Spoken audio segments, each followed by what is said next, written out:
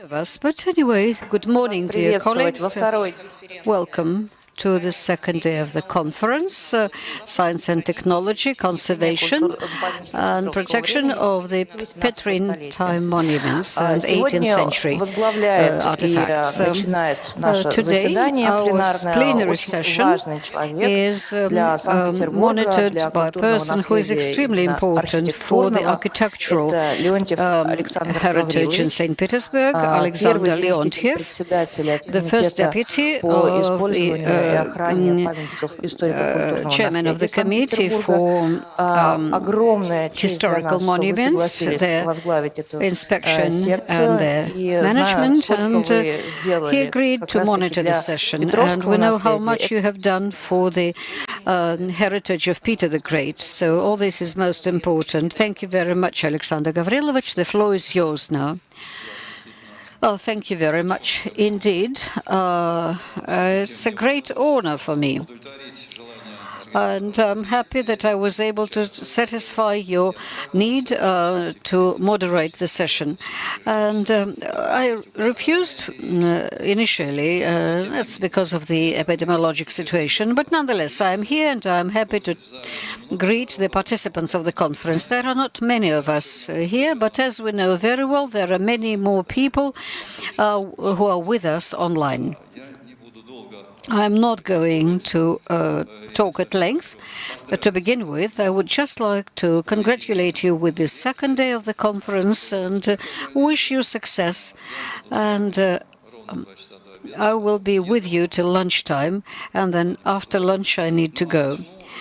Well, allow me to begin with the story of the Montplaisir Palace. Right, yes, I'll upload my presentation. The Montplaisir Palace, as Gaston used to call Peter's palace.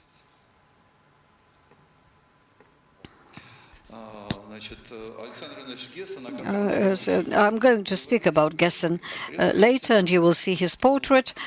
He used to refer to this central part of the palace, this central part of the palace of the whole ensemble you can find there. This is the ensemble of the Montplaisir Palace, a sort of a micro ensemble in the lower park of Peterhof. Why is that so? Around we will find the guest galleries, east and west, and the Catherine Wing, and Rastrelli. It was the Elizabeth Score, the bathhouse, the kitchen, all this cannot be associated with Peter's time, but the Dutch house, as you probably know, is exactly that.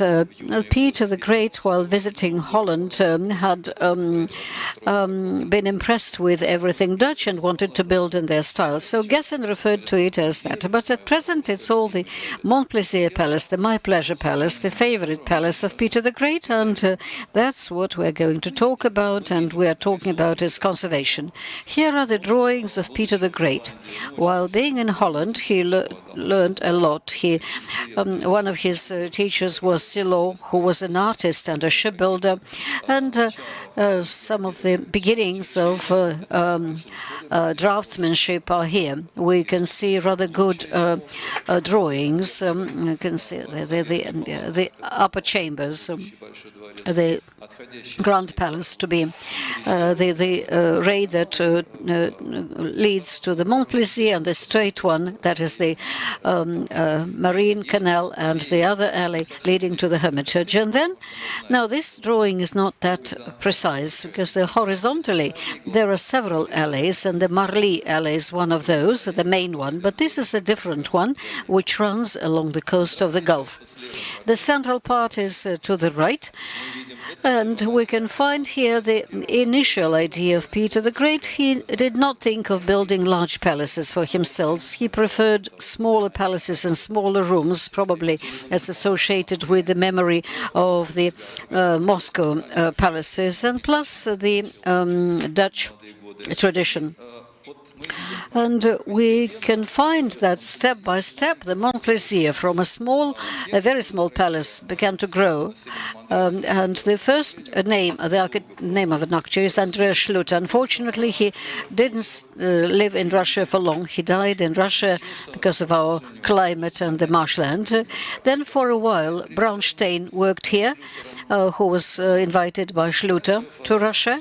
And then in 1716, Leblon came to St. Petersburg, and he was the head of the work in Peterhof in general and on Mont Plaisir as well. We can see here several pictures. The story is a long one, but I'm limited, of course, in time, and I'm not going to talk at length about the history of the construction of the Mont Plaisir Palace. But here is that.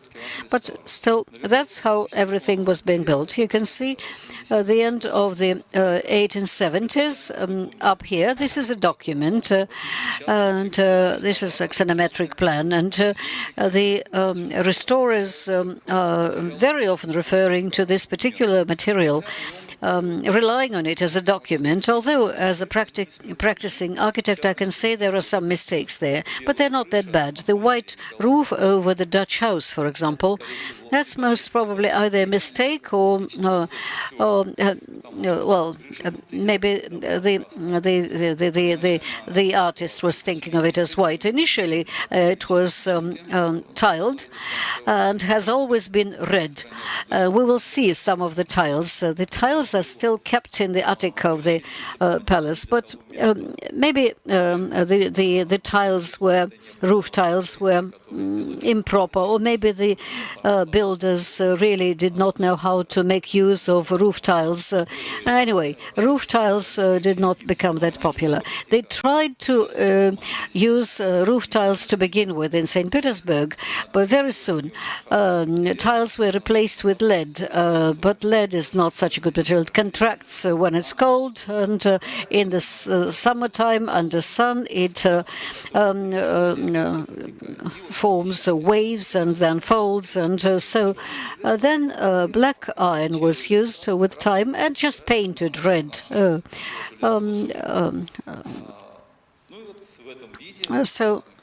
So with that red roof, Mont Plaisir existed until the wartime, and then after the war as well. We can see that both sides from the Dutch house, there are guest galleries, the Catherine wing, and then the wooden wing that was on the left-hand side next to the Catherine's wing, but then it was burned down in 1941. And the bathhouse built in the days of Rastrelli. It's on the right-hand side. In the 19th century, architect Gunn rebuilt it in stone. Well, of course, using the motifs of the Dutch house, and so the building looks similar to the Dutch house, the bathhouse. And the assembly hall, these are the days of Anna Ivanovna, 1730s. And again, in the middle of the 18th century, Rastrelli worked here. Here is another plan here, and you can find all the buildings there. But let's go back to the Dutch house, to the Mont Plaisir as such. We can see several pictures, a page from the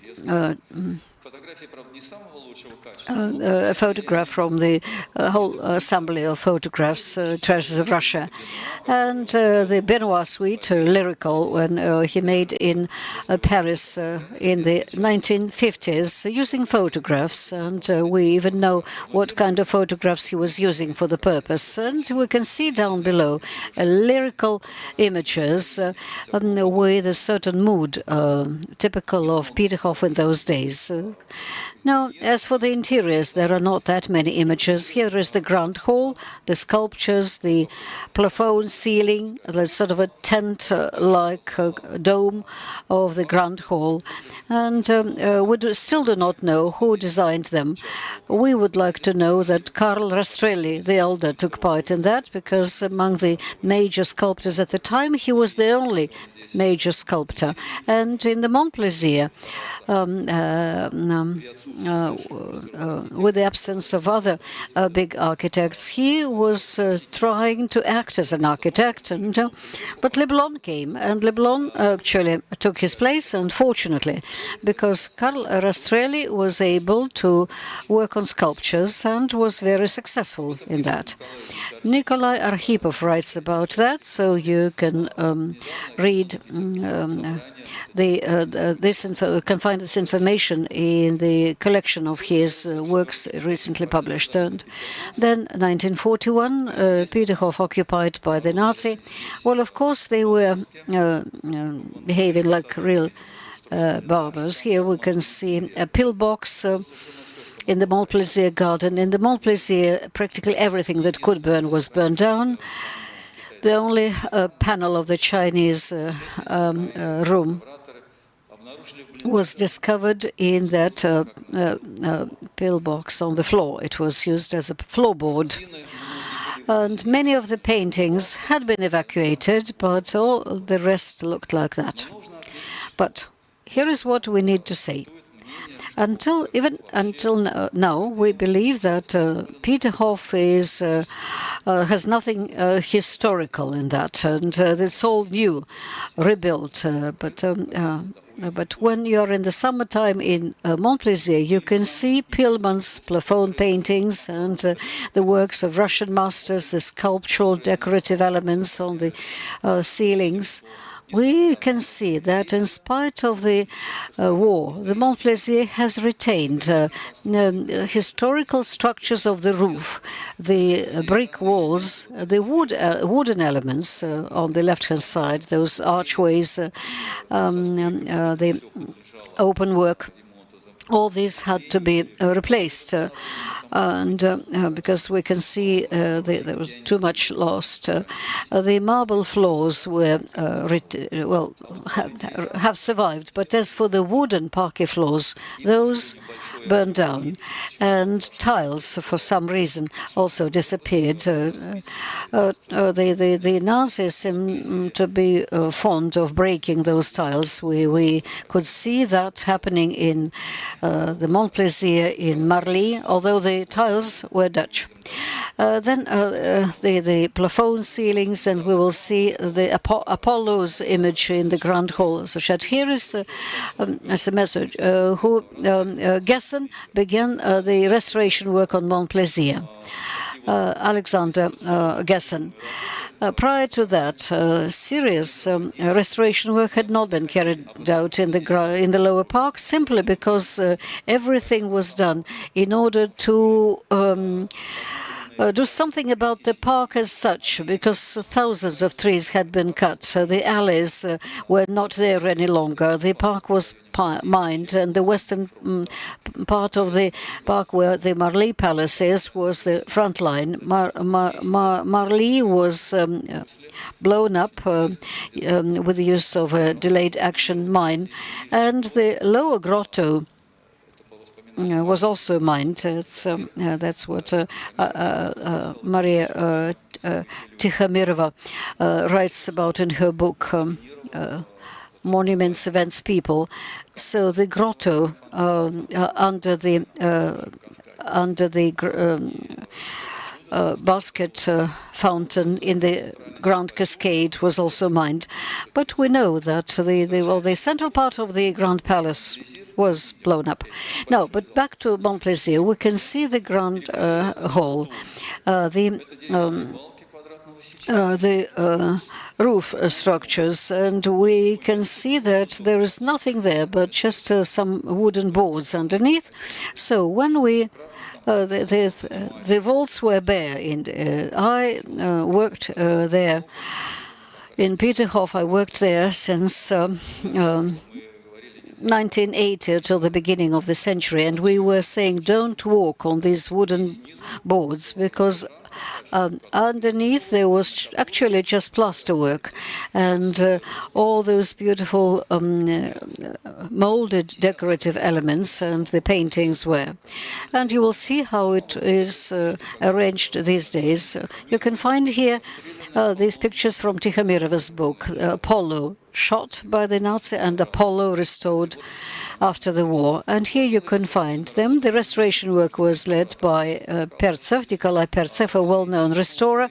In the center, you can find Leonid Lubimov, the former laureate of the Lenin Prize, and for the restoration of the lacquer panels in the Chinese rooms of the Grand Palace, and architect Gessen. Here they are at the doors of the Western Aviary.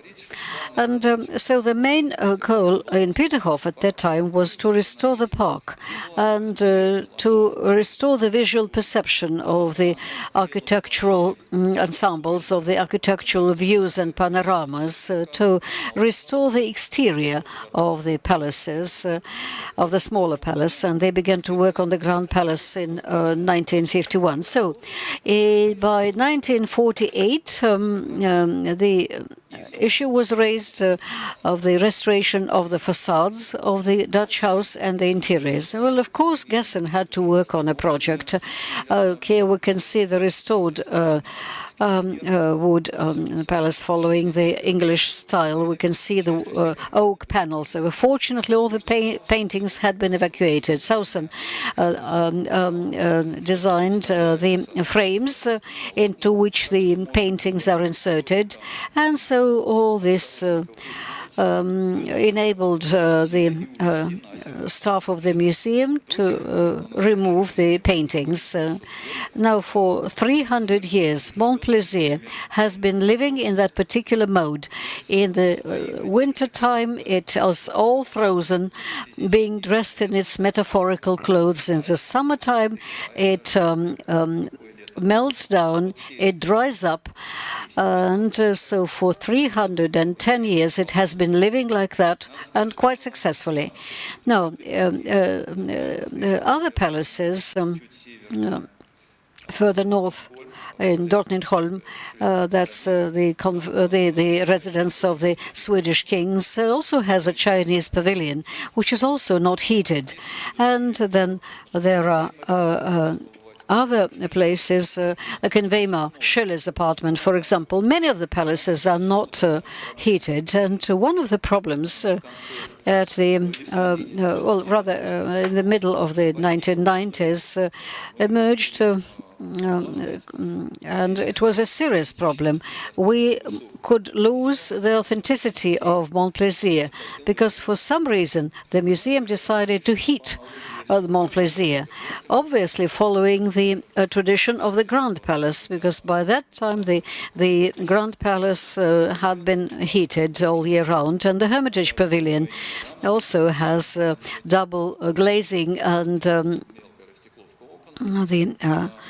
mirrored windows, but the walls there are thicker. And Montplaisir, that's a different story. Gessen was proud of protecting the right of the Montplaisir to retain its historical walls. When he defended the project at the expert stage, the engineer, being guided by the construction norms and specifications, said that such walls could not be preserved. They have to be strengthened and should become warmer because the dome was quite high and the walls are only one brick walls. First, at the beginning, during Peter's time, they tried to save the bricks. There was no saving bricks in case of Montplaisir. The basements of Montplaisir Palace are made of brick, and the brick masonry goes down for more than 3 meters into the ground. Since the palace was erected on a natural cape, and they just added some land on the territory, it is well drained. As to the theme of heating, Evgeny Vladimirovna Kazansky, who was studying the Grand Palace from 1940, coming back from evacuation, being summoned by Zhdanov. She was assisting Hessen, and she was dealing with facades of the Montplaisir, and Hessen was dealing with the interiors. They got acquainted and were lucky after they got married. Evgeny Vladimirovna Kazanskaya, on one of the days at the library, saw on the table of the investigator, of the researcher, the material on Montplaisir. She became interested because that was her baby of the early period, of the Restoration period. She asked what was the situation, and he was taken aback because the answer was, we prepare the materials to heat Montplaisir. She managed to defend it. We visited Amertov, who was the head of the city architectural office. That idea was abandoned, and thin wall. There are thin walls.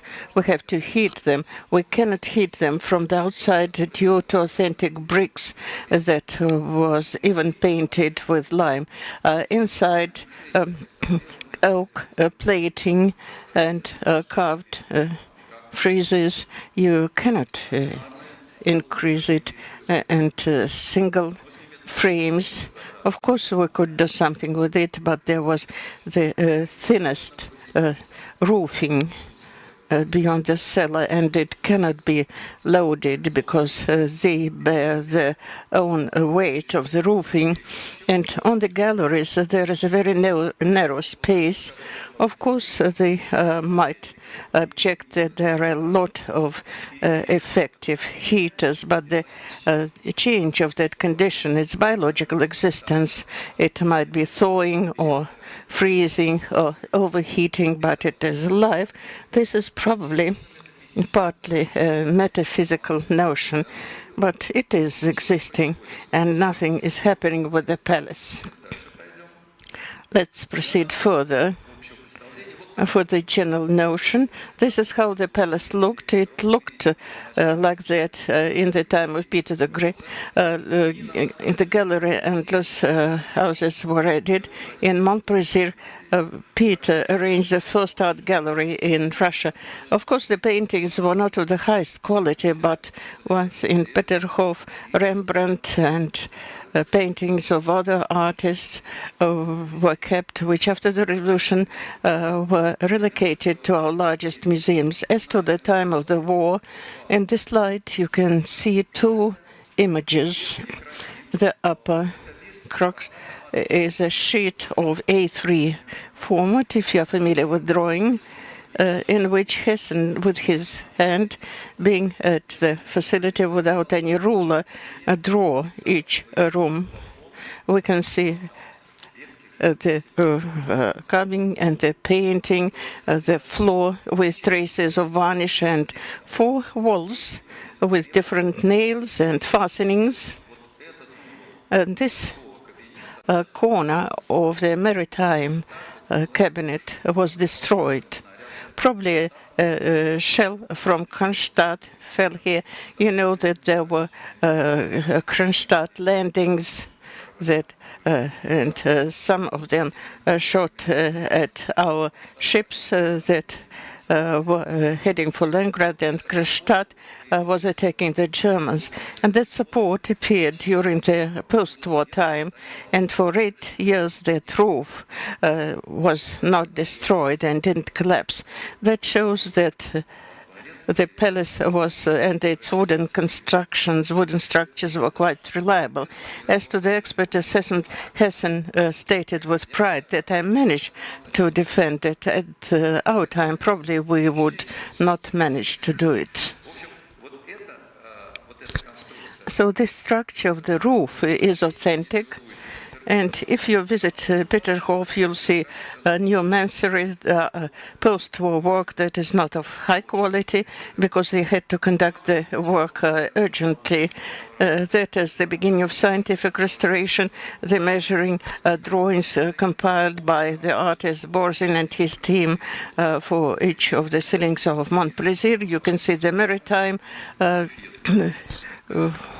office, the bedroom and the buffet. So this is the maritime cabinet. A part of the wall, a whole corner was destroyed, and all the ceilings were not destroyed. And to the right, naturally, you can see the restored wooden plating, the restored tiles. They were restored by Boris Alexandrovich Mickiewicz, who graduated from the art school named after Muchina, now that is Stiglitz Academy, and he was fond of ceramics. Hessen helped him at Glafleningrad Stroy in the 70s. Special lab was set up where Mickiewicz developed the entire technology, and he restored the technology of a painted tile that was produced in the Netherlands in the 18th century. And here you can see the restored part. And here thanks should be given to Hessen, and I call him the apologist of musification, because this is one of the only of the first architects who said that we have to leave traces, we have to leave authentic traces. But in post-war time, there was such a trend based on enthusiasm and partly due to the lack of experience to do everything as it was prior to the war, so that there would be no traces of destruction. It is justified. We shouldn't scold that generation, because that was a dangerous war, and those who survived tried to do everything so that it would be beautiful, and we can see a lot of things that have been restored. Coming back to Mont Plaisir, I don't want to depart for it. He offered this musification, fragmented tiles, different fragments, different torn surface of the mortar on which the tiles were glued, and after it was demolished, part of the mortar was lost, and special places to the bricks were filled in with a neutral mortar, even if the tiles were cut. And that musification shows clearly the authentic elements and the degree of losses and the degree of barbarian actions by those who destroyed it. We can see the Secretary's office. That is a different approach. Hessen didn't leave here any surfaces of the mortar. It was filled by the mortar, and it was painted, and Mickiewicz restored the tiles, and we can see one element of historical times, and that is the recreated tiles. In the kitchen, we had to restore the tiles entirely. As to the Secretary's office, I had a very interesting experience. In the early 2000s, the director of Peterhof, Vladimir Znamenov, addressed me because I was working there as the chief architect at the studio at Landprojekt Restoration Institute, and our sponsor gave to me 200 tiles. He bought it at the commission shops in Holland. There were some panels or some glued tiles. I had to measure it, and I objected first because there was the stucco mortar. We had to cut the tiles after 3 years have passed, because these are the tiles of the 18th century. When I started studying, when the stucco was defragmented, that was later stucco, everything coincided with the historical documents, because there was a tile plating which once disappeared. Unfortunately, we don't have any pre-war photos. When we defragmented the stucco, you see that all the tiles without cutting could be attached to the wall. That is an interesting experience. Though as to the deep science and Venetian charter. I might call it voluntarism because we tried to reconstruct and to restore something. Now this is an image of the Secretary's office that has been finalized, and I think it is well in place here. The more so that Hessen also wanted to restore, and another statement of the post-war generation, which they used, is to restore the spirit of the interior and the spirit of the monument, which they managed to feel and to perceive. These are the words by Kazanska and Hessen, and I heard them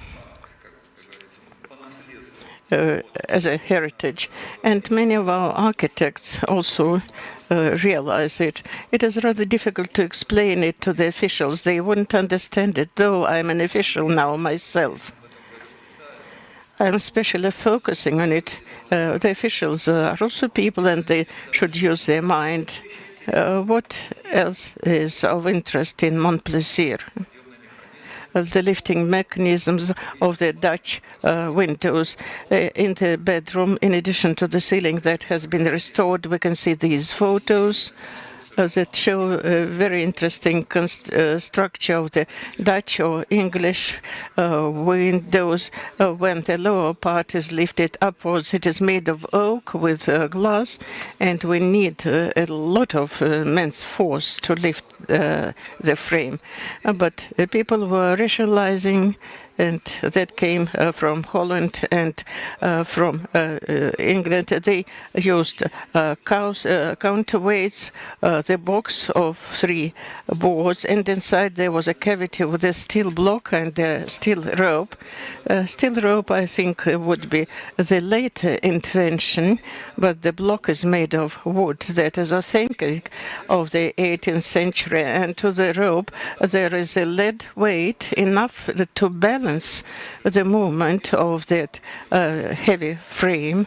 There are 2 counterweights, and everything could be lifted easily. During the last restoration of the Montplaisir Palace, which was at the end 2010, was preserved, and I insisted on preservation only the frames. The frames that were lifted were replaced because they are thin. They are single frames because the palace is not heated, and they particularly suffered in the south of Montplaisir due to aggressive environmental condition. Sun is just heating them in March, and in winter there is a frost at night and horizontal rains that deteriorated the frames, so we can feel those window frames. There is a photo of the bedroom, and Peterhof has published a thick book, Peterhof in War. There is a photo which demonstrates a hole in the vase, and there was a chimney from the stove. The fascists were using the room. They fired all the parquet floors, and they were living there. And the next story, restoration of the lacquer panels in the Chinese room. It is interesting that for a long time prior to the war, this cabinet was called the Japanese. I understand that the Chinese and the Japanese think that the Russians have the same faces, and with us the situation is different. So quite often they couldn't decide whether this was Chinese or Japanese, and you can find such names in publications when they name the Japanese cabinet. These are lacquer miniatures, and the artists of Palech could do it. Hessen invited them, and they worked quite successfully. But to the left you can see the only panel on wood with the Chinese lacquer decorative ornament found on the floor in the Montplaisir garden. We had also to restore the carved decorations, the carved model. This was one of the first works of the Mikhailova Galina Leonidova, who was a sculptor. Then she had the name of Sholkina, that was restored and gilded, and now It looks like that, and in the 50s, that was done in the 50s. We pass on to the gallery. I have some information left, so probably I use some time more. These are the same measurements by Borzin. These are paintings in the Western and Eastern galleries, and these are the ceilings that have been kept regularly. We have to restore and even to conserve these paintings because layers are becoming detached. The grey area was left specially. There were debates what should be done. This is the pseudo-restoration of the early 20th century, when we just started understanding and asking questions about the authenticity or any methodological approach to conservation of the cultural heritage that was named out there, monuments of culture and old time. There was a special commission doing with it, and people without experience tried to use cement paints to restore it. That was really horrible, but not to face other hazard will remove it and nothing will be below it. We decided to leave that piece as indicated. Then the kitchen.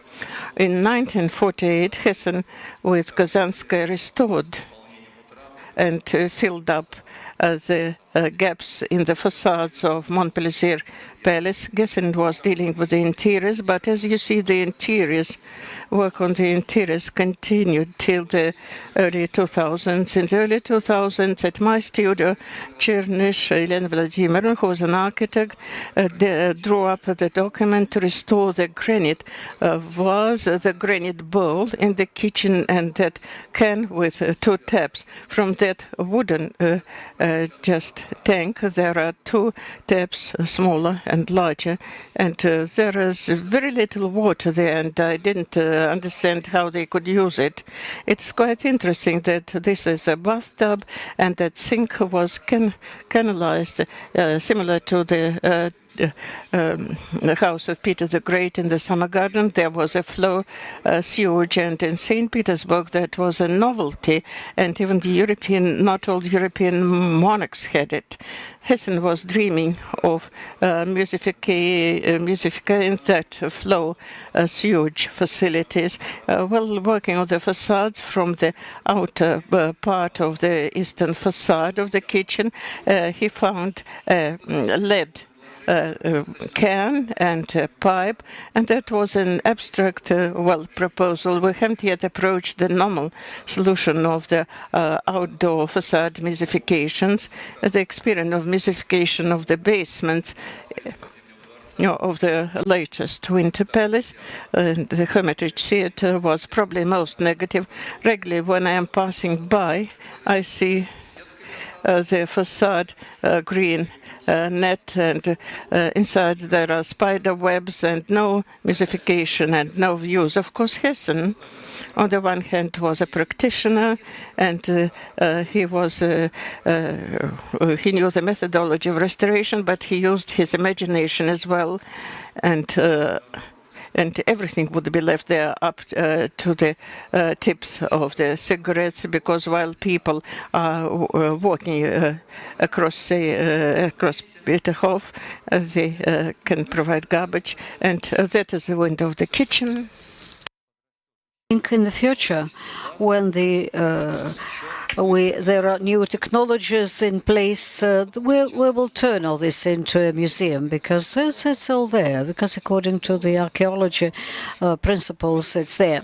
But anyway, now the most interesting part, the attic space, the structure of the roof. You can see here quite an exotic picture, the removed roof and the removed structures underneath. So that just proves that the structures here are original, and with the intention to lay roof tiles over. As you probably know, that that's the way it works for the roof tiles. There must be a proper space there, and there must be special structures to fix the tiles to it. And Remember, the roof need to be sloping roof and not a flat roof as in Bulgaria, for example. But in the later periods of time, when they began to use roof, all these spaces were filled in, and we were able to see all those boards there, which proved to be even thinner than the original ones, 7 to 8 centimeters, which is far from being regular. Nonetheless, at the beginning of this century, it was decided to, first of all, to open up, to uncover the roof in order to examine properly, because there had been no earlier materials of that particular structure, the roof structure, and there were some sketchy repair works on the iron. So that was the first goal, not just to uncover, but to create a copper roof in order to have a better protection against leaks. And so we discovered a lot of rotten material there. And what's most interesting, all these large beams, and all these are in a very good state. Originally, they were covered with lime, and nowadays they use the present-day materials for them. Now, what has been done? Here are some tiles, so it's ridiculous even to look at these tiles. Like, how can we cover roof of a palace with tiles like that? Tiles like that could be used in the Mediterranean area, in Morocco, let's say, or in Bulgaria, but not here. But nonetheless, these tiles are carefully preserved up there in the attic, and all the professionals who work in the field are able to get through the hatch in the kitchen, and so they're able to see all of that. But in order to make sure that those who work on electricity in the palace and would feel comfortable there enough, we made floorboards there. We laid the floorboards there about 1.5 by 1.5 meters, so just following the regular step length. And anyway, so all this is quite well protected, and the palace nowadays lives a proper type of life indeed. And quite recently we began to work on insulation, because we can see this is all a drained area, and everything there works quite well. But still, we had to think of the drainage system, and for the first time we carried out the restoration with the strengthening of the cladding, with the use of the new mortar and lime again. This was done for the first time. So this brick foundation of the building is in a proper state now. And then we also replaced you can see those boxes, the panes, which had to be replaced. They were replaced many times since the days of Peter the Great, maybe about 50 times altogether. So although they are under protection, they are to be replaced at the same time, because otherwise it's impossible to retain these details. And one very interesting thing that Hassan liked to talk about. Here is a fragment of the lighthouse, the western element, and we can see some sort of a green dirt on it. But on the right, we can see the reconstruction done by the artists. They used this illusionary painting, reproducing greenery.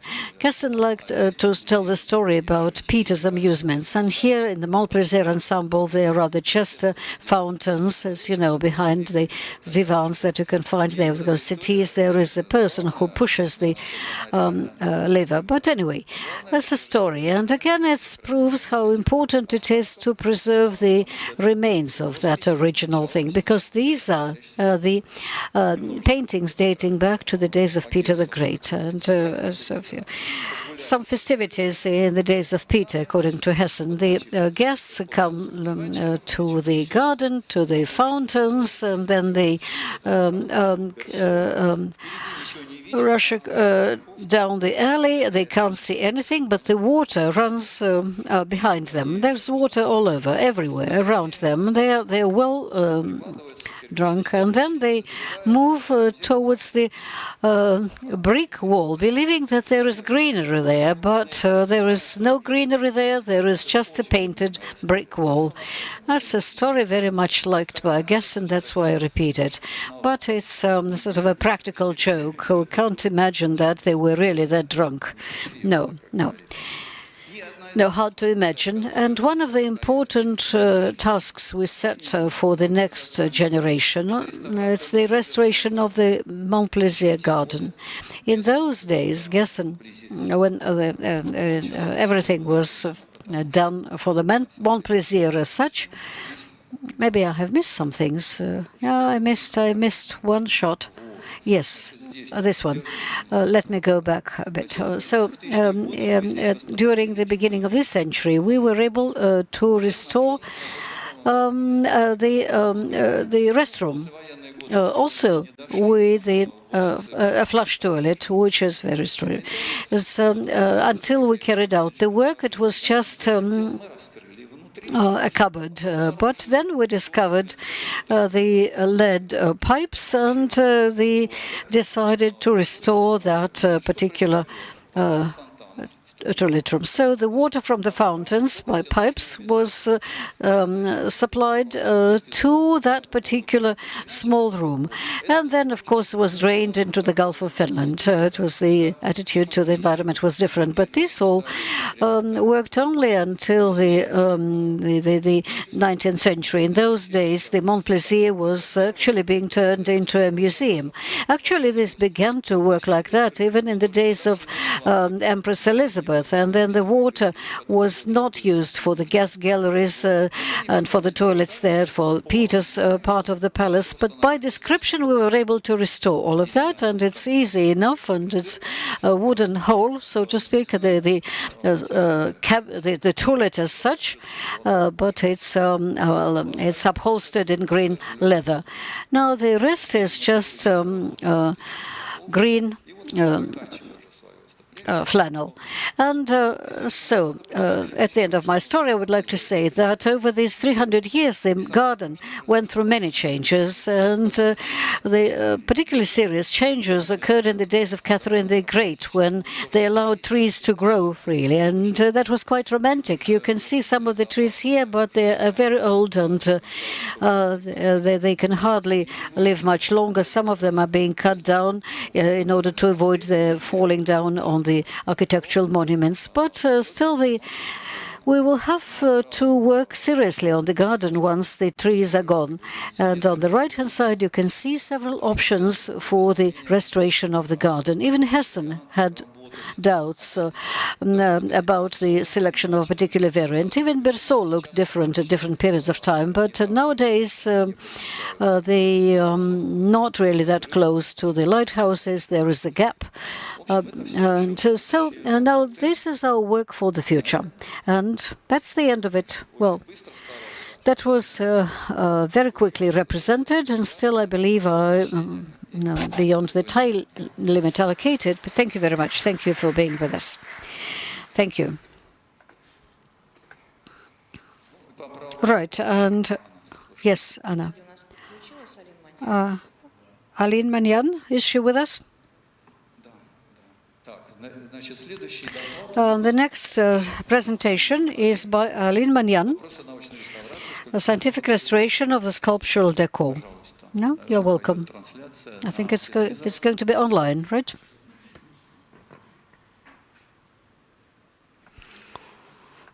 Can you see me?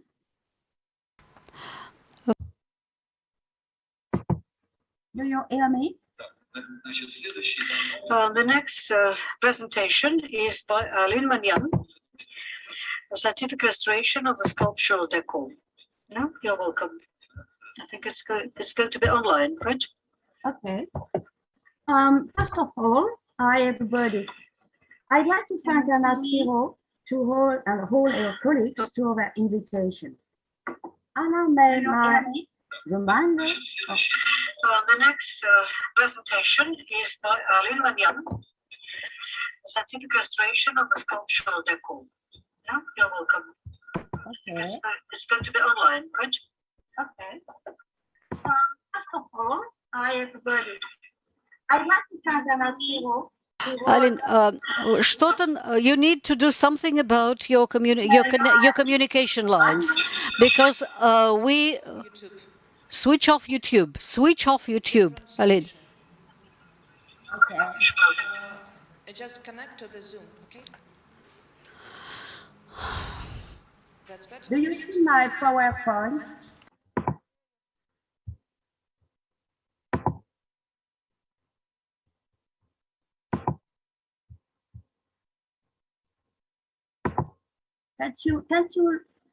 Can you launch my PowerPoint, Anna?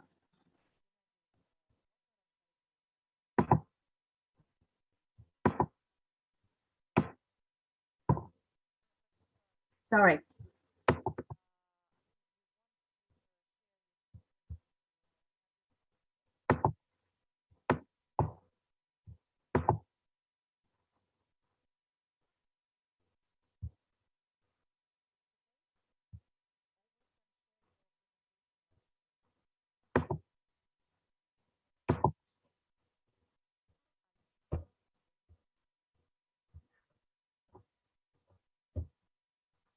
Что у нас с подключением?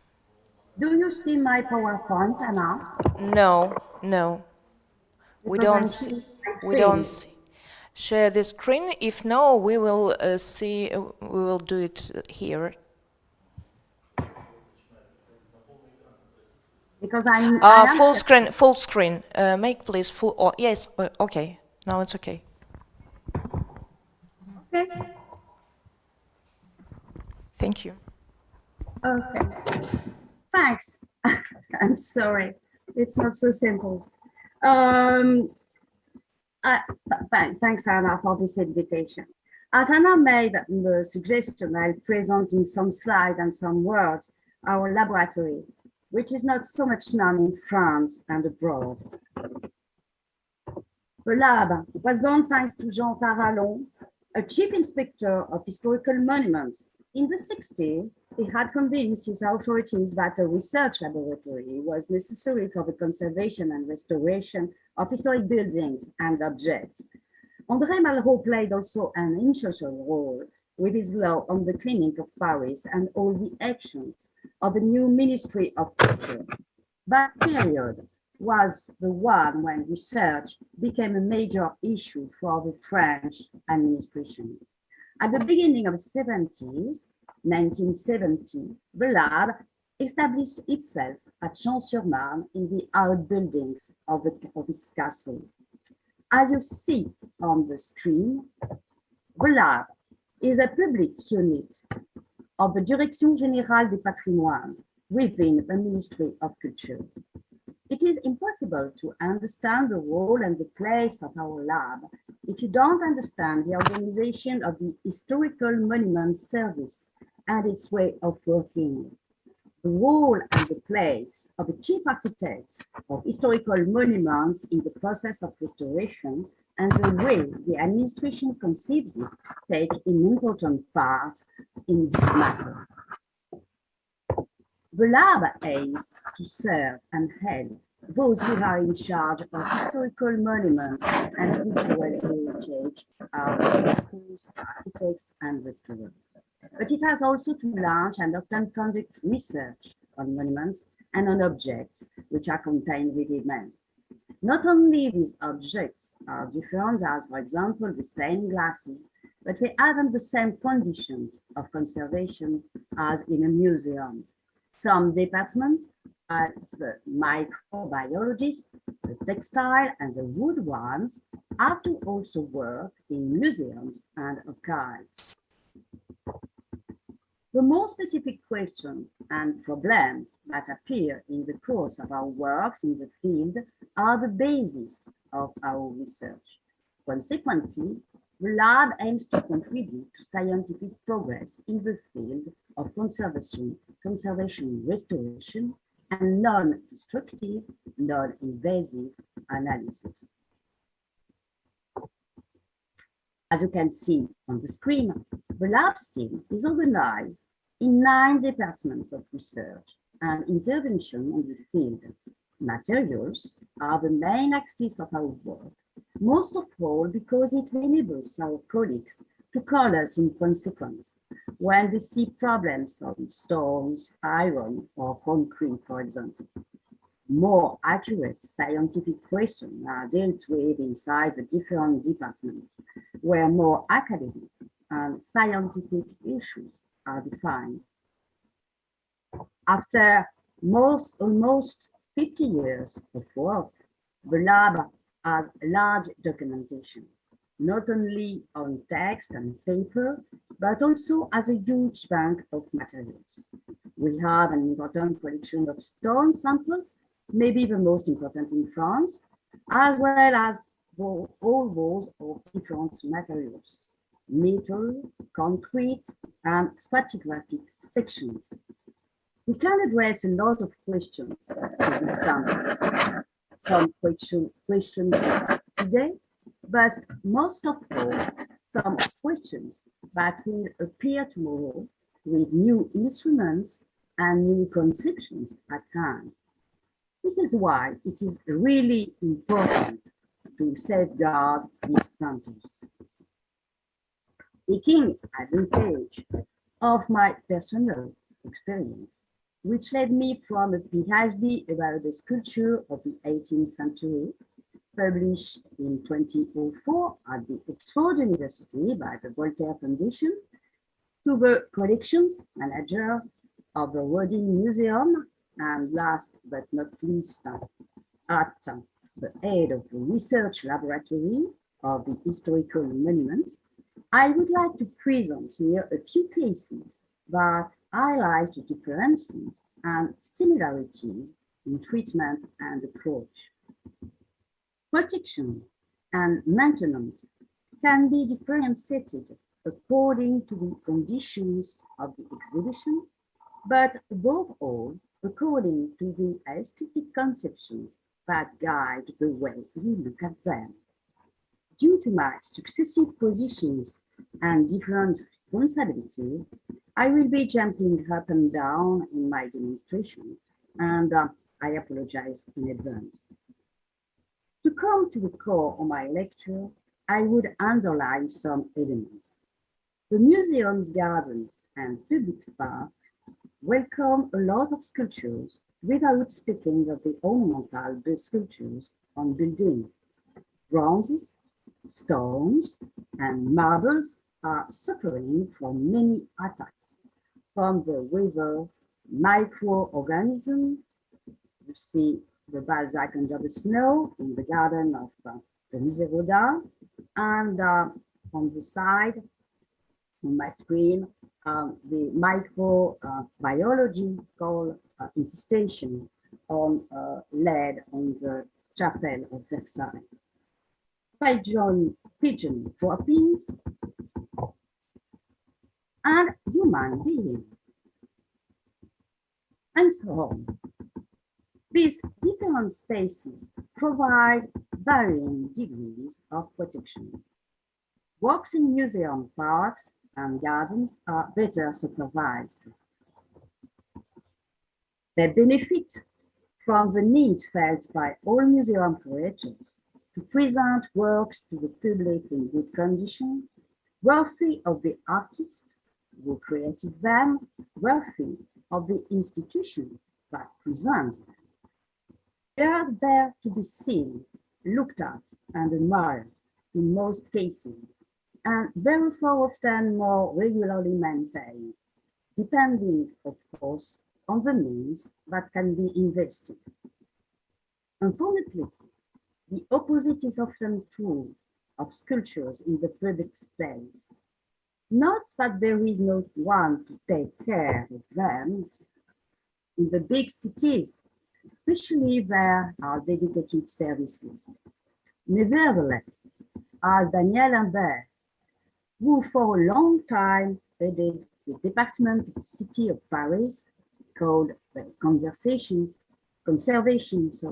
of civil and religious works of art, pointed out, despite multi-year maintenance of restoration plans, the all too frequent acts of vandalism put a heavy strain on public finances and reduce the room for maneuver of local authorities. Money is spent on removing graffiti and various paintings, or worse, on repairing attempted thefts.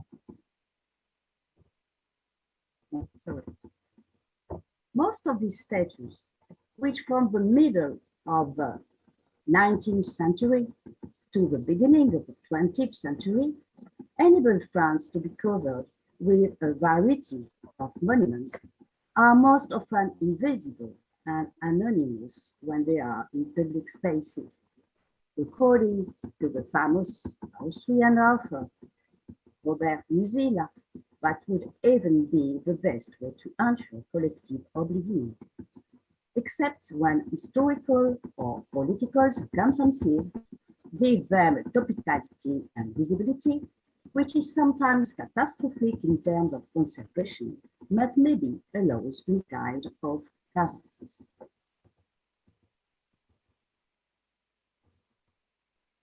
I see some view of this kind of phenomenon. Such treatment would be difficult in a museum setting. It is to another kind of vandalism that these works are comforting. Affectionate vandalism, already shown at Sanford and Paris in the precedent slide, but also by the state of the hands of the bourgeois de Calais, for example, when visitors amiably caress the hand of these figures, or notwithstanding the surveillance exercised, have their photographs taken climbing onto the pedestals, or sometimes even inside an establishment where the caressed face shows creating a form of adoration of the bronze. Which treatments for which works and which condition of presentation? The treatments during the restoration will therefore be differentiated, and it seems that it is a modern trend to analyze more closely the conditions of production. We know, for example, that certain 19th century foundrymen used different alloys depending on whether they were exposed indoors or outdoors, and the conditions of exposure to ensure that the works receive the best and most finally adapted protection. To use a medical metaphor that is very common in France in the world of conservation restoration, if works of art can be compared to sick bodies, it is necessary when caring for them to adapt the treatments to each particular case, as is done today for certain illnesses, where there is no longer a uniform treatment, but an extremely refined dosage for each case. In many museums, especially monographic museums, that have an almost filial duty towards the works in their care, treatments are therefore regular, or at least they try to be. The Rodin Museum, which has about 30 bronze works in its gardens in Paris and Meudon, has had a regular maintenance program for its outdoor works for more than 30 years now. In the gardens of Versailles, even though some of the works have been replaced by recent resin copies, a protection program is also in place. In the case of the Musée Rodin, the history of the treatments makes it easy to grasp development ban for walks in the public space because even though the old restoration reports are often very imprecise, they allow us to perceive trends. Antoine Amargé has been a service provider for the maintenance and restoration of the bronze works exhibited in the museum's gardens since 1994. In 2002, he summarized his work and the progress made in knowledge, stressing the need to preserve the green corrosion layer, which plays a protective role, and describing the process used for the stripping of the bourgeois de Calais in 1996. Apricot kernel powder, 100-200 microns at 3 bars, which eliminates the powdery layer and leaves only the hard layer, and very limited retouching with memory paint to break up the black spots which disturb the reading of the work. The application of microcrystalline wax allows for annual maintenance and what Antoine Amargé calls a gentle treatment, as opposed to the much more severe patina treatments that expose the metal and are based more on the dream of renovation, of a return to an original state rather than a real meaning. As this short article shows, each restoration must be included in an aesthetic intellectual project, a meaning, and even technically, there is no ready-made formula. And we have to remember that each restoration, each choice is dated. Patina restoration of the 80s and 90s, probably following Italian, American, and Canadian examples, where varnishes were much more widely used, involved applying 2 layers of inqualac varnish, which is an acrylic resin, in this case containing corrosion inhibitor, followed by a layer of microcrystalline wax.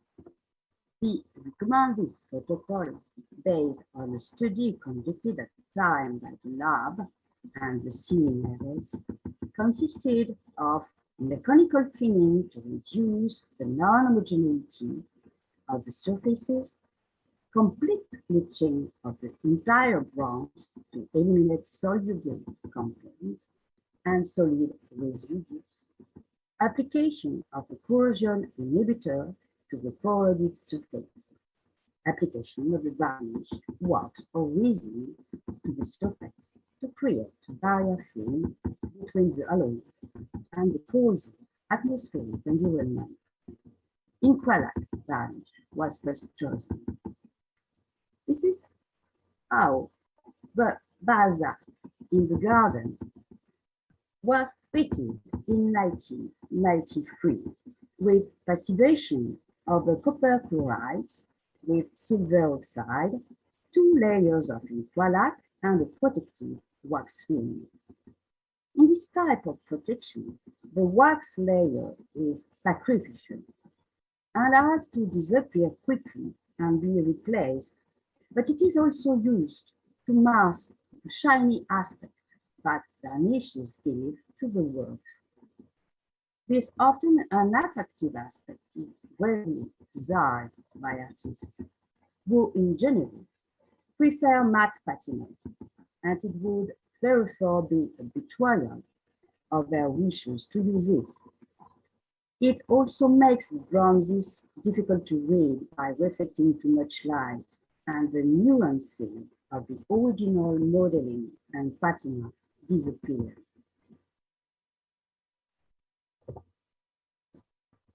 The wax must therefore be renewed every year and the varnish as required. Nevertheless, despite a program of monitoring the works, even the Rodin Museum cannot treat its works every year. It does not take much. A change of curator, a year too busy with exhibitions, and the rhythm is broken.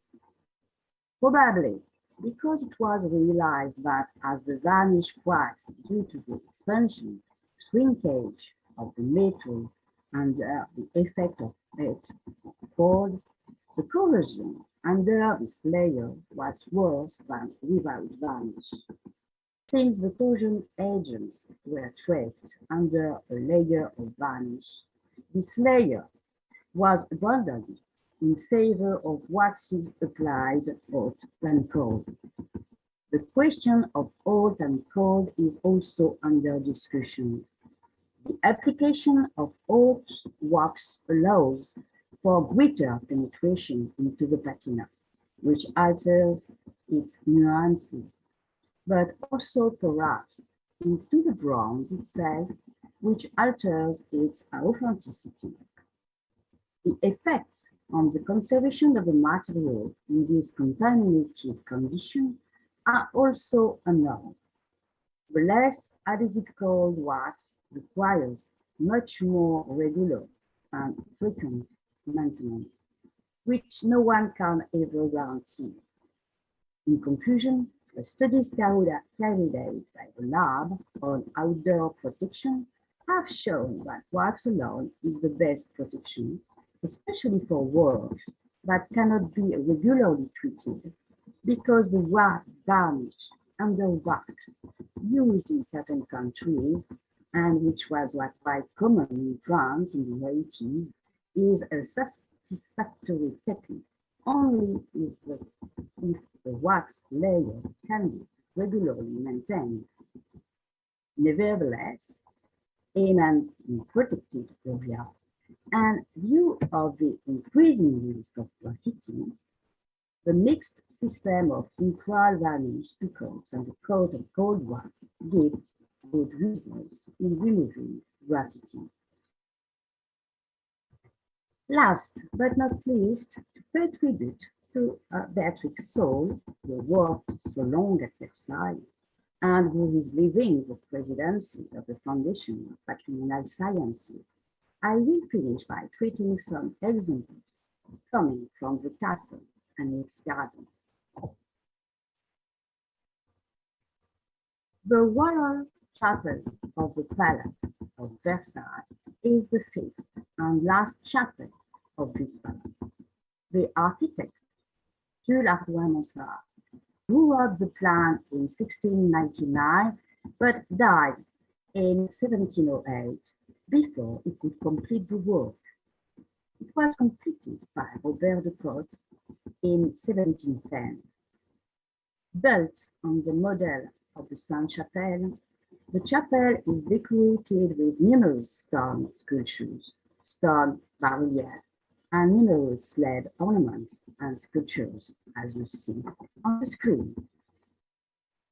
The restoration work undertaken under the aegis of the chief architect, Frédéric Didier, in 2018-2019, made it possible to analyze the surfaces, and in particular the redeeming of these sculptures, and to better understand the fixing system by analyzing the metal used. Here are the different figures, and there is a question about the redeeming of the screen, redeeming of the roofing seals. This analysis work was carried out by the lab's metal division. It shows that for probably environmental reasons, this alteration of lead on roof is due to the formation of a particular lead dioxide. This is not dangerous for metal and works of art, but it alters the aesthetic perception of the works.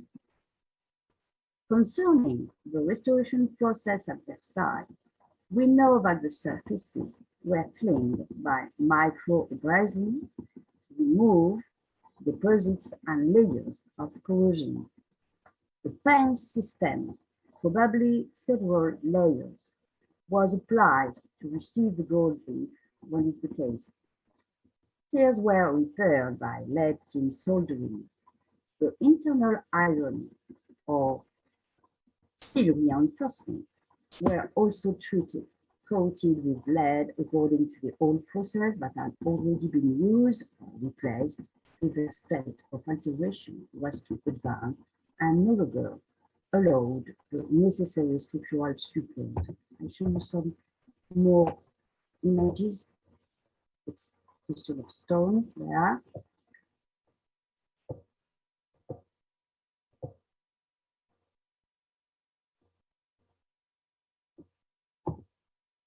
For the stones and marbles, which are a large part of the sculptures presented in the gardens, there are different ways.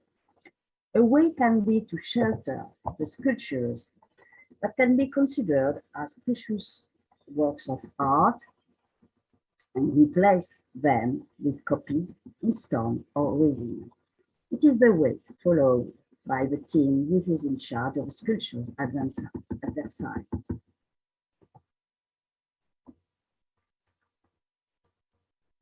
It is also possible to try methods of repairing. It's the way we are following with the University of Bologna and the Sassoni, the staff of Versailles restorers, Olivier Roland, Sébastien Force, and for the lab, Véronique Vergès-Belma and Jérémy Hénin. The main research is on the use of phosphate treatments for the conservation of stone, which has provided encouraging results in laboratory studies as they exhibit good effectiveness, compatibility, and durability to accelerated weathering tests. However, limited data were available about their long-term performance in a real environment. So naturally weathered marble specimens and 17th century marble sculpture located is, you see on the screen, century marble sculpture located in the park of the Royal Palace in Versailles were treated by various formulations of the phosphate consolidant. Their conservation state was assessed before treatment by non-destructive methods, ultrasounds, color measurement, water absorption, and in the case of the specimens, also by slightly destructive tests. The conservation tests of the specimens and the sculpture were assessed right after treatment and then periodically monitored during exposure in Versailles Park. Characterization after field exposure demonstrated that some formulation of the phosphate treatment can slow down marble deterioration, although it was not completely inhibited. Limited alterations in water absorption and aesthetic appearance confirmed the general compatibility of the phosphate treatment. The idea is to form a new mineral, which is a product of the reaction between the diamond phosphate solution and the calcium substrate. Studies are going on. I would say, in conclusion, that through these few examples, protection and restoration are the results of knowledge we can have at the moment of the intervention, but also of the aesthetic, social, and political project, which is at the beginning of this process of restoration. I would add that we have a lot to do together in the domain of conservation and restoration, and maybe first of all, we could engage the translation of the ICOMOS illustrated glossary on stone deterioration patterns, which is not translated in Russian yet. that could be a nice project to go in more further in our collaboration. This conference is one of the first steps of this direction, and I would like to thank ANASFO again for her organization and invitation.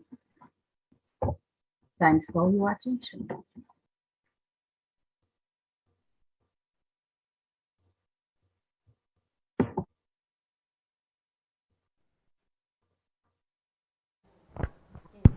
Да, позвольте поблагодарить Маньян Алин Thank you, Manyan. Thank you, Manyan Alin. Thank you for your most interesting presentation. I don't think there are going to be questions at the moment because it's a bit difficult now to ask questions and to get answers. And the next speaker is waiting. Now, Lynn, thank you very much for the chance to get acquainted with the system of restoration and the preparation to the scientifically based restoration in France. To a great extent, this complies with the goals we set here in St. Petersburg. Thank you very much. And if the audience in YouTube channel, has questions, all the questions will be sent to your email. Right, thank you very much. Thank you. Just a couple of words I would like to add. Actually, the problems that restorers and the conservators face in France and in Russia are very similar. Vandalism, the environment and vandalism all have a very negative impact. Now, the next presentation is by Alexei Shashkin.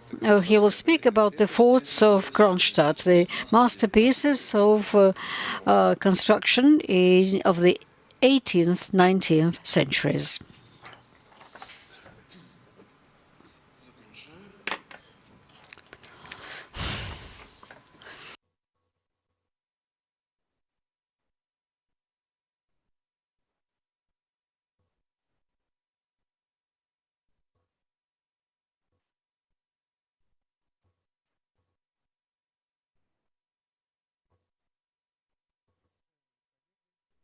Dear colleagues, dear participants of our conference, I'm happy to speak here in the Peter and Paul Fortress. It's a great honor for me, and I'm happy to see all of you. I'm happy to see your faces, your eyes, because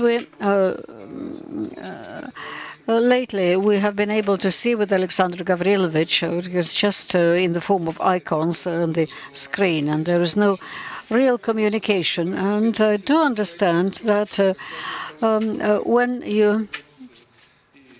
there's no audience, then for lecturers, the pleasure of work is limited. And I'm happy that we have a hybrid session today, online and offline. And let me speak about the forts of the Kronstadt fortress. Indeed, they are masterpieces of construction. I'm Alexei Shashkin. I'm director of the Institute Georekonstrukция, engineer and restorer, and doctor of geology and mineralogy. And here is the plan of my presentation. I need to say that, they'll speak about two forts. The fort named Emperor Peter I in the Gulf of Finland, just 2 meters deep, and the fort of Alexander I. And there, the Gulf is somewhat deeper, 4.5 meters. And so it's of course the Emperor Peter I fort, citadel initially built in the days of Peter, and Menshikov, as the governor of St. Petersburg, was responsible for that. And initially it was put up as a bastion, and just as the Peter and Paul fortress. But today, that's what it looks like today.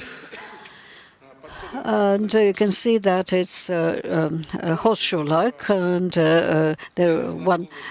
so the curtain walls, right and left hand curtains, and with workshops and studios built at the beginning of the 20th century.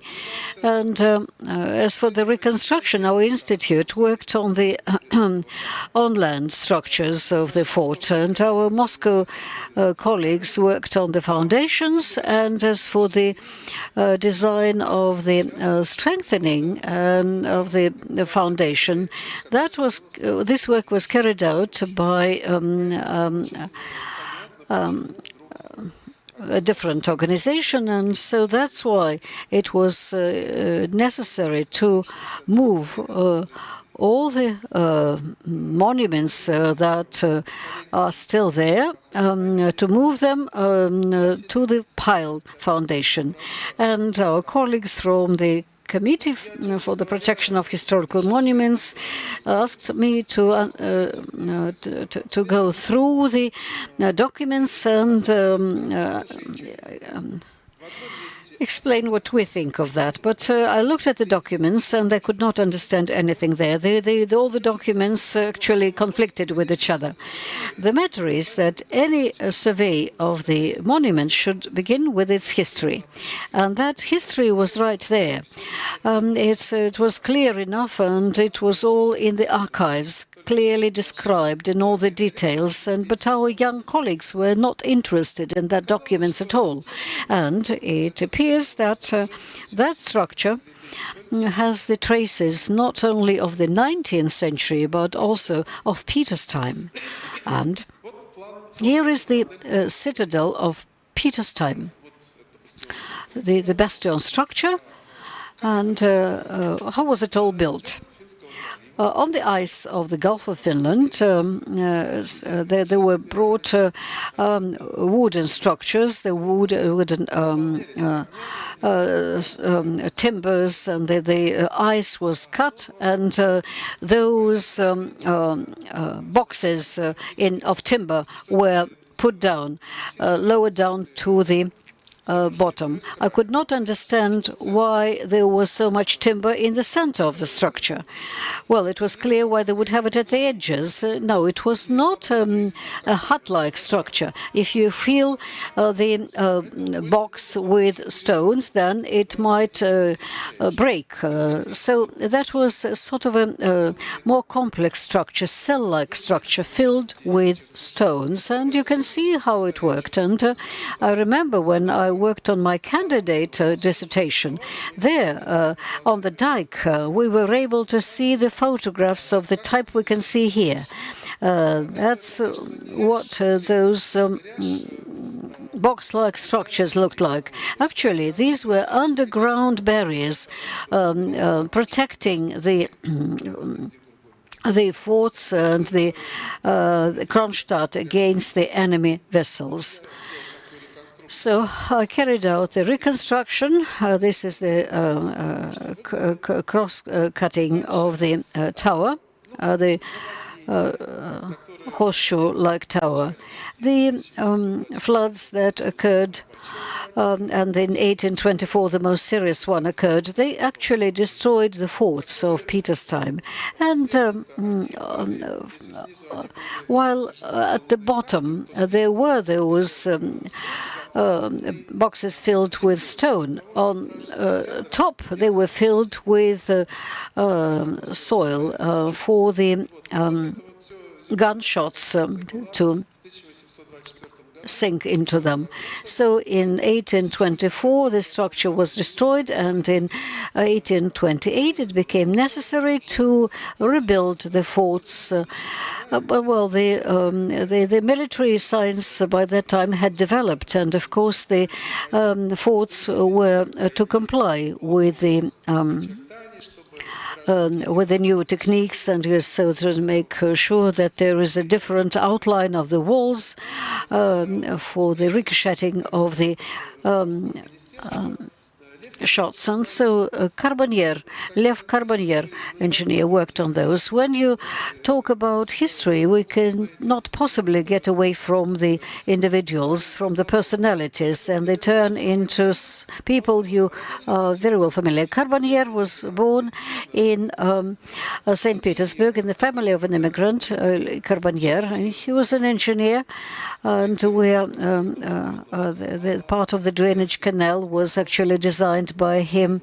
Some of the waterways were designed by him. The arsenal was designed by him. So he was educated at home because there were nowhere else in Russia one could get engineering education in those days. Betancourt was not yet in Russia at the time. The Institute of Railroads was not founded yet, and so he was educated at home. Why is he so known? He was the head of the structure of the Manege in Moscow. It's well known that the Betancourt farms were, the beams were used there. So Carbonnier was able to find some mistakes in Betancourt's work, and history still has it. The author of the project is Betancourt, but it was Carbonnier who actually carried out the construction work there. Then the Bolshoi Theatre, the architect Beauvais, of course, Beauvais, if I remember correctly, but he was responsible for the engineering work. Well, of course, that theatre burned down and was rebuilt, but nonetheless, the first theatre, the Petrovsky Theatre, is now the Bolshoi was the present-day conservatoire in St. Petersburg. Anyway, he was responsible for the lifting, for the pulling up of the Alexander column in the Palace Square. That was Montferrat's project. The drawings were by Betancourt, but Carbonnier was responsible for the actual work carried out. He was also responsible for the Peter I fort, and as the graduate of the Leningrad Institute of Civil Engineering, I need to say that our institute was founded in 1832, but Carbonnier had founded the Military and Construction Engineering School, and so we can believe that our University of Architecture and Civil Engineering is still there, and we can actually believe that we are turning 200 years this year. So that was Carbonnier. And here is the account for 1832. He says that it's necessary to dismantle the boxes, to take out the stones, and to use the piles 8.5 meters deep, and to fill in those boxes with concrete. And here is what was done. I have drawn here everything that is the level of the water in the Gulf of Finland out of floods period, and here is what is left of the artificial foundation made of the boxes filled with boulders, but boulders with lime solution. And it is quite a strong foundation. No piles are needed here at all. The carrying capacity here is very high. There is no need to strengthen it in any way. So it seems to me that there is no need to prove that anything extra is needed. And the present-day authors are saying the present-day norms are requiring that, but we need to prove that the monument needs that. Until you prove that, don't do anything about that extra consolidation. Here is the historical drawing signed by Carbonnier. When I discovered it, I was greatly surprised indeed. Here you can see it's like an animated film. You can see everything is detailed here. Here are the piles. Here is the construction of the walls and up to the roofing, and so it's all there. It's all there with all the cross cuttings. And What is different here from the horseshoe-like tower? That tower was in that rounded part of the semi-bastion, and it is not on those wood boxes. So if the piles go rotten, then immediately it might fall down. So here, the strengthening with piles is possible, but for the monument, it's better to do the following. Now, we really do not know at present that there is any rot there. So probably it's necessary just to monitor the situation, to make sure that the monument is strong and healthy enough. And only when we discover that it worsens, then we move to Plan B, a radical plan of intervention and driving in of piles. And it was not clear at all why there were certain strange oval cracks in those workshops, which are in the right end curtain wall. That curtain wall, and you can find here the historical drawings and the sea facade of that curtain wall, built at the beginning of the 20th century workshops there. It stands on the support wall of the fortification structure, built exactly in the same way as the horseshoe-like tower on those boulder-filled boxes faced with granite and so on. And the inner part, the inner wall,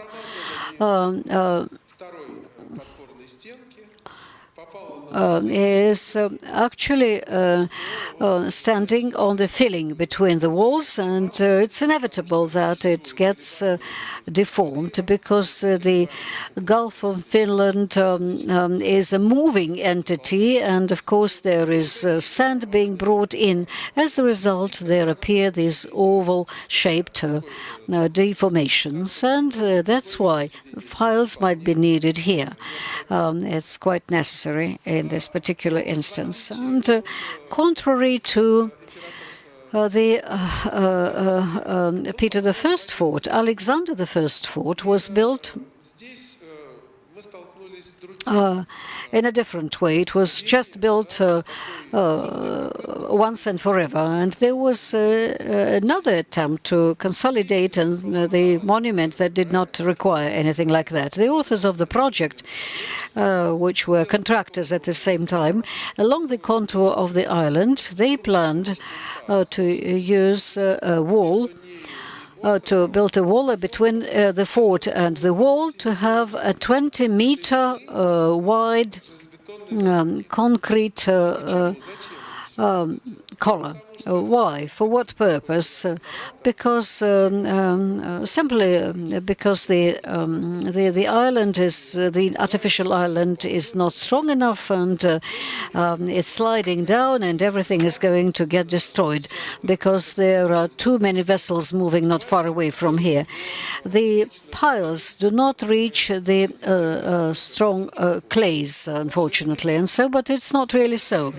And once again, Kroppenberg started construction of the fort because he was the head of the maritime construction department. In 1836 he died, and according to his design, only the first cribs were mounted. Crib structures that surrounded the island, they were not going down into, they were not prepared in the Gulf of Finland, but they were cut on the coast, and loads were transported to the place loaded with stones, and they were drowned in places where it was needed. And That was a very complicated parabolic shape of the construction, and he died in 1936, and the head of the construction was Maurice Gugovich d'Estrène, Jean-Antoine Maurice d'Estrène, graduate of the School of Bridges and Roads in Paris, specialist invited by Betancourt, Lieutenant General of the Corps of the Railway Engineers, professor of the Institute of Railway Engineers. He is known as the head of design and construction of Nikolaev Bridge across the Neva. In place, we have the third bridge there, which repeats the shapes, though it is much wider, of d'Estrène Bridge. And the authentic bridge is in operation now. It is in Tver, and that is a bridge across the Volga River. Then d'Estrène was the head of the commission on the surveillance of designing and construction of Nikolaev Railway. So this is, Carbonnier was not alive, but there was a discussion as to how they should build. Carbonnier said that we should fence everything all around the perimeter, remove the soil. These bottom deposits should be removed from the Gulf of Finland and to 10 feet below. There should be sand and concrete, and then the plate of granite, and then, so that would be an artificial sand pillow. d'Estrène said, since there were interlayers of weak soils, the entire space of the fort should be fenced and strengthened by the piles. So they wanted to build on the piles. A special committee was set up, and in addition to d'Estrène, there were two engineers, Major General Filfan and Philosoph. They decided that the proposal providing from the pile foundation had certain advantages, though it was necessary to clean the bottom of the gulf to the depth of about 1 meter. So that was an intermediate condition. Alexander Menshikov, great grandson of Alexander Menshikov, wrote that you should build as quickly as possible and try to speed up the work for laying the foundation. This is a plan of crib foundation, the section, and wooden poles were there at d'Estrène in 1836, 170 years ago. Conducted engineering geological research. I have never seen older geological research in St. Petersburg. There are 13 wells, and they carried out this research. Is it imagination or not? For me, as an engineer geologist, it just sounds not quite state-of-the-art. Sand is sand. Even now, it might be coarse-grained or soft or rigid clay. And today, the technogenic deposits and sandy loams, glacial sandy loams. I have superimposed the drawings, and everything seems to coincide. The main thing I was interested in, that solid clay. He has found it. What is it? These are the Vendian deposits, the strongest deposits in our territory, on which Gazprom town stands. These clays are 650 million years, good and solid deposits. At a depth of 12 meters, we have quite good deposits here. And how was that floor, how the bottom sediments were removed? We used dredges.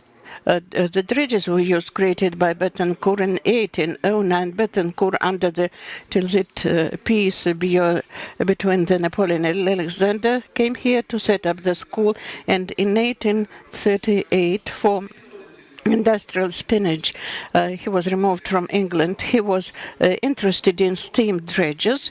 He has preserved, he has developed such a dredge in Liszt Museum. There are such models. Steam dredges, 30 horsepower each. but still each dredger could remove 80 cubic meters per day, so 80 cube lorries could be loaded. When they operated on dredging the fairway under the reign of Alexander I, Alexander received a note from the British government that Betancourt has stolen our know-how and is using our know-how.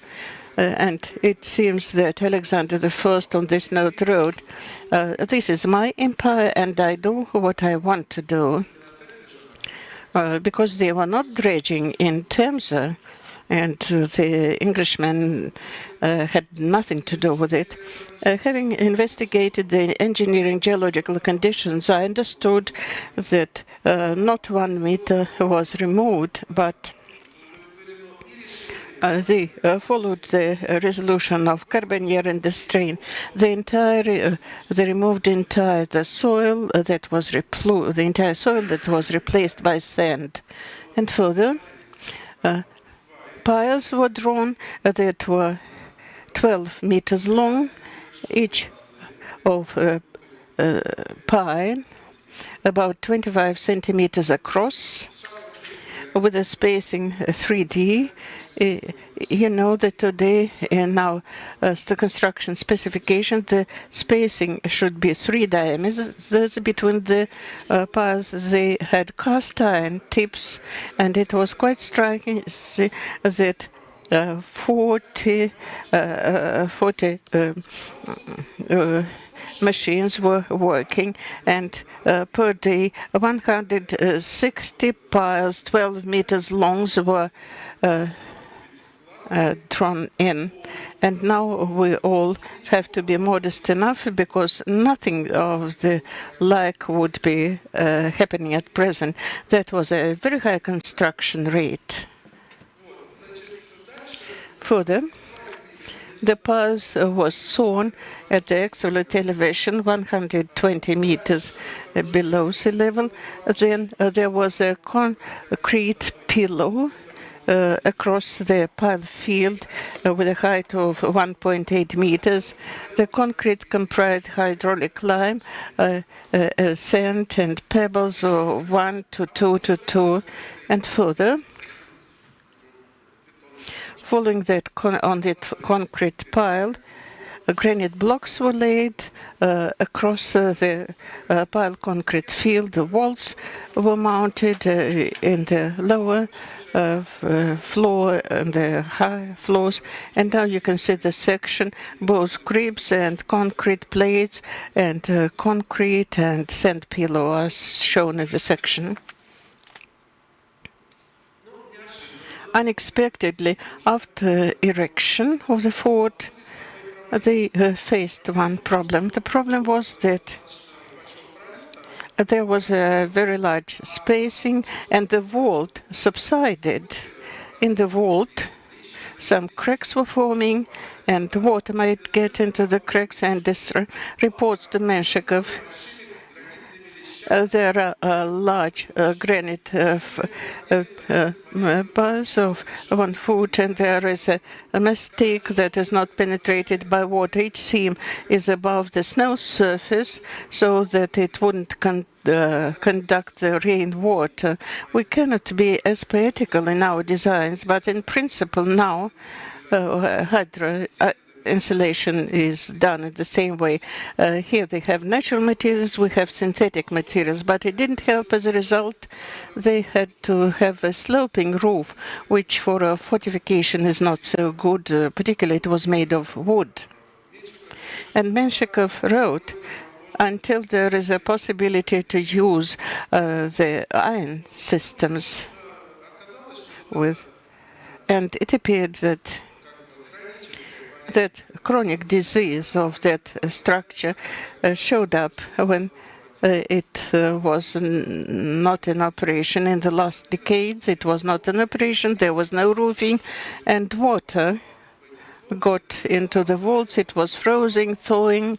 They were destroyed, and they have limited workability. Those certain bricks might be fragmented from below. We need to have injections into the walls. In any case, that can be done by restoration and it can be restored.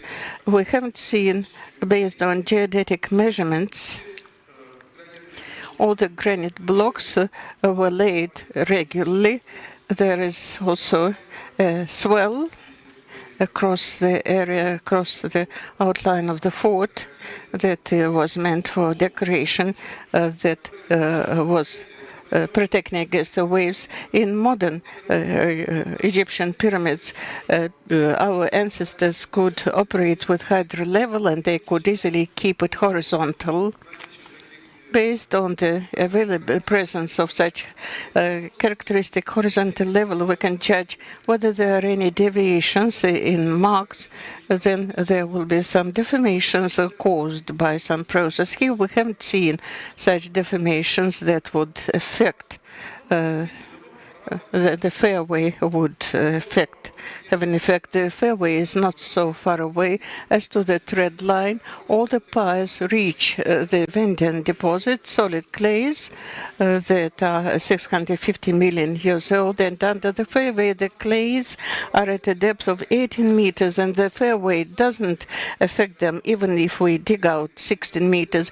The bedrock Vendian clays would not be affected, and the height differences of 4 meters at a distance of 100 meters is not related for solid clays with some problems with underwater landslides. So no strengthening is needed. We just have to restore the building. And to conclude, I would like to tell you that when we're dealing with monuments, we should proceed from the presumption of innocence of the monuments. They are not to blame that we have norms today, and the authors never thought that these norms and specifications would be used for the monuments.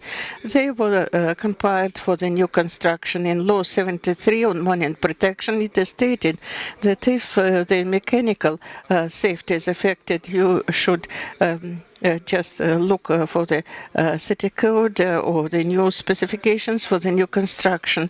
So now we have to develop a set of regulations on ensuring mechanical safety of the monuments, because now such requirements are imposed on the monuments that to counteract the progressive collapse. When Aquapark was destroyed in Moscow, there was a statically determinable system. One support would be removed and everything would collapse. Initially, the idea was that you shouldn't design new houses as cut houses. One card is removed, everything collapses. There should be more supports than needed. You remove one support and the weight would be redistributed. But the monument, it was not designed bearing that in view. Now, if we start using modern specifications for the monuments, that will be a destruction of the monument at the expense of the state. Thus, I suggest that the experts, and now we're having such negotiations with those who are compiling the norms and standards, that for the monuments, special norms should be ensured on ensuring the safety. That doesn't mean that we have to take the risk opening the door to the monument or the roofing would collapse on us. That can be avoided. You can ensure safety and you can ensure preservation of the monument. But this is a special theme. This is also an illustration of the careful attitude to the monuments. How important it is to investigate the historical documents, not to invent the problems that are non-existent and to invent some possible horrible solutions for the problems that don't exist. Thank you. Thank you, Alexei Georgievich. I really agree with you. And I would like just to draw aside the curtain. You are discussing that hazard, and that is really a real hazard. And after the new year, even the City Architectural Office would use the Office on Protection of Monuments will apply the resolution 708. I don't know whether there will be a resolution, a memorandum of the conference. I would add the statement that it's high time to state that the technology, and including the construction technology and computer technologies and resource technologies, are far ahead from the traditional materials that are still needed for monument restoration. And the idea that was formulated in the 1980s, they say tomorrow we'll have an industry under the Ministry of Restoration, but it has never happened. There was some talks, and last year we had a round table in the internet. So far, nothing has been done, but I believe that we're approaching it because the materials that are prepared by the construction industry are non-applicable. They are harmful for the monuments, to say nothing about the norms and that exist since recent times. So I would state that it is an acute necessity to work on the problem of creating the norms, special norms.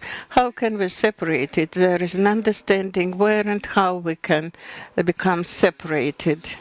The Ministry of Construction will be dealing with monuments, but not the Ministry of Culture, as far as I understand. And I remember that Ministry of Construction has a greater chance to work correctly, so we wouldn't affect the Ministry of Culture. They are just seeding the process by the tricentennial of St. Petersburg Gostroy. The then Gostroy had an extensive program, and we had 5 heads in the church of the Grand Palace and in Peter and Paul's Fortress. We worked with construction engineers, though they have to be trained so that they would love monuments. And our conference probably will promote the process. My apologies for these remarks. And the next paper, this is a very valuable remark. So we are following our agenda. Allow me to introduce the next speaker, Jonathan Hoyt. Will talk about restoration and copying of sculptures of Adam and Eve of the Doge's Palace in Venice.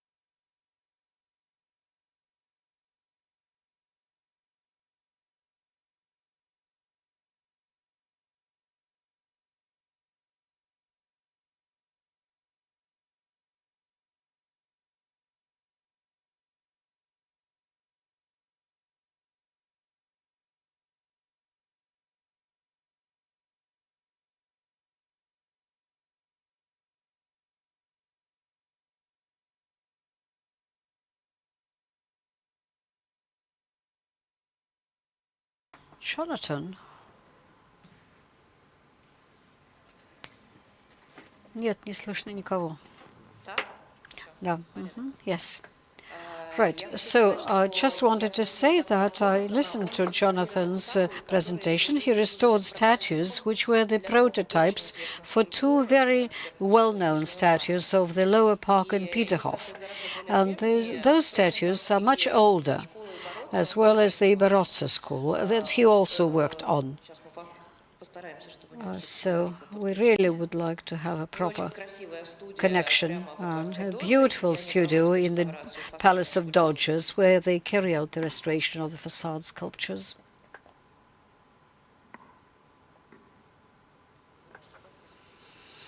Oh, yes, what's happening here?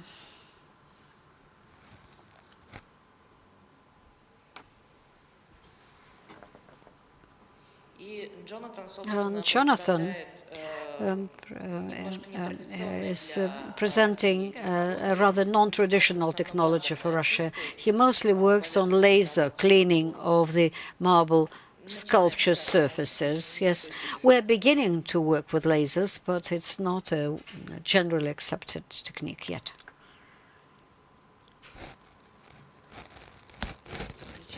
Now, how is it?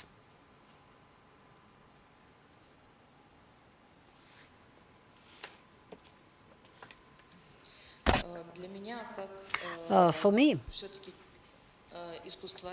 as an art historian, it's always a magic indeed.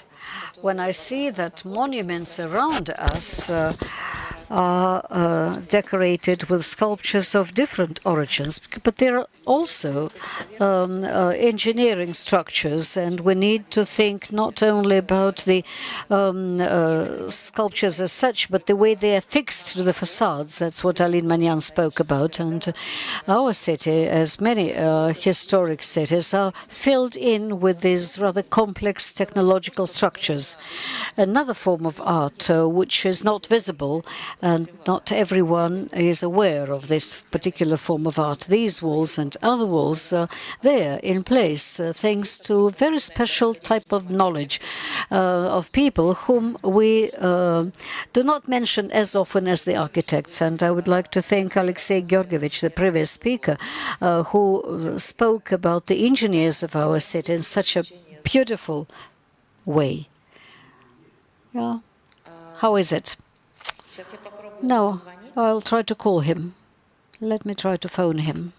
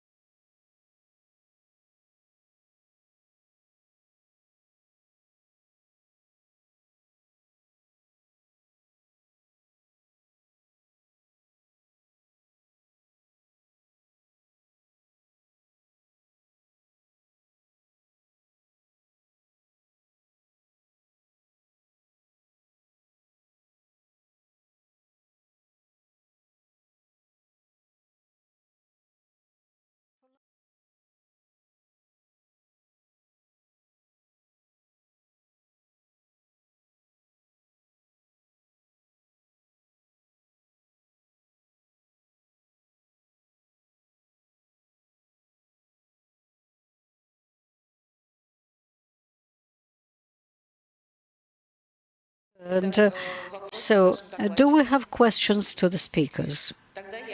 And then we thank them once again. These were most important presentations for the proper understanding of the heritage in the city.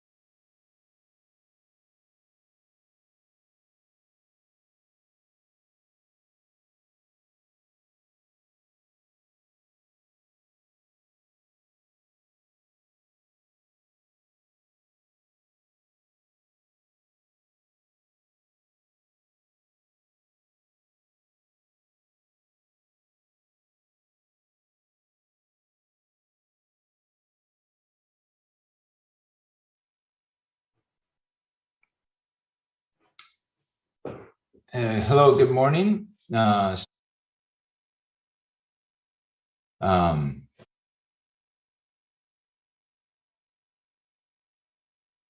I can speak.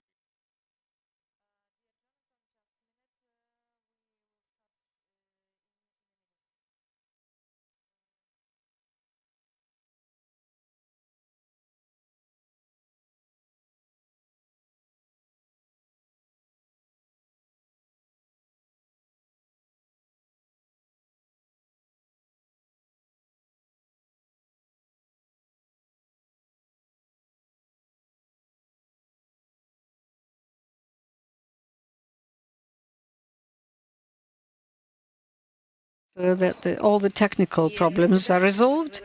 And this session is chaired by Michel Minu, who was introduced to you yesterday, an expert in the field of conservation of cultural heritage with a lot of experience in the field of applied art, painting, and Paleolithic art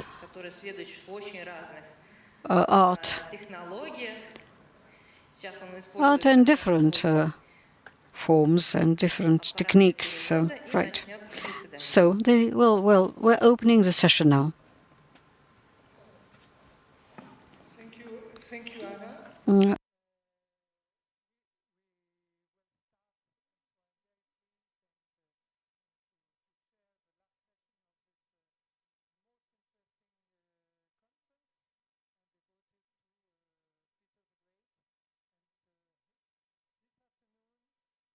Will be devoted to communication, to the restoration and archaeometric research on works of art of the 18th and of the 18th century.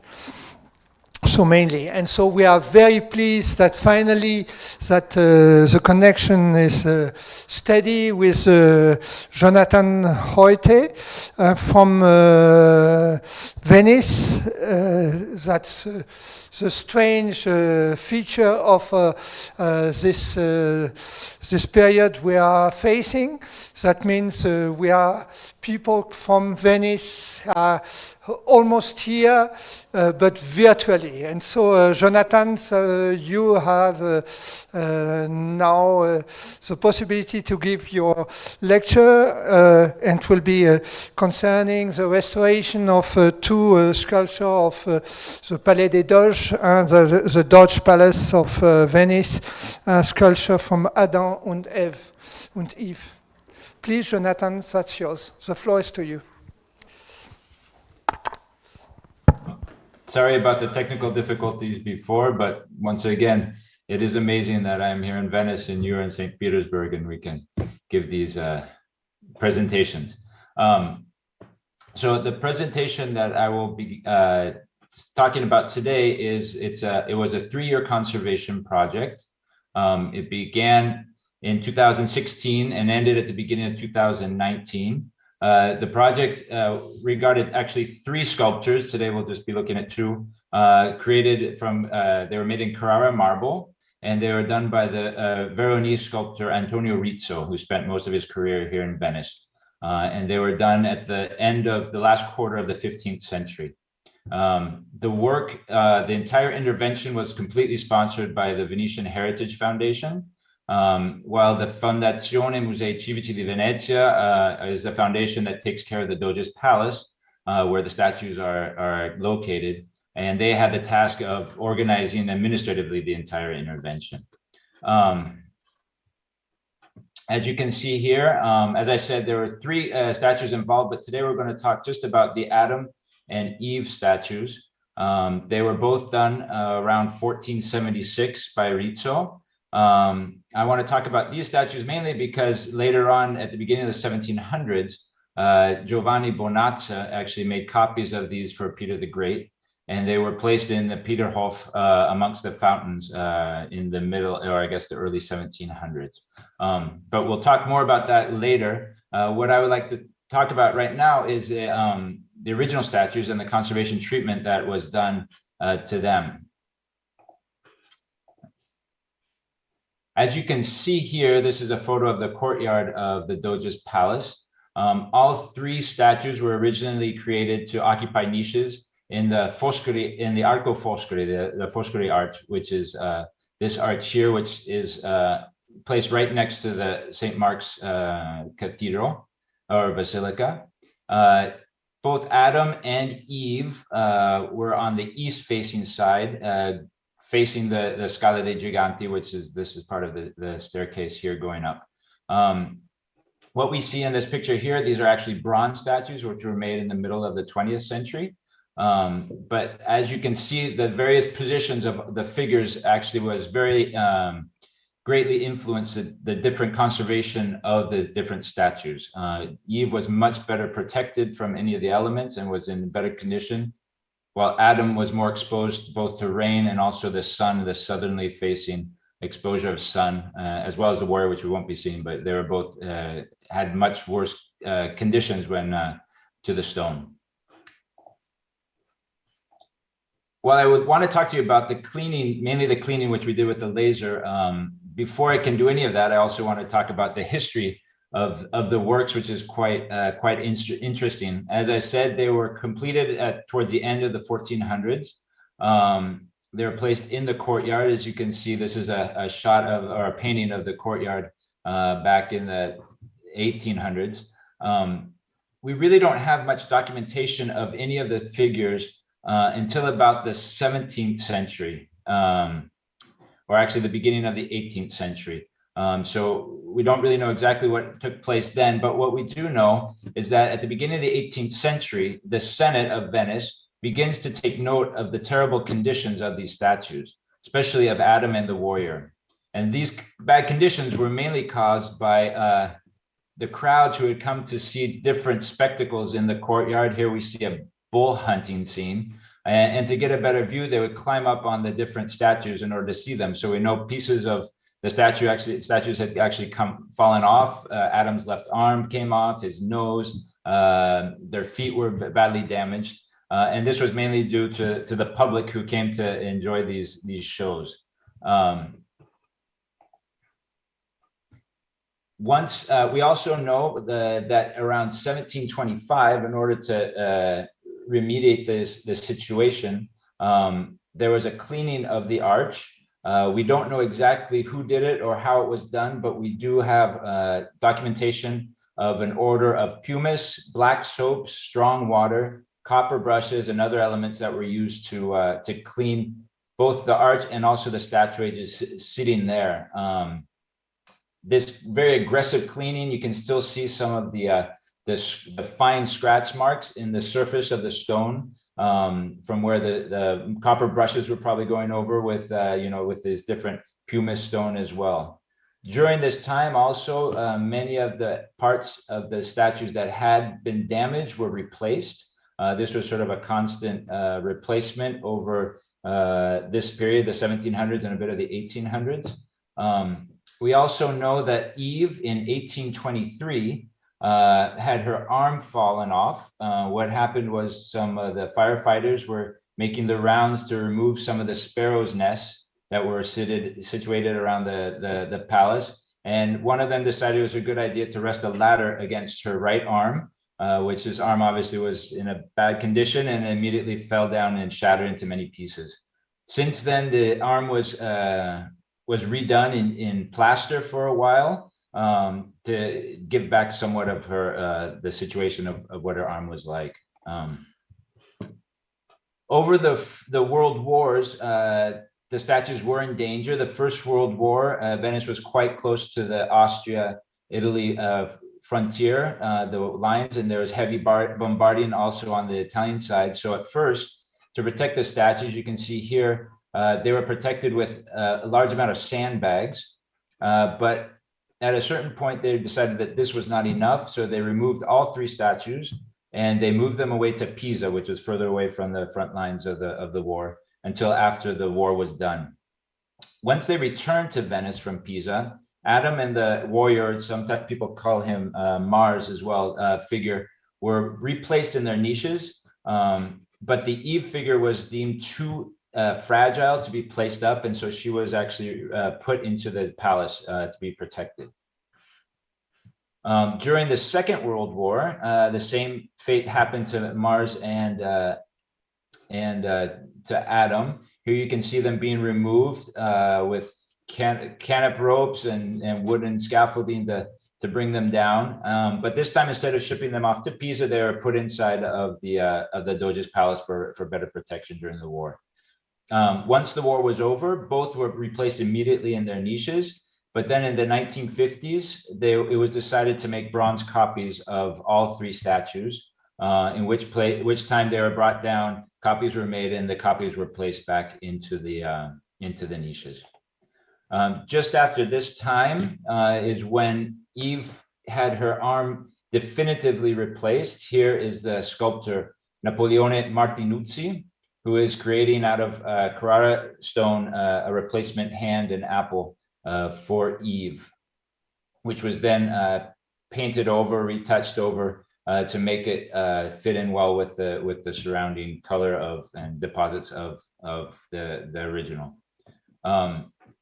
After being moved around the palace a little bit in the 1980s, the statues were finally placed on the second floor of the Doge's palace in the area which is called the Liago. It's just on the south east corner of the palace, and there they remained until this conservation treatment was finished, at which point they were brought into the Sala del Scrutinio, which is on the second floor as well, in one of the large halls with many different paintings and whatnot. There's a brief history of the statues. As you can see, these are two photos of the statues at the moment, just before beginning the conservation intervention. Even though they are made from Carrara marble, it does not look as though they are made of that material. There are actually some books and references made to them at the time, which refer to them as bronze statues, as you can see from this, the deposit layers and a shiny patina that was so black that it made it look like they were made from bronze.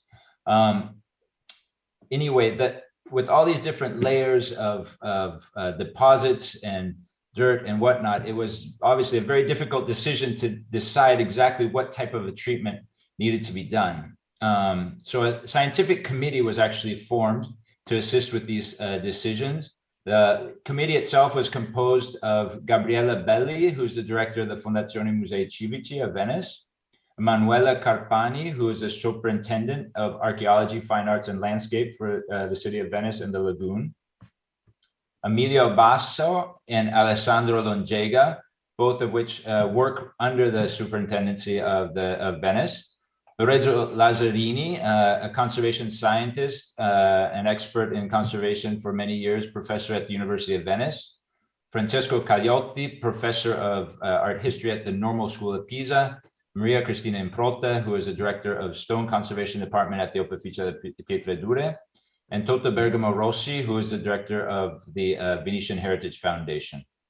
To begin, before any tests or anything were done, a whole series of diagnostic analysis were carried out on the statues. They were conducted by the CNR, the National Research Center of Milan, in order to understand the nature of the various layers and deposits which were found on both Adam and Eve. As you can see here in Adam, you can see some layers are much more thick and consistent, while some were thinner, and also areas that have been eroded. So there is quite an array of different layers to be found.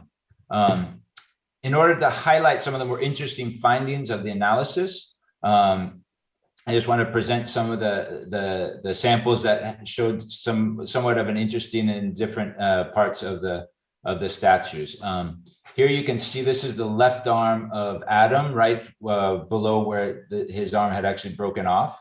And the sample was taken just from here, a bit of the stone with the layers on top of them. And you can see underneath here, there's a very brown underneath the incrustation layer. Here, there's a sort of a light brown area as well that you can just see lying on the stone surface. Here is some cross sections of that sample. And in fact, there, it was found that on the external black layer, it was a crust consisting of mainly gypsum, silicates, and ferrous iron particles.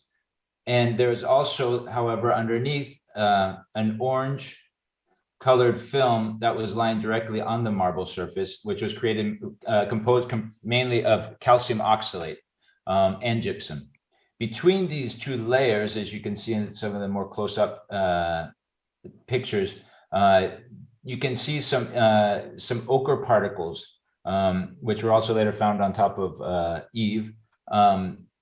You can also see that some of the gypsum that was on the surface had penetrated into the stone for about 250, 300 microns, which means that they're actively beginning the black crust were actually beginning to actively decay a bit the stone, or at least they have before they've been brought inside. I'm sorry. Another sample that had been taken from Adam is this sample DU7, which is it was a sample taken from the back of the tree trunk behind his legs. Here you can see sort of a wide out view. The sample itself is taken just next to this area, which is actually a rendered axe mark from cutting off the branches. And you can see that there's sort of a dark brown patina here and a much lighter yellow patina that's just lying underneath. The results of the analysis show that the patina was characterized mainly by the presence of gypsum, wedellite, which is calcium oxalate, lead and tin yellow, lead white, anglesite, and an organic substance, which is probably an acrylic substance, as well as elements of chlorine and sodium, which would be consistent with the sea, since we're so close to the sea, the saline components in the sea air.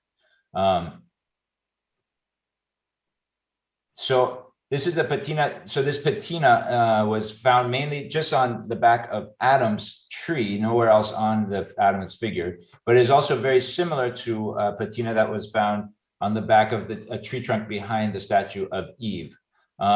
Here, the analysis was taken, two analyses were taken, DU24, DU25, but instead of taking a cross section like we saw with Adam, it was taken, a scraping was taken, and this scraping was then identified or looked at through infrared spectrometry and Raman spectrometry.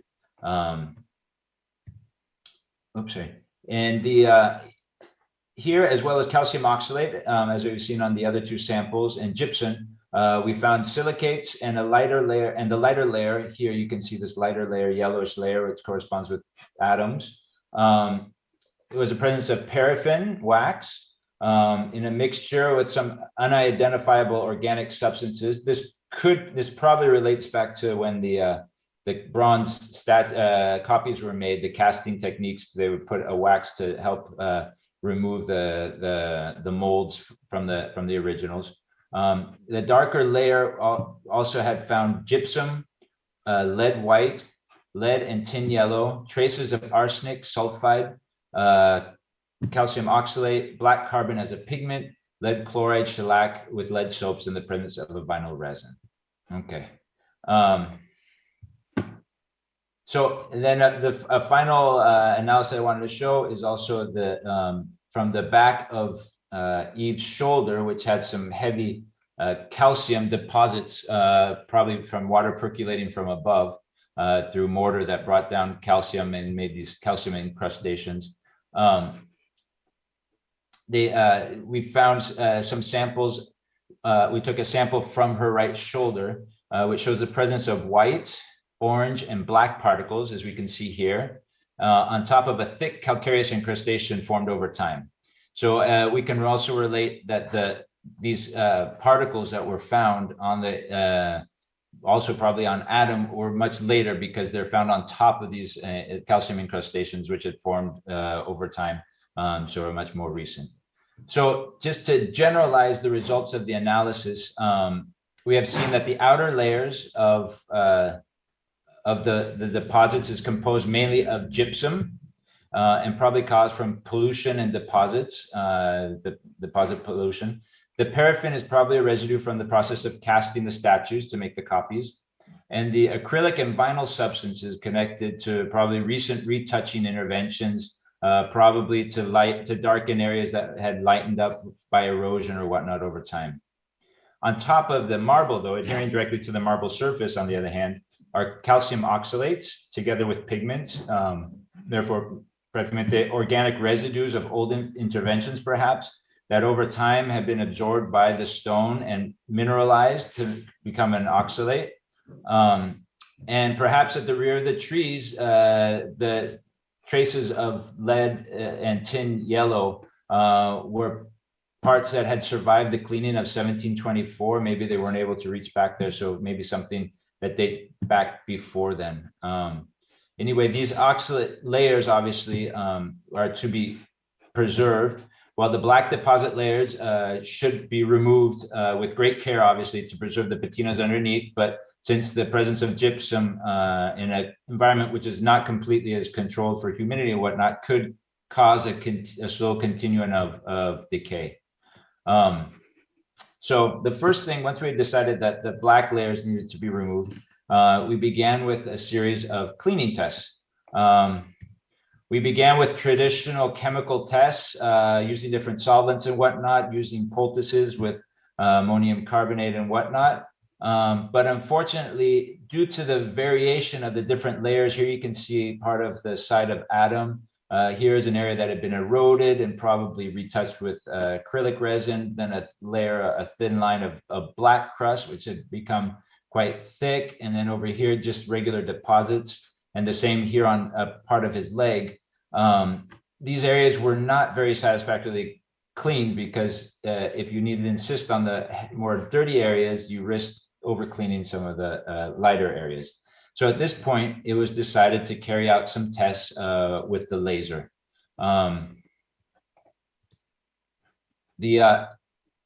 We called in a laser expert, Anu Brunetto, who specializes mainly in laser cleaning. That's what she does most of the time. And we ended up testing 3 different types of lasers, each with a different length, impulse length. We started with the short free running, which had very little effect on the layers, pretty much didn't do much at all. We tried a Q switching, which is a very strong laser, which is usually used for outdoor works, but it seemed to have a little bit too much of an impact and went a little bit too far in depth, even when trying to keep the energy very, very low, that we risked losing some of the patina layers on the surface. And so the laser that seemed to work best was the long Q switch. It proved soft enough to maintain the patinas, but also strong enough to remove some of the thicker black crust. Here we can see some of the tests done on the back of the tree trunk of Adam.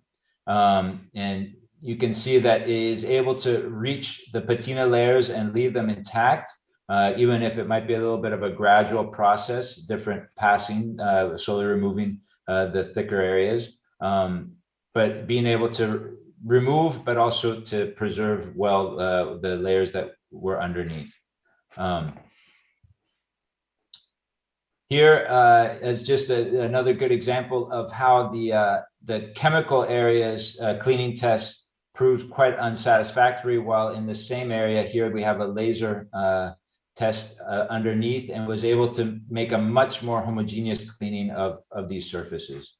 As a result, we decided that,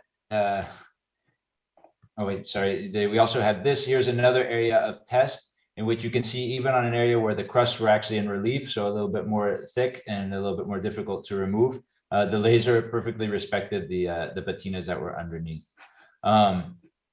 So as a result, we decided to continue with the laser cleaning using the long Q switch laser. I don't know how many of you are familiar with the technique of laser cleaning, but basically laser cleaning uses an impulse of light with very high energy to be absorbed by the areas that are dirt, the dirt areas, and you want them to be reflected by the areas of the stone or the areas that you want to preserve. When we deal with cleaning of mainly of white or light statues like marble or limestone statues with the laser, usually we are talking about a laser that has a wavelength of 100 or 1064 nanometers. That is a wavelength that gets absorbed by darker areas and is reflected by lighter areas. Just so you know, right here, this is a diagnostic of the laser that was used in the test and which we ended up using for the entire cleaning process. It was the EOS 1000 LQS long Q switching, made by Ellen, who is a manufacturer here and based out of around Florence in Italy. And so obviously, as all three of the lasers that were tested, this LQS had a 1640 nanometer wavelength. So that's the type of light that's being produced by the laser. What was differed the different types of lasers that were tested was, as I said, was the impulse duration or how long they were. The short free running, the one that had very little effect, has an impulse each, because when you use a laser, you can't have a steady beam. It just requires too much energy. So you have impulses of light that are of the beam that come out and go tak, tak, tak, in order to clean. So with the short free running, it's a very long impulse duration of about 100 microseconds, which doesn't seem that long to us, but it's actually quite long, so that the energy is very diffused, dispersed over that period of time. So it's a lot weaker. The Q switch has a very, very intense and short impulse, which is about 7 to 15 nanoseconds. So about 10,000 times or 1,000 times faster than, shorter than the short free running. While the long Q switch is a medium area, and it's about 100 nanoseconds, the impulse duration. And this seemed to be have enough be a good enough impulse duration to allow a very good cleaning, respectful cleaning of the statues. Just so you know, there's also, we can also, with the laser, you can also regulate the energy being used. The long Q switch has 3 different energy levels. One is 130 millijoules, 250 millijoules, and 380 millijoules. Instead of having more intensification, more energy in each impulse, it actually couples or triples the impulses together in a very rapid succession to increase the energy. Also, we can program how fast or how many beams per second, how many impulses per second we want to shoot. So we can do from 1 to 10 per second in intervals of 1, and then the machine will do 15 and 20 impulses per second, or hertz is what it's called. The beam itself has it's called the spot, the part of the beam where it hits the statue surfaces, and that can be regulated. There's where it comes out, we can regulate the size of that spot, and it can be regulated from about 1.5 to 6 millimeters. Usually with the cleaning of these statues, we worked around 5 millimeters. And then the beam itself, which is produced with inside the laser machine, obviously has to come out, and here it's being transported out through fiber optic cable. This one is a 3-meter long one, and so it's quite easy to use, and you can get in different situations, like you can really do under areas and whatnot quite easily. So it's also a good one to work with. So this is the specifications of the laser that was used. And as you can see, we began cleaning here on the back, and already the effect was quite good. Just so you know, the cleaning went in different phases on the different statues. So basically, we started with the rear of Adam, and then continued with him to finish, and then went on to Mars, the warrior figure, and then concluded with Eve. So here I'll show you some of the photos during the during the intervention of Adam and Eve. Here you can see, as I said, the back of the tree trunk. Obviously, as we notice, here's one of the areas we had seen before close up of some of the test areas. But you can see here probably, you can sort of infer that here there is actually thicker crust. So this whole area had been passed over once with the laser, but the thicker crust began to cause a little bit of a problem because you really have to insist on those areas over time to remove them well. And even then,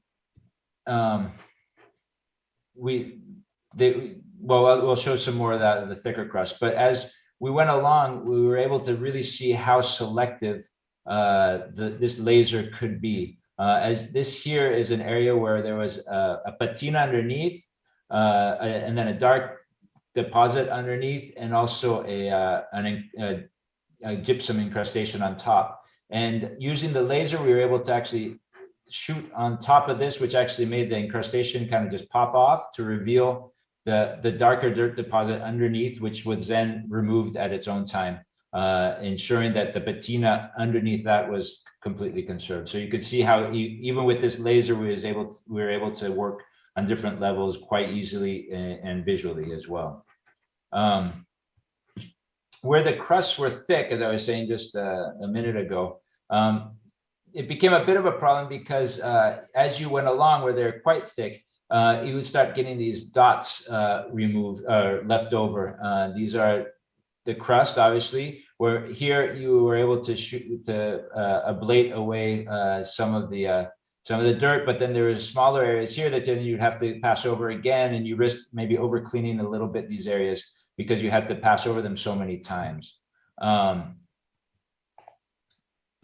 here's another area that can show you this is always on the base in the back of Adam, because some areas you had deposits. This is probably a patina applied to him just before the World War I, maybe. You can see these deposit crusts of gypsum and whatnot here, and then this is the patina, the surface, the stone surface we're trying to reach.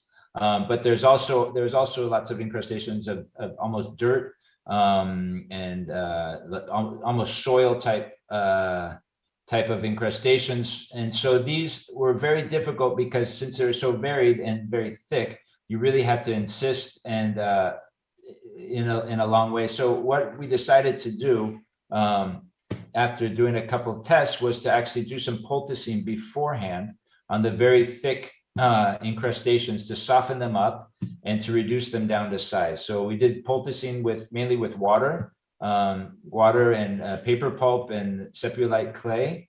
And every now and then when we saw they were very resistant, maybe very highly containing gypsum, we put a little bit of ammonium carbonate in there as well. So we could arrive at a level more similar to this, leaving a layer of the crust on top that then we could remove with the laser directly. So here is this area completely cleaned. You can see here is an area where we took the sample DU7, and you can see that the different patinas and layers of color that we'd seen are very nicely preserved by the laser all the same. Let's see. And here also is another photo during the working, coming around towards the front. You can see the tree trunk is completely cleaned with the different patinas that we wanted to conserve there. Here we're coming around to the front part, which the front of Adam, his front chest and stomach and the front of his legs and thighs were quite heavily eroded by rain. And so even here, the dirt layers were much different. But you can see how, even though there is a difference, which is something that in conservation we want to keep to show the difference in how it aged and weathered over time, it's not such a startling difference as we'd seen with the chemical test. So we're very pleased with this cleaning and how it proceeded.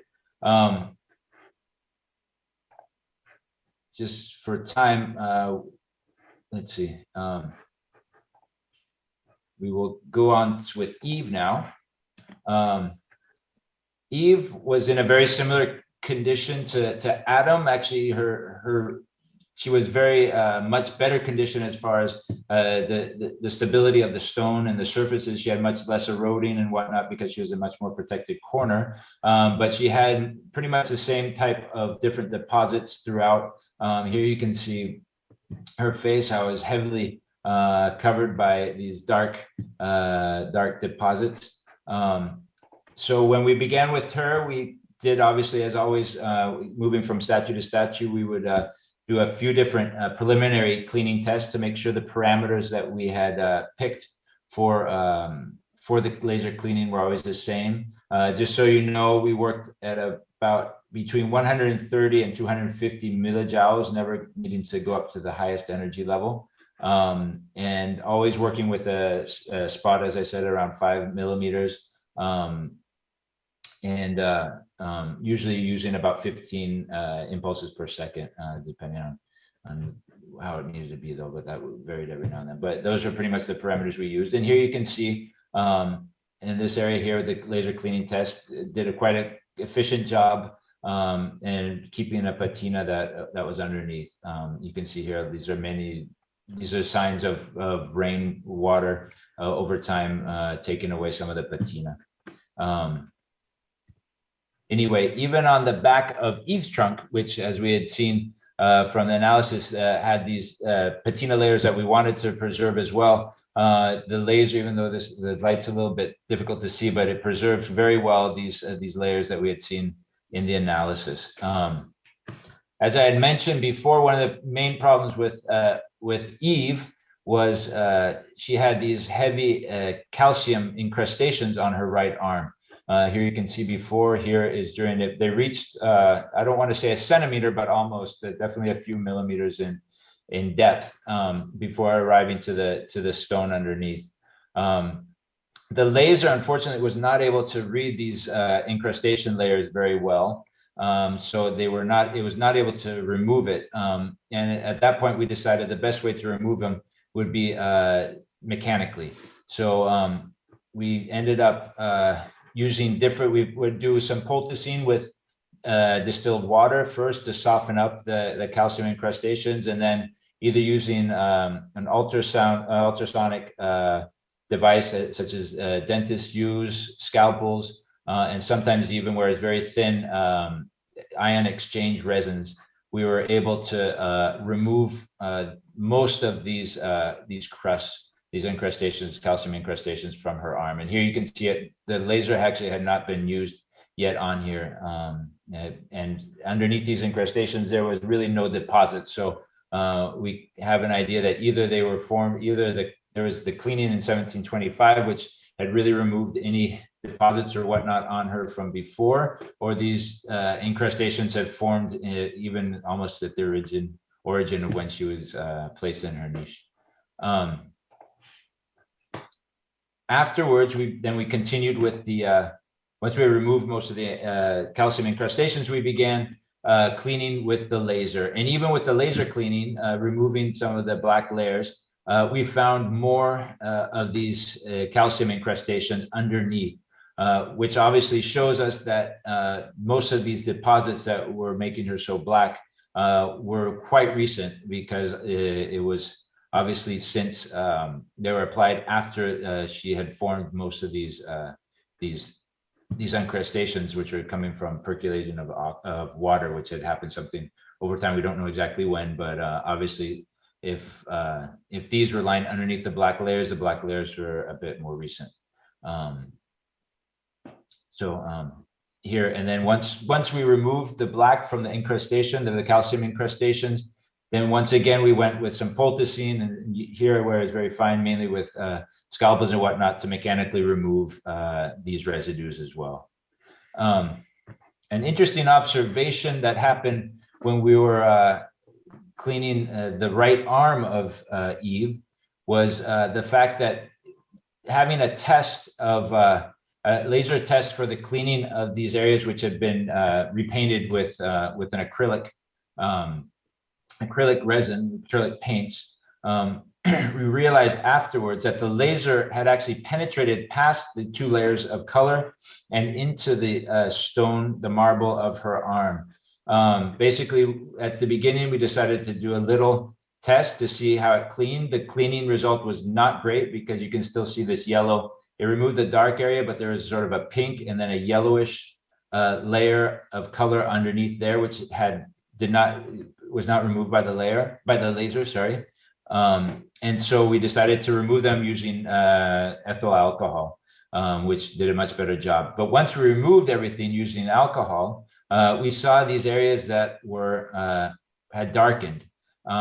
And one danger of the laser is if there are many inclusions, as this type of stone that was used for the replacement, not the original stone of the statues, but the replacement Carrara stone had many inclusions of pyrite, of iron inside of it.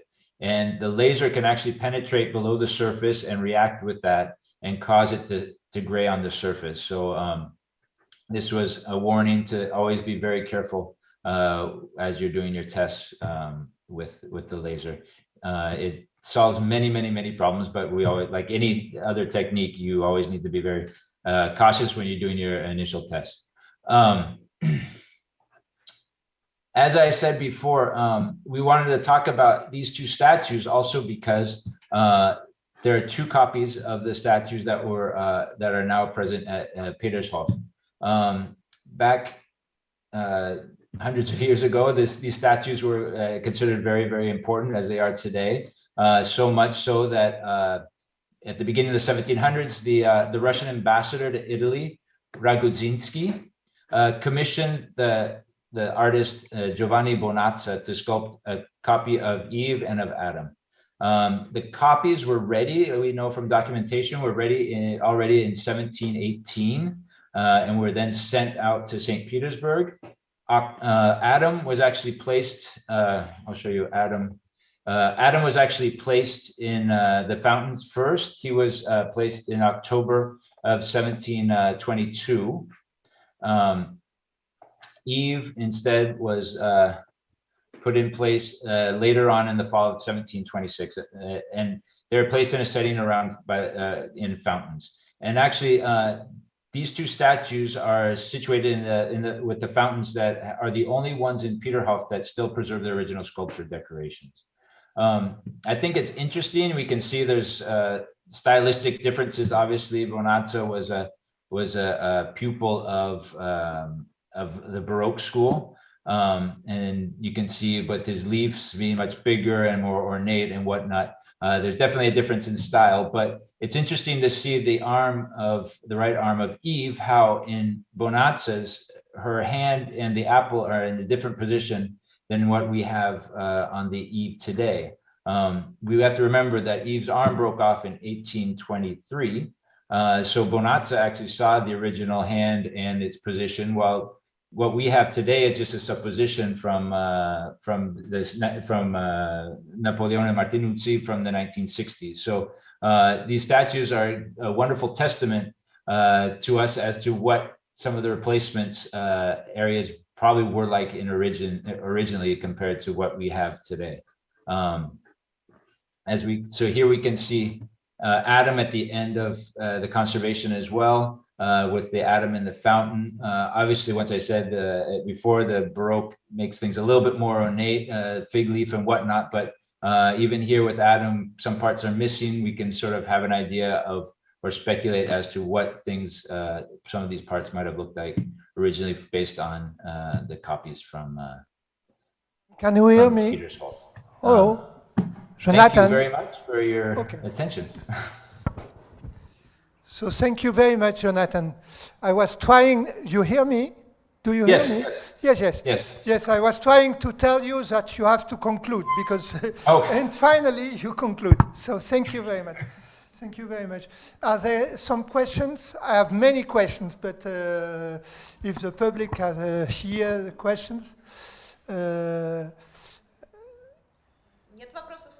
Есть вопросы. Вопросы. No? So maybe I will send you several questions. It was a very interesting talk about the use of laser in order to clean. And finally, you, in the conclusion, you put into the context of our symposium, of our conference, the works in the 18th century.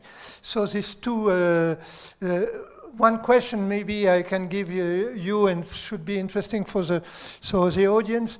Did you were able to analyze the marble? I didn't get what you said, the provenance of the stone proper.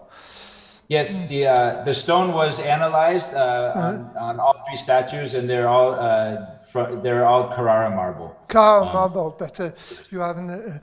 And so the second thing, and we should discuss that more in deep, is the presence of this pigments, especially lead and tin yellow. Lead and tin yellow is an ancient pigment, as you know, and I was surprised to see, and I didn't maybe misunderstood what you said, but it's an ancient pigment, has been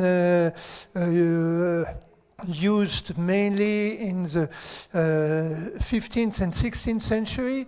And so what is the exact reasons of the presence of these pigments? The exact reason for the presence, we don't know.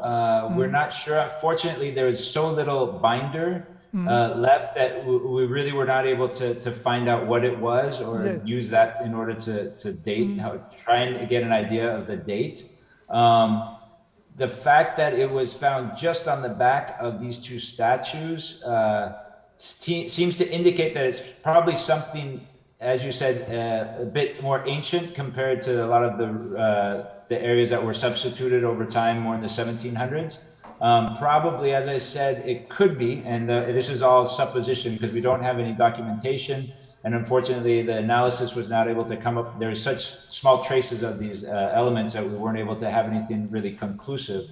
But perhaps during these cleanings, as we said in 1725, there was a very aggressive cleaning of all the statues on the arch. Perhaps they were doing it so quickly they didn't reach in the back far enough, or who knows, and why they were applied to begin with, when in the Renaissance times it was quite clear that most of the statues were no longer painted. They weren't polychrome as they were in the Middle Ages. Perhaps they would have some gold leaf on some of the more important areas, but Adam and Eve really had no areas where that could have happened. Also, the warrior figure did have some armor and whatnot. In the analysis, we looked very, very, very delicately and intensely for any signs of gold leaf, and there was none either. So we probably can assume that maybe, I don't know if in origin or maybe further on in the 1600s, they decided to decorate parts of the statues that then were cut off in the 1700s, and some rest in the back were remained, or really do not know. We also, one thing we do know too is, since the Doge's palace was sort of the heart of the civic area of Venice, every now and then for certain fests and whatnot, things were painted on the stone. Even some of the windows were painted and whatnot, red or whatnot, for certain celebrations. So perhaps it could be rests of something that even fell down on the back. Unfortunately, we really don't know. But I like the idea that for some reason they had decided that the trunks needed a little color, and that color stayed in the back just because the cleaning never was able to reach the back inside the niches. So, thank you again, Jonathan, for your nice presentation. So thank you. We go to the second talk of this afternoon. It will be given by Maya Olegovna Logunova from the State Museum of the State Museum of the History of St. Petersburg. She's here, or she's recorded. She's recorded, and so she will give Gennady, the talk. Okay, maybe. Okay. So the talk is devoted to the restoration of the iconostas of the cathedral, which is here of St. Peter and Paul Cathedral.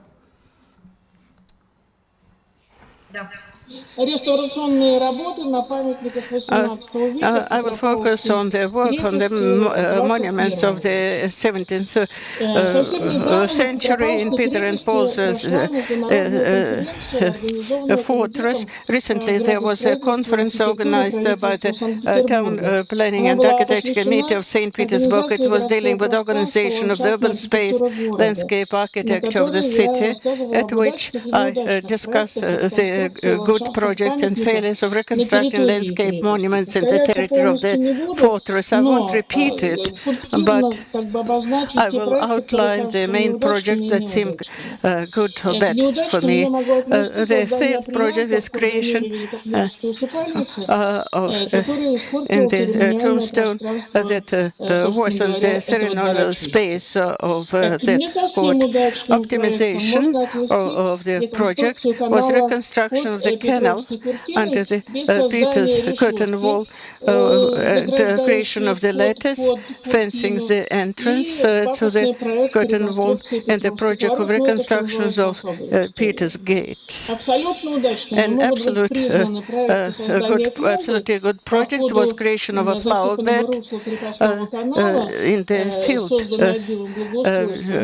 bed of the channel, Commandant's garden, and the garden of the tombstone of the Great Duke, a restoration of the panel of Peter and Paul's Apostle to Jesus Christ in the eastern wall of Peter and Paul's Cathedral, and some other projects that were good.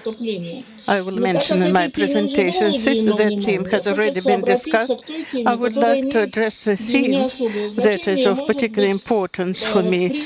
Probably it might be recognized as one of the most significant works in the fortress in the 21st century. I mean the latest and completing third stage of restoration of the icon stand in Peter and Paul's Cathedral, carried out in 2011, 2013. I was participating in this event on April 7, 1722. Peter the Great ordered to build an icon stand for the constructed Peter and Paul's Cathedral to the Moscow architect Ivan Petrovich Zarubin. In the same year, Domenico Trezzini sent to Moscow the measures of icon stand, not a detailed drawing. There was no detailed drawing. It measures the drawings of Trezzini. The icon stand was created in Moscow in 1722-26 from oak, lime, and larch and pine. After that, there were cut drawings. They gilded icon stand from golden coins, and 3,000 golden coins were used. While working at it, gilding on polymer was used, and it contained eggs, Greek soap, white wax, and polymer. As a result, there were glossy luster areas. When gilding, there was a matte gilding. In the early 1722, the finished elements were sent from St. Petersburg to Moscow, and the icon stand was mounted in place at Peter and Paul's Cathedral in 1727. Of greatest hazard for the wooden structure were fires, the strongest of which occurred on April 30, 1756, and then the bell tower suffered, though inside the temple the flame didn't penetrate. And in the description of Peter and Paul's Cathedral, it is said that due to Admiral Mikhail Golitsyn, the icon stand was dismantled and was saved from fire, and so that many elements were damaged. This is confirmed by the orders of the Orthodox Church of the Russian Empire. However, according to modern restorers, that information is not reliable because if the team of the soldiers would dismount the icon stand, that will become a lot of fragmented elements. So possibly that is just a myth concerning the history of St. Petersburg, Peter and Paul's fortress. However, after the fire of 1756, restoration work was needed, and the icon stand was connected to the pylons and walls by iron, and there were gilded carved elements, and unfortunately they haven't been kept up to now. In the left you will see the carved elements which cover these elements, connected elements on the altar wall. To the right, above the crown of Archangel Michael, and to the left, above Archangel Gabriel, there are metal rods without any decorating elements. In 1832-34, the existing wooden basement was replaced by stone of Cambrian pink marble left over after construction of the St. Isaac Cathedral. During restoration in 2014, under the pylons of the gate, there were areas of wooden socle of the 18th century covered as a marble, rose marble. In some descriptions of the cathedral, they said that the basement appeared after the icon stand only in the first half of the 19th century. That doesn't comply with the architecture of the icon stand or the details which we found in the studies. In 1865-66, the wooden gates were replaced by the new ones from bronze, and gilding of the new gates at the back were covered by sheet gold and on the face by galvanic gold. The weight of the new gates was 2.9 thousand kilos. During the masses, all the 4 lobes of the gates were opened and the connection of the lobes were based on wheels covered by carved elements such as supports under the chandeliers. In the altar part, there were rails for opening the gates. The last pre-revolution work was restoration of the icon stand in 1908, associated with blessing of the area of the Grand Duke Alexander Nevsky, and the icon stand was gilding, and that was gilding on lacquer.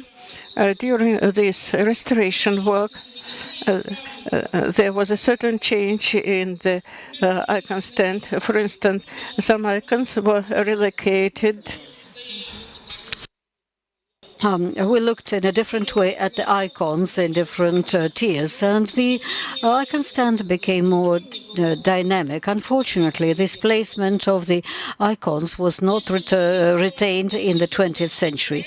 If we take about less successful projects associated with this, the cathedral restoration, the pulpit actually had only reliefs, details that were covered in gold, and sculptures. The flat surfaces were lacquered in French style, which is quite obviously seen in the picture to the left. But during the restoration of the cathedral at the end of the 1950s, for an unknown reason, the whole of the pulpit was completely gilded, and the same was true for the large-scale restoration works at a later period. Had we gone back to the original type of gilding, it would have been just better. But let's go back to the cathedral. So the cathedral was closed in 1919. In 1920, it became a part of the Revolution Museum, and then 24, the Museum of the History of Leningrad, now the History of St. Petersburg. And between 1957 and 63, there were large-scale restoration works carried out in the cathedral. Apart from the strengthening of the carcass of the structure and removal of the cracks, it was also necessary to replace some of the ornamental elements of decor and sculptures. The gilding was carried out in a patchy way. The upper tiers were covered with a modern lacquer. Then the new restoration began, and the work on the icon stand was started in 1989. The renovation within 3 years, as planned, was impossible, so it took many years, and we can speak about 3 steps of the restoration work. During the first step, a very important decision was made to use the gilding technique, or the poliment, and so the combination with shiny and matte surfaces, so that the historical gilding is retained on the elements that were still in good state. Then, in 1992, the sculptural elements of the icon stand were removed. In 1995, the work was suspended because of the funding problems. The next stage, the year 2005-2006, in the context of the preparation to the cathedral, to the reburial of Empress Maria Feodorovna's remains, in the altar part, the restoration was carried out of the reverse side of the icon stand. On the front side, 7 icons were restored with the gilding of the sculptures in the mid-tier. And the third stage. Now, the final stage to begin in 2011 and was completely completed by 2013 by the celebration of the anniversary of the Romanov dynasty. Zaugalstroy was the main company responsible for that. So, by the order of the director of the museum, Alexander Kalekin, there was a work group established which comprised representatives of the Committee for Protection of Monuments, of the subcontractor, contractor, architects. As for the chair, the acting head of the Service of Restoration of the museum and was appointed, and his deputy as well.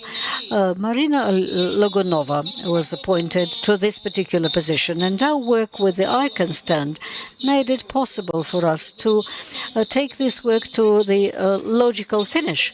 And we're not ashamed of what we have done, really. Actually, this work can be a good example of how the restoration work can be organized. And every week we used to meet at the site. We discussed the plan of work, tackled different difficult issues following the Venetian Charter for Restoration. What is so specific about our cathedral? It's the joint use of the cathedral. It's used by the Russian Orthodox Church simultaneously by the museum, and the restoration of the icon stand did not stop the tours and did not stop the services in the cathedral. So this definitely had an impact on the schedule of work of the restorers. We really had to relieve the altar space for the services. Now, this difficulty was also associated with the absence of iconographic sources. The earliest iconographic source is the drawing that we can find in the book by Simon Nevasolov of 1857. And restorers then used to say, now show us the project, show us the drawing of the icon stand of Domenico Trezzini. And I couldn't help them with that because we simply do not have this project. We do not have any drawing of that particular period of time. So there was another difficulty that is associated with the absence of the iconographic sources, And of particular importance was the question of the losses.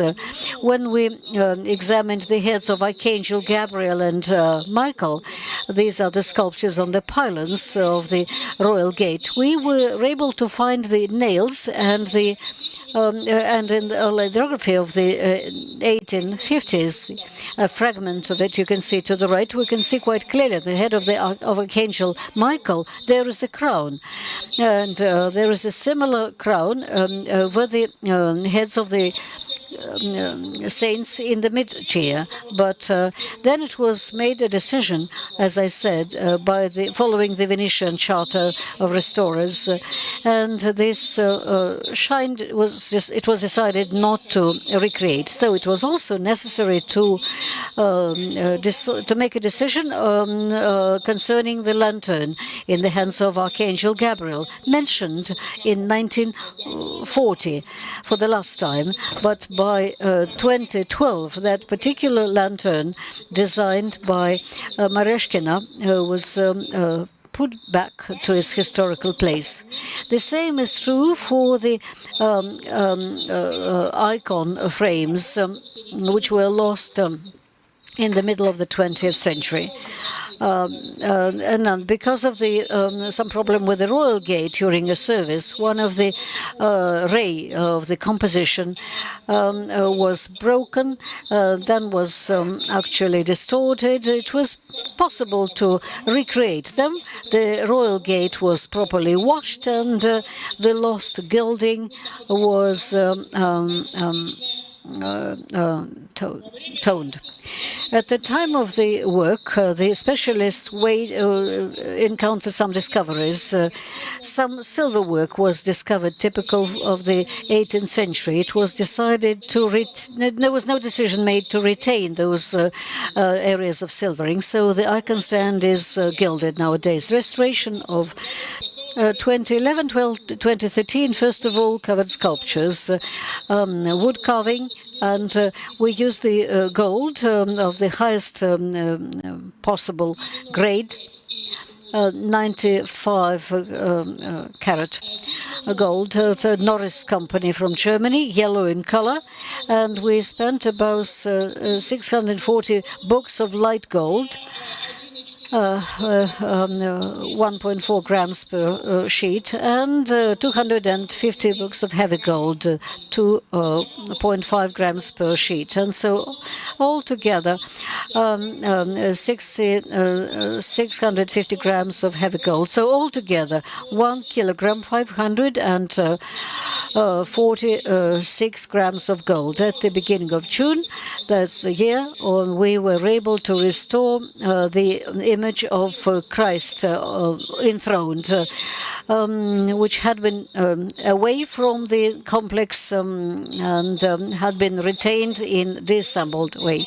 The icon stand of the cathedral is a monument of the world importance, and the completion of the restoration work makes it possible to get acquainted with unique example of Peter's Baroque, recreated in the form, in the way our ancestors were able to see in the 18th, 19th century. On the 12th of July, 2013, on the day of Apostles Peter and Paul, so this is one of the most important festivals for the cathedral. The third patriarch-led liturgy took place, the third one over its history, and the highest hierarchs of the Russian Orthodox Church were able to take it, and the representatives of other Orthodox churches of the world were also there. In his word, Patriarch Kirill appreciated the quality of the work of the cathedral, and spoke about this cathedral being true to the grace of God. Allow me to finish by saying that the example of joint work of the representatives of the museum, the Committee for Protection of Monuments, designers, architects, and historians gave a very good result, a result that can be a proper example of the organization of work on historical and historic monuments. Thank you. Thank you for your attention. Obviously, we cannot ask questions, but we can leave questions and send to Marina Olegovna Lugunova these questions, and we wish her better health, and we will go to the next speaker. The next speaker will give a report on a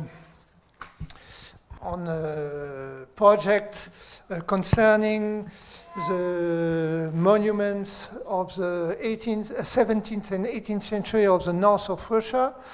And the talk will be given by Jana Maximenka. You have your...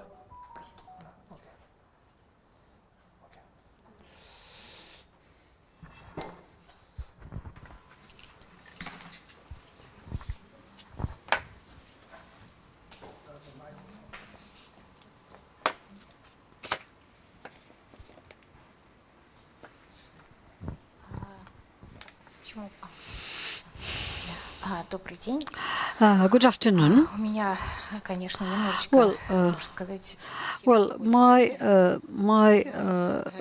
topic covers an earlier period, but technologically it echoes the presentation made by the previous speaker. Now, the technology of polychrome painting of the churches at the turn of the 17th, 18th centuries in northern Russia. The turn of the 17th, 18th centuries in Russia is considered to be the beginning of the new period in Russian history. Everything earlier is called pre-Peters, so the notion of the epoch is always conventional. But in this case, we can speak about Peter's epoch. Allow me to focus your attention on the last part of the 17th century, on the technical aspects and technical approaches to the restoration of the monument. We still do not know how the technologies developed in these days and why the centers of wooden architecture developed. Most of the authors are unknown to us, and these are the known periods when the Russian Orthodox Church was fighting against the Catholic influence, then the Great Schism, and the sculpture in those days was actually denied by the church, by the official church, and by many others. As a result, the damage was inflicted not only on the sculptural decor, but also the information was lost about many of the woodcutters and the centers of wood cutting. And in the works of Russian and Soviet researchers, there were attempts made to describe the methods of wood carving and the plastic approaches to these elements, decorative elements, in different Russian towns in the north. But without the proper knowledge of the centers of the authors, the researchers were unable to define those typical features for this or that center. More detailed studies describing the specifics of the technologies and the materials were not really carried out in those days. So, the interest to these monuments in the Russian Museum was not really surprising at all, because we have a very good collection of the wood carving elements of the 17th, beginning of the 18th century. The crosses, for example, these are the studies of those days associated with the restoration of the crucifixion, well known. And the attempt to restore this monument in the Russian Museum was made in the 1980s, and different elements were absolutely rechanged and changed, and the author's coloristic solutions were not revealed, and then they were just using glues and X-ray in order to carry out the examination. The restorers were unable to make decision on whether to remove the upper layers, what particular period of times the layers referred to, and so at present important for that reason. The researchers are back to this monument. They're armed with the new technical and technological devices. And I would like to speak about two of these monuments in northwest Russia and two wooden crosses in Karelia. To the right, you can see the Muzersky cross from the Troitsky Island. Its reconstruction is represented here, and as it is already said, part of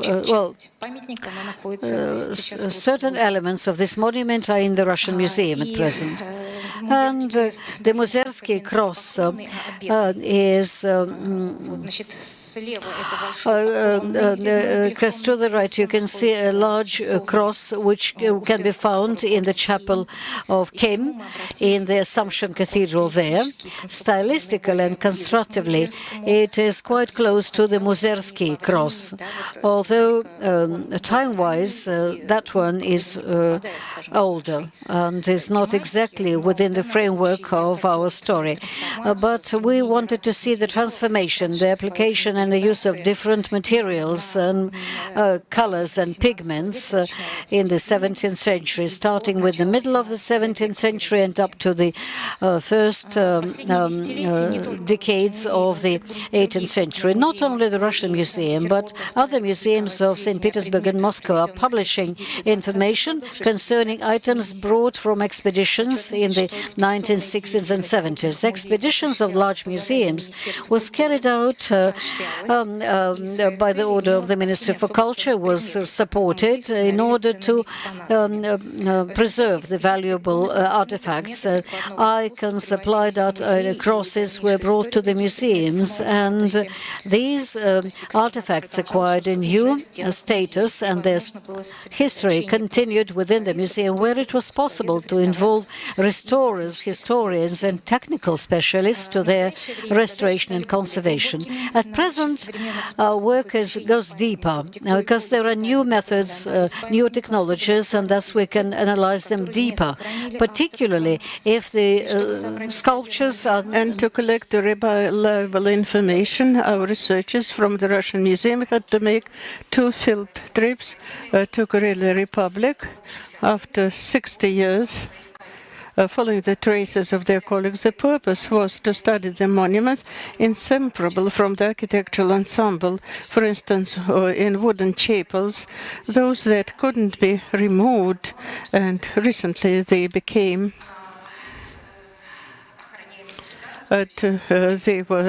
became safeguarded by the state. They received their protected status in the 60s or 70s.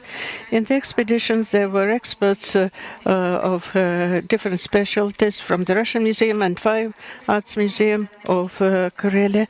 For instance, art historians, restorers specializing on the material. The experts had high competence, technologists, researchers, and chemist researchers. Now, probably there is no expert who would combine all these competences. So in the Russian Museum, there was a joint project entitled Mobile Laboratory that allows solving extraordinary research tasks. The membership of the integrated research might change depending on the tasks and objectives. The first expedition this year is to Kemp Town. Just imagine how it is located in the map. There is a photo of the chapel as it looked in the 50s. Now, restoration repair works were carried out, and this concerned the chapel and the church, the Assumption Church, which is the main church. And it should be said that the Assumption Cathedral, constructed in 1711-17, is not only the symbol of Belomorsk area, but is one of the wonderful monuments of wooden architecture. It was founded due to victory in the Northern War and was blessed in 1714. This Assumption temple, cathedral was also filled with icons and monuments of wood and plastic, which took place simultaneously. The monuments were brought, the monuments of an earlier period were brought there. This cathedral, which you can see in the slide below, was investigated in 1958 by the Russian museums, and twice in 1960 they examined the icons of the three icon stands of the Kem Cathedral and Kem Assumption Cathedral, and preventive measures were also taken. I wouldn't conceal that the Russian Museum, for saving, removed one icon from them. It is now being exhibited. That is the central icon of the Assumption of the God's Mother in the fourth hall of the Russian Museum, and two icons are in the Hermitage now. As for the cross that you can see in the left, it was not noted and it was not examined, and in principle there was no restorers who could really specialize in restoring wood and plastic, and it was not covered by this examination.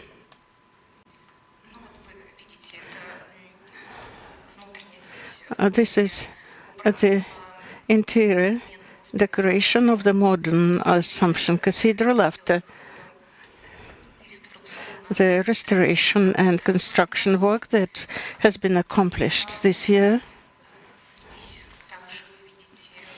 You can also see the research carried out by our researchers, and they also examined the icons that remained in the cathedral.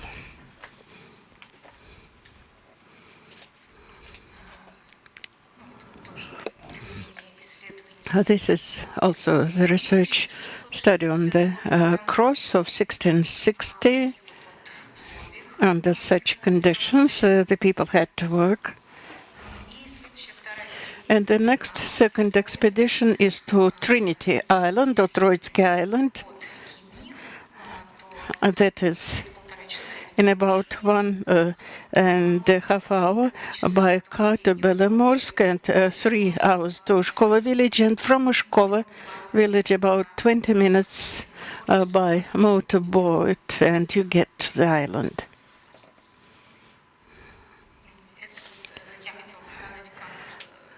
I would like to show the situation in 1962, the chapel of Muser graveyard, and this is this year during the work that was carried out there.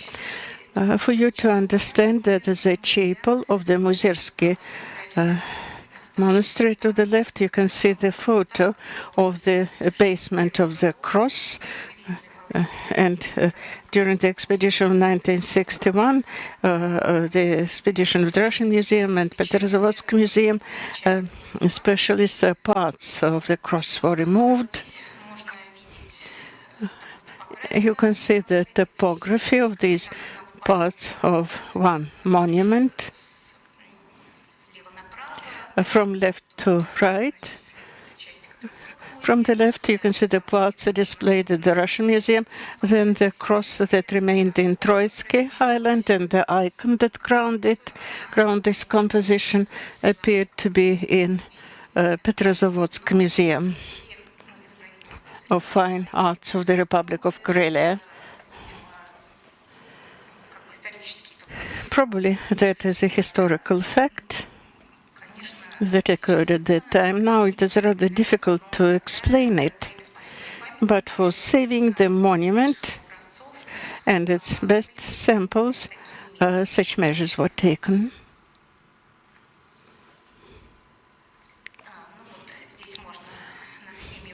In the scheme, you can see what is similar between these two crosses. They're stylistically similar, about 4 meters. They go downwards into the floor. They cannot be dismantled. On the cross under reconstruction to the right, you can see that one icon was transferred to the Fine Arts Museum of the Republic of Karelia. One icon was lost. It hasn't been preserved. Even there are some archive photos, but they are not illustrative. And the sculpture of the angel has also become lost. So that is just some historical information. I'd like to discuss the nature examination and kind examination that was carried out for the cross which is in the island, and for those elements that are kept at the Russian Museum, at Pетровского Museum, because we also have reached that museum and conducted the same studies. And thus, on the cross, which is in the chapel of the Kem Assumption Cathedral, I have listed the equipment which is currently available to our mobile lab and which we use when we solve such problems, because now such problems have become quite urgent and topical. These are the conditions, our working conditions, and I demonstrate how it was made. Then I will focus on the outcomes of the studies. First, we studied wood. Of course, these studies were conducted at the lab of the Russian Museum. I won't detailize on the studies, but I can just mention that we used a traditional timber species that are traditional for the North Karelian region was used. The main timber was pine, of which the cross was made.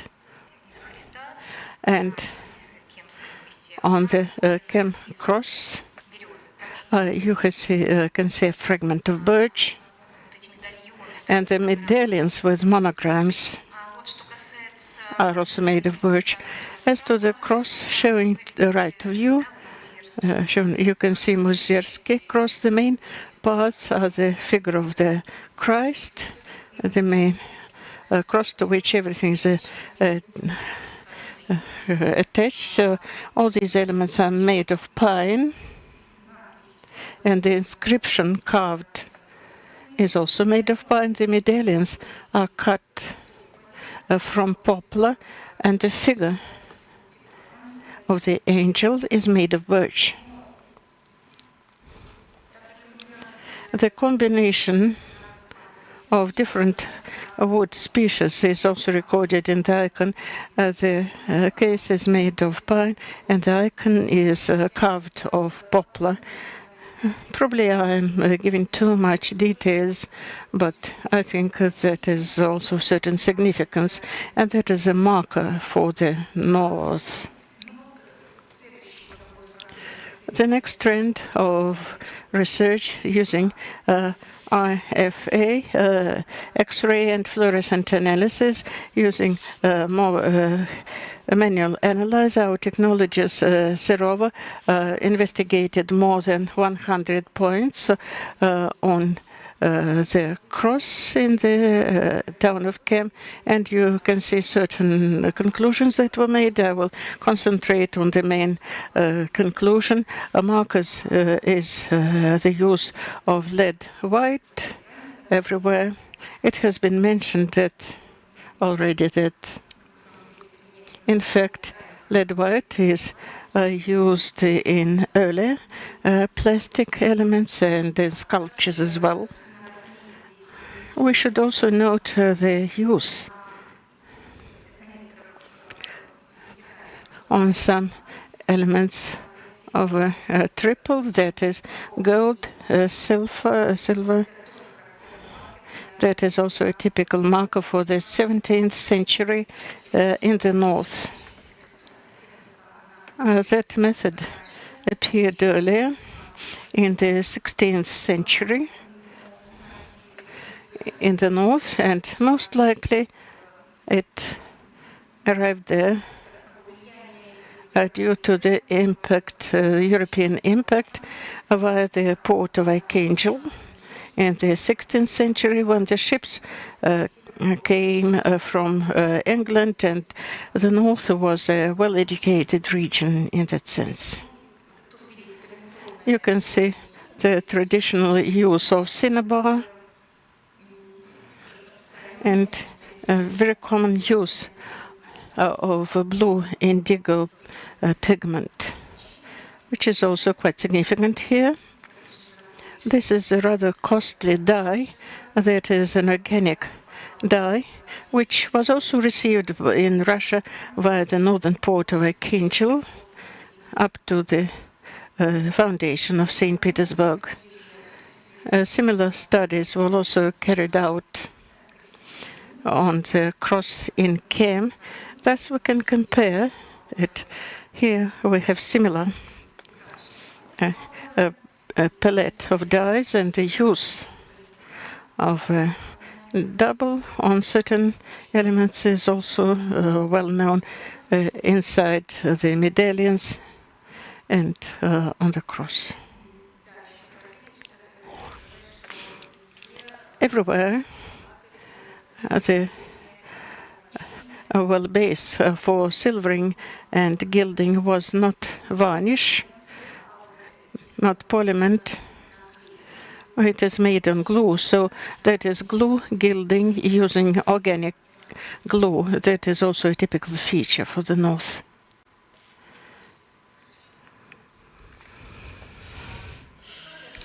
The results of RFA on Muzersky cross. You can see the red lines here. These are the elements which were also decorating, and they used doublet, the alloy of silver and gold, also on a glue base. The only thing that has to be noted, since these monuments, both of the monuments or both crosses, are painted on the wooden base without the use of priming. But under metallized coating, under gold or silver, they used kamin, and in the north that is a common gypsum kamin.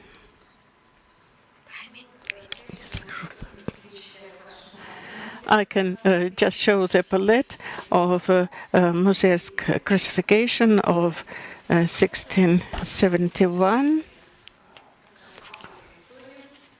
That is a similar story.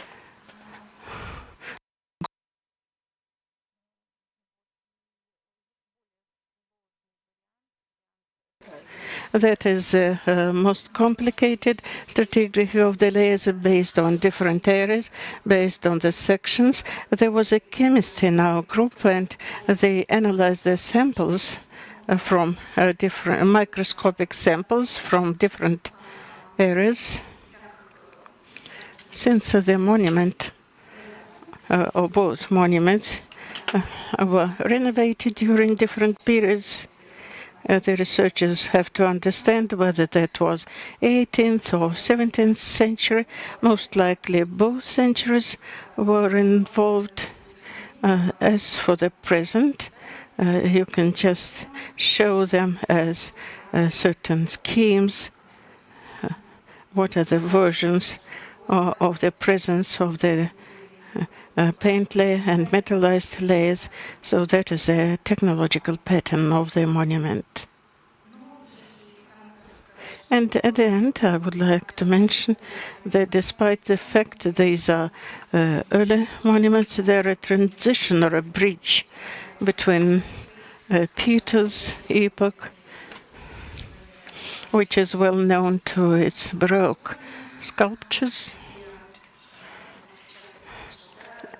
And now I have listened to the presentation of Marina Legunova, and in their technology they were already using polymer gilding and gilding on Gelfarbe. This is also the European influence, but it should be said that the use of silver and gold has long been known in Russia since the 16th century, and it can be seen on such well-known monuments as one from Novgorod Sophia Cathedral that is kept at the Russian Museum. And these are wooden files that have been preserved. I can no photos to show them. There is a combination of silver and gold further.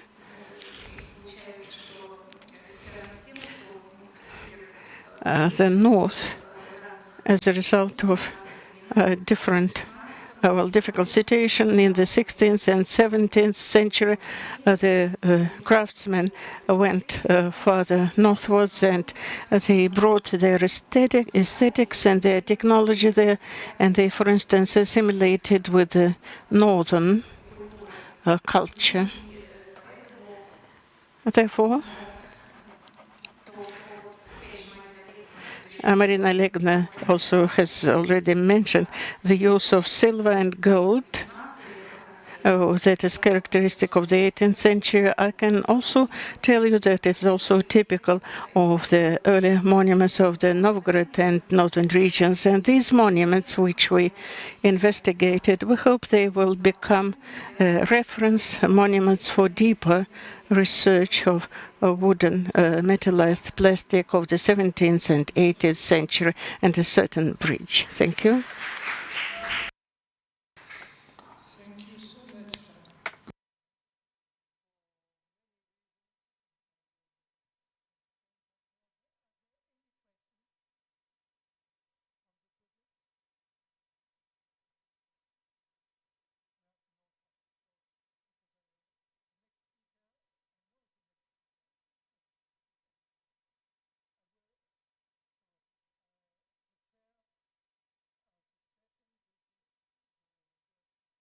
Speaker is the same person. So I will try.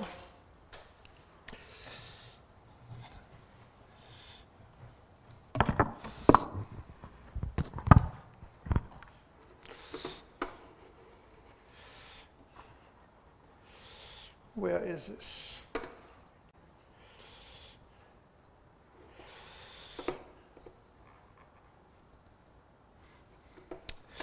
So I will thank here Anna Siro for giving the opportunity to give some example about analysis of several paintings from the 18th century, which has been performed in the laboratory where I was anciently at the beginning of this year, until beginning of this year. I will show several results. It's inserted in the heritage science, les sciences du patrimoine, which I try to give a translation in Russian. So that's the evolution of the research department, the different development, but I will pass the word to Vincent de Tal, who will be the next speaker, who will explain that more. Now it's more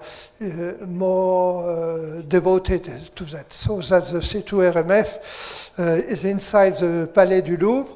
That's a slide from a street artist, GR, who made that the year before the lockdown. So the laboratory is a pluridisciplinary institution. That means there are inside the laboratory art historians, physicists, chemists, and they work together and try to work collaboratively in order to have the two missions, expertise and assistance to restoration. So There are many scientific equipments which will be involved in the example I will show. And here the slide, you see the slide, the object is always at the center. The center and the center among which the different equipments are analyzing, but also the different disciplines who look collaboratively on this object. So the duty, we have to avoid sampling, developing non-invasive techniques. So the trend today is to have multispectral and multi-scale imaging. And of course, as it was said in the previous presentation from Jana, is to reduce and to avoid, if possible, the transport of works of art. That means we need to go to the works of art and so to develop mobile laboratory. So we need also dating methods, and there is today what we have to keep that in mind is open science. That means we have to share the data. We have to, the data which are get by the different techniques have to be shared and to be inserted in a joint project. That means in order to say we are now inside a collaborative science instead of competitive science, and the different disciplines should work together. So the development of laser is of paramount importance, and Vincent de Tal, who is working at the C2RMF, as I said, is the next speaker. Unfortunately, he could not be with us, but thanks to the marvelous techniques we have, we can have him virtually in a few minutes. So he developed several techniques for analyzing, imaging, and also conserving works of art, which is interesting. So the C2RMF, and it's important, and will be a good transition with what I wanted to tell, is inside the European Science for Heritage. That means it's associated with the CNRS, which is a huge, which merge all the research in France. France is a very centralized country. So, so the C2RMF has been associated with CNRS in 3 different centers. We have got different kind of project which have been developed in France. That's Equipex, Labex, the 2 Equipex and one of the Labex, and also from the region of called Île-de-France, which is Paris and the suburbs. And also we were involved in the different European projects. So the C2RMF is known especially because has been developed a particle accelerator from now more than 25 years, and has been renewed recently. We have this project called Patrima, who was the roots for the development of the Fondation des Sciences du Patrimoine, which is an umbrella for merging different cultural institutions as a scientific institution like the research laboratory of the CITO-RMF, the research laboratory of the historical monument, which is led by Aline Magna, we heard this morning, and but also cultural institutions like the Louvre Museum, the Versailles Castle, the National Library, and so all this are working together inside the Fondation des Sciences du Patrimoine, which is interesting. So I have shown different examples here. So there is also a project which was called DIMMAP. It's an interesting development of materials for ancient material. And here I put two examples of our period we are facing. Is paint in blue and Pic 2. I will show in the next slide if they come. No, sorry. So here is Pic 2 is in order to look at the palette of Jean-Baptiste Oudry, who is a French painter who painted many like this painting, which was interesting. And so the other one was painting blue, which was finished by a workshop end of 2019. It's to understand the development of a specific pigment, the pigment Rococo of the 18th century, which is a Prussian blue. And so with the different names which are put here, bleu de Prusse, bleu de Berlin, bleu de Paris, bleu Midori, which are the different recipes, and was developed inside by a colleague of the CITO-RMF and Solène Lehoux. So, all this kind of blue, which is the different names of blue, and the bleu de Prusse, Prussian blue, was used especially by Antoine Watteau, who was one of the first painters using this, and I will mention Antoine Watteau more in a while. So we have this mobile laboratory, which was route by a truck, on which we had several kind of equipments, and also developing laboratory for silver plates for photographic and radiographic plate. And you see colleagues more than about 50 years ago analyzing Iron Age vessel, which is most famous in France, but it's not the aim of that. And Vincent de Taille, again, is head of the MOLAB, or the French MOLAB. So the CITO-RMF is involved with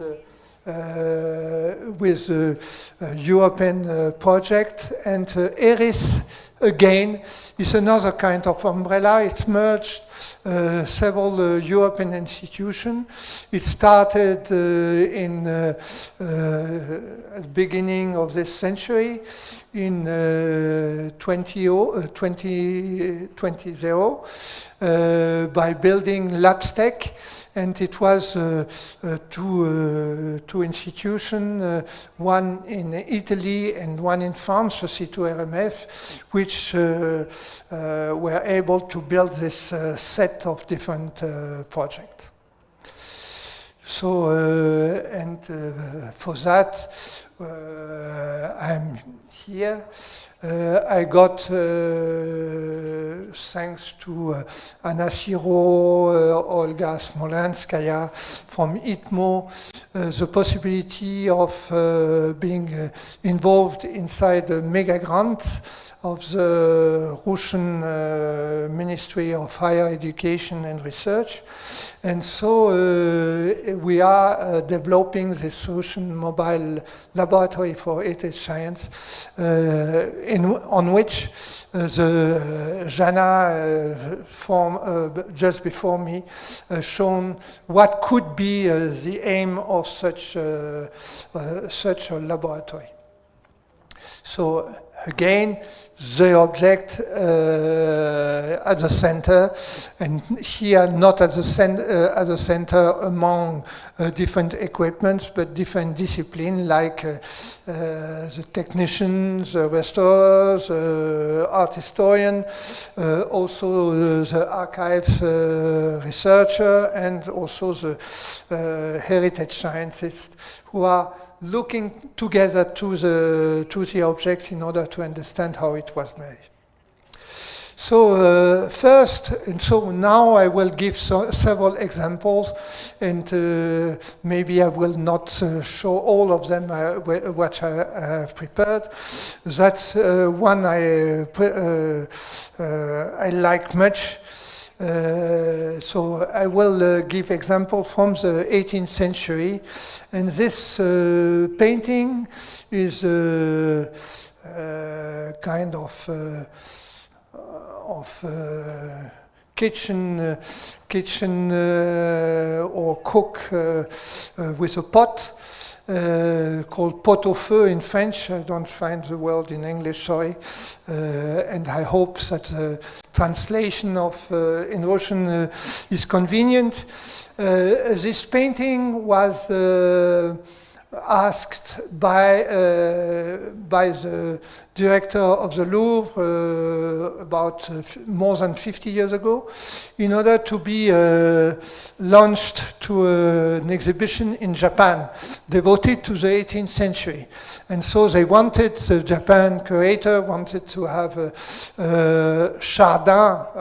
Chardin painting, and so the director of the Louvre was not especially pleased to send a Chardin to Japan, but finally decided to lend this painting, which was not completely by Chardin, but was attributed to Chardin because it seems having been made like Chardin. And Chardin, so it's his portrait, self-portrait, and he made such still life, like La Brioche, this one, but we have many other examples which are close to the one.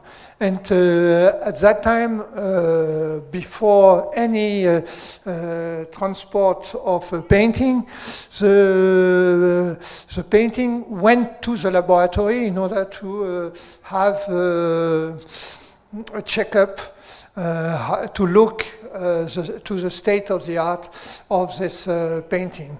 And so the checkup was commonly undertaken in a proper way with photographs and different kind, with different radiation, UV, in order to see the state of the surface, varnish, even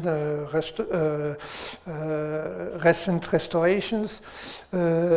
Also X-ray radiograph, and also infrared photographs. And when this painting was analyzed under infrared, it was discovered a signature of Bougneux, which was most intriguing for many reasons, because Bougneux was a painter and also an engraver of the 18th century, a contemporary of Chardin, who made this kind of paintings and engravings, and you have his dates, 1740, 1814, and you see when they found this this name was too fierce first, because this painting was no more attributed to Chardin, and second, who is Bougneux? Who is Bougneux? And so the art historians, the archivists made some work in order to renew Bougneux, and this painting was restored, and now you may see, of course, the signature of Bougneux inside the painting, and is exhibited. It's a beautiful painting now.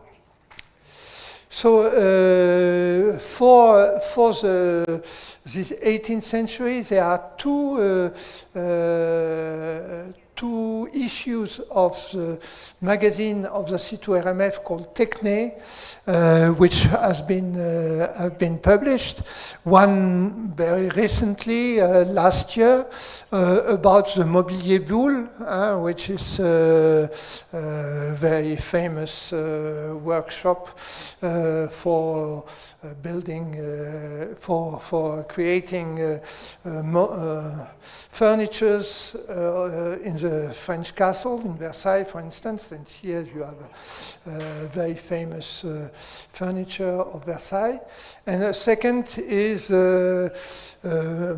more ancient, is devoted to Watteau, I mentioned already, and La Fête Galante. I can translate that in Russian, maybe the translator can do that. And we will show now several examples about this painting. So we did spectrometry measurements, which a prototype which has been developed by the C2RMF 20 years ago. This device has been developed by a French company you have here, and was the first time we were able to analyze by force, which means fiber optics reflectance spectrometry, without any contact. And so we developed that, and we are able to analyze precious painting like this Leonardo, this one in situ, because it's transportable, put on a stand of photograph apparatus of that.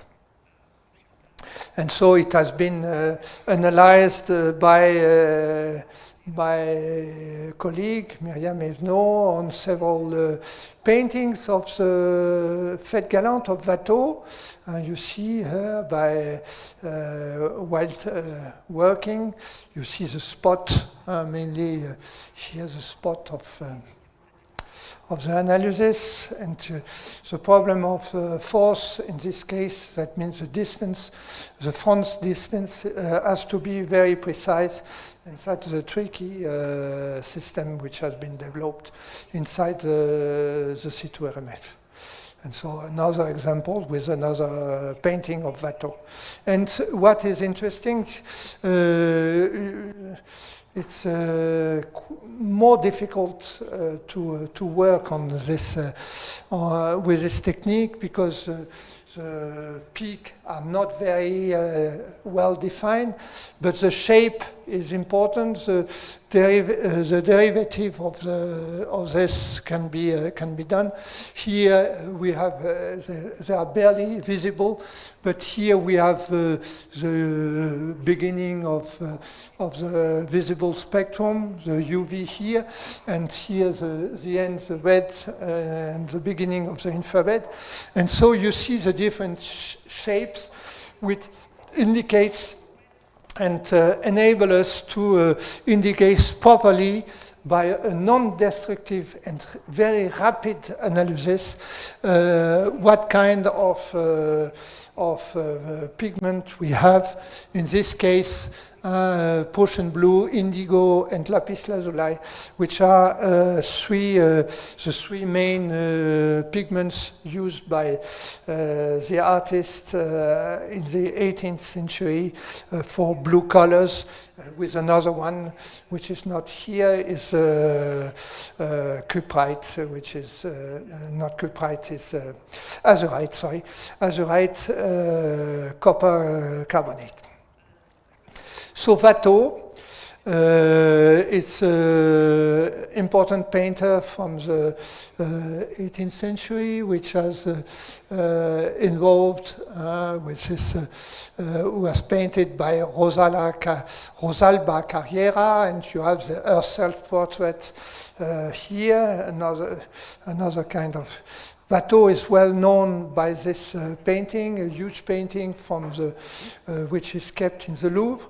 And I will pass several paintings like the Les Fêtes Vénitiennes in Scotland, on which Watteau himself represented, playing on a specific music instrument, which was well developed at that time. You see an enhancement of Watteau. He liked to paint monkeys, for he was a kind of nice man.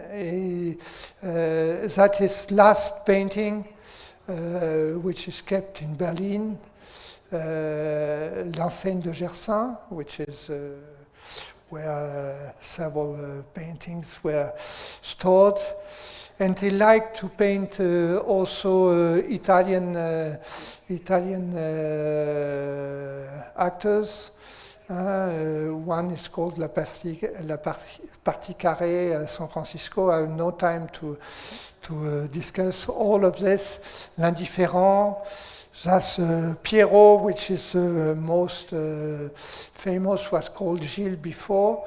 Les Comédiens Italiens in Washington. One of his last painting, just before l'enseigne de Gersaint. You see Harlequin in another which is representative of comedy, of theater, of Noland de Fatouville. La vraie gaieté, la proposition embarrassante, so to be seen here in St. Petersburg. That's the reason I shown here. It's here where the landscape is most important for that. Another painting from Berlin. Here, typical painting from the Fête Galante. Here, the couples which are here on the lying on a fence, and La Gamme d'Amour, and another painting from the Hermitage. Et les Champs-Élysées, the Nevsky Prospect in Paris. Okay, so Diane Aubin is the first painting I wanted to show, and I will show the different elements I put here. The infrared, and which was used to do the infrared false color, which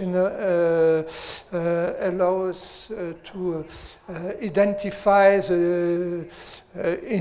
very rapidly, or to have an idea what kind of pigments have been used, especially for the sky. and the X-rays. And I will show the principle of infrared force color we had. That means you have here on the top left of the screen the scheme of the principle of infrared force color. You use for the red, there are three components of a color image: red, green, and blue. And for the red, you use the infrared signal. For the green, the red, and for the blue, you use the green signal, and you skip. You don't take into account the blue signal. So you have a specific force color image, and thanks to different trials which are performed inside the laboratory, we see in direct color the different blue, for instance, lapis smalt. Smalt is a glass with cobalt, azurite, and indigo, and you see in the difference is enhanced. They looked almost the same in the color. This one are not for azurite and indigo. They are not proper. It becomes probably from the lamp of the projector, but they are more close together. But infrared force color gives an idea, and especially look. That means azurite stay blue instead of indigo, lapis, and smalt. And that's that if we go back to that, we were able to see that to merge that the blue sky behind Diane Aubin is mainly used by azurite, the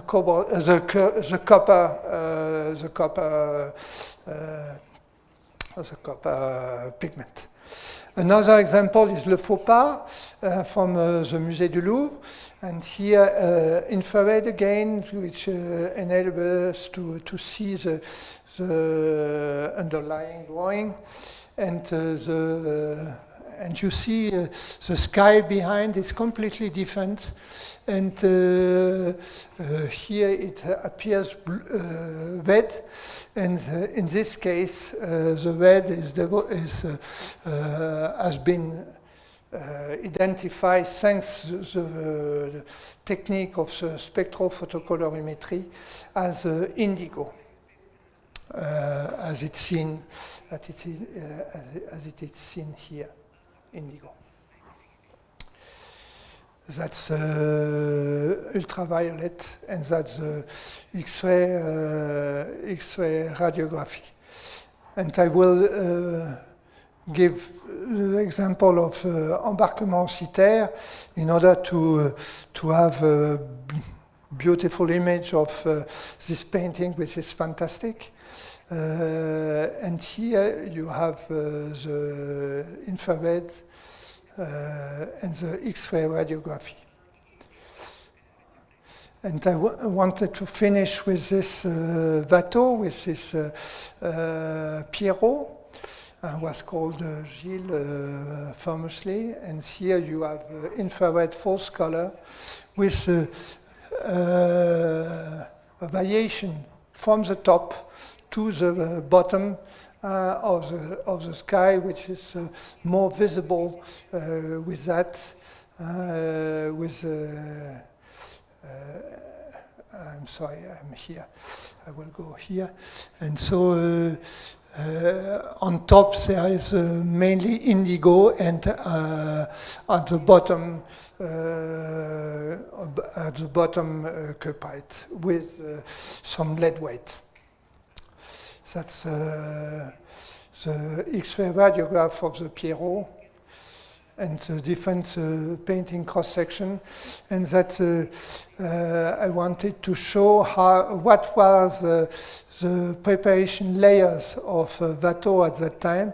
There was not a white preparation, but dark preparation, mainly red. Here you have, here I don't have, here maybe you see the arrow here, so that layer made by, colored by iron oxide, and on top of it there is a second impression layer, yellowish, with again less iron, but also a little bit carbon, and also other kind of ochre. And here you have the different colors, and here you have a layer of indigo, and here you have a layer of green with different kind. So maybe I stop here because we have again two other speakers, and I don't want to keep the floor for myself, but I could have given some more examples, but it shows that, and that's a message I wanted to send today, that this kind of non-invasive techniques are much important, and there are application of optics mainly from different kind of radiation, X-ray fluorescence, which has been mentioned by Jana shortly before me, but also visible, which gives information not only of the elemental composition, but for the what is the element proper. And this technique is enable us also, if we have the important references, we are able to analyze also the dyes, which is most interesting. And the development of this technique for the developed the technique of hyperspectral imaging. That means we can now having an image of a painting, not only like the photographs which are shown, but we can have for each pixel of the image whole spectrum of reflection spectrometry from the visible to the near infrared. And it is the same with the X-ray fluorescence. And these two techniques are developed, have been developed during the 10 passing years, and could be developed inside the museum laboratories. It's important for analyzing paintings. It is a development of hyperspectral, is a development of infrared false color. The X-ray mapping, the X-ray fluorescence mapping is a development of X-ray radiography. And so these two techniques can be in a certain way transported inside the truck They are transportable rather than mobile, but since in France, laboratory with which we are associated, the Centre de Recherche sur la Conservation des Collections, which is part also of the Fondation des Sciences du Patrimoine, and so we are associated with them, and we transport this system frequently from a place to another, from a museum to a cathedral to a palace, in order to analyze painting. So thank you very much for your attention. Thank you very much.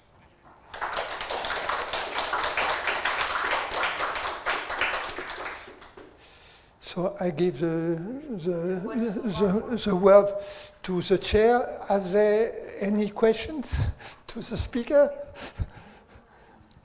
If not, we give 20 minutes to finish the conference, so okay. Maybe 25. 25. So, unfortunately, no time for okay. questions. No time for questions.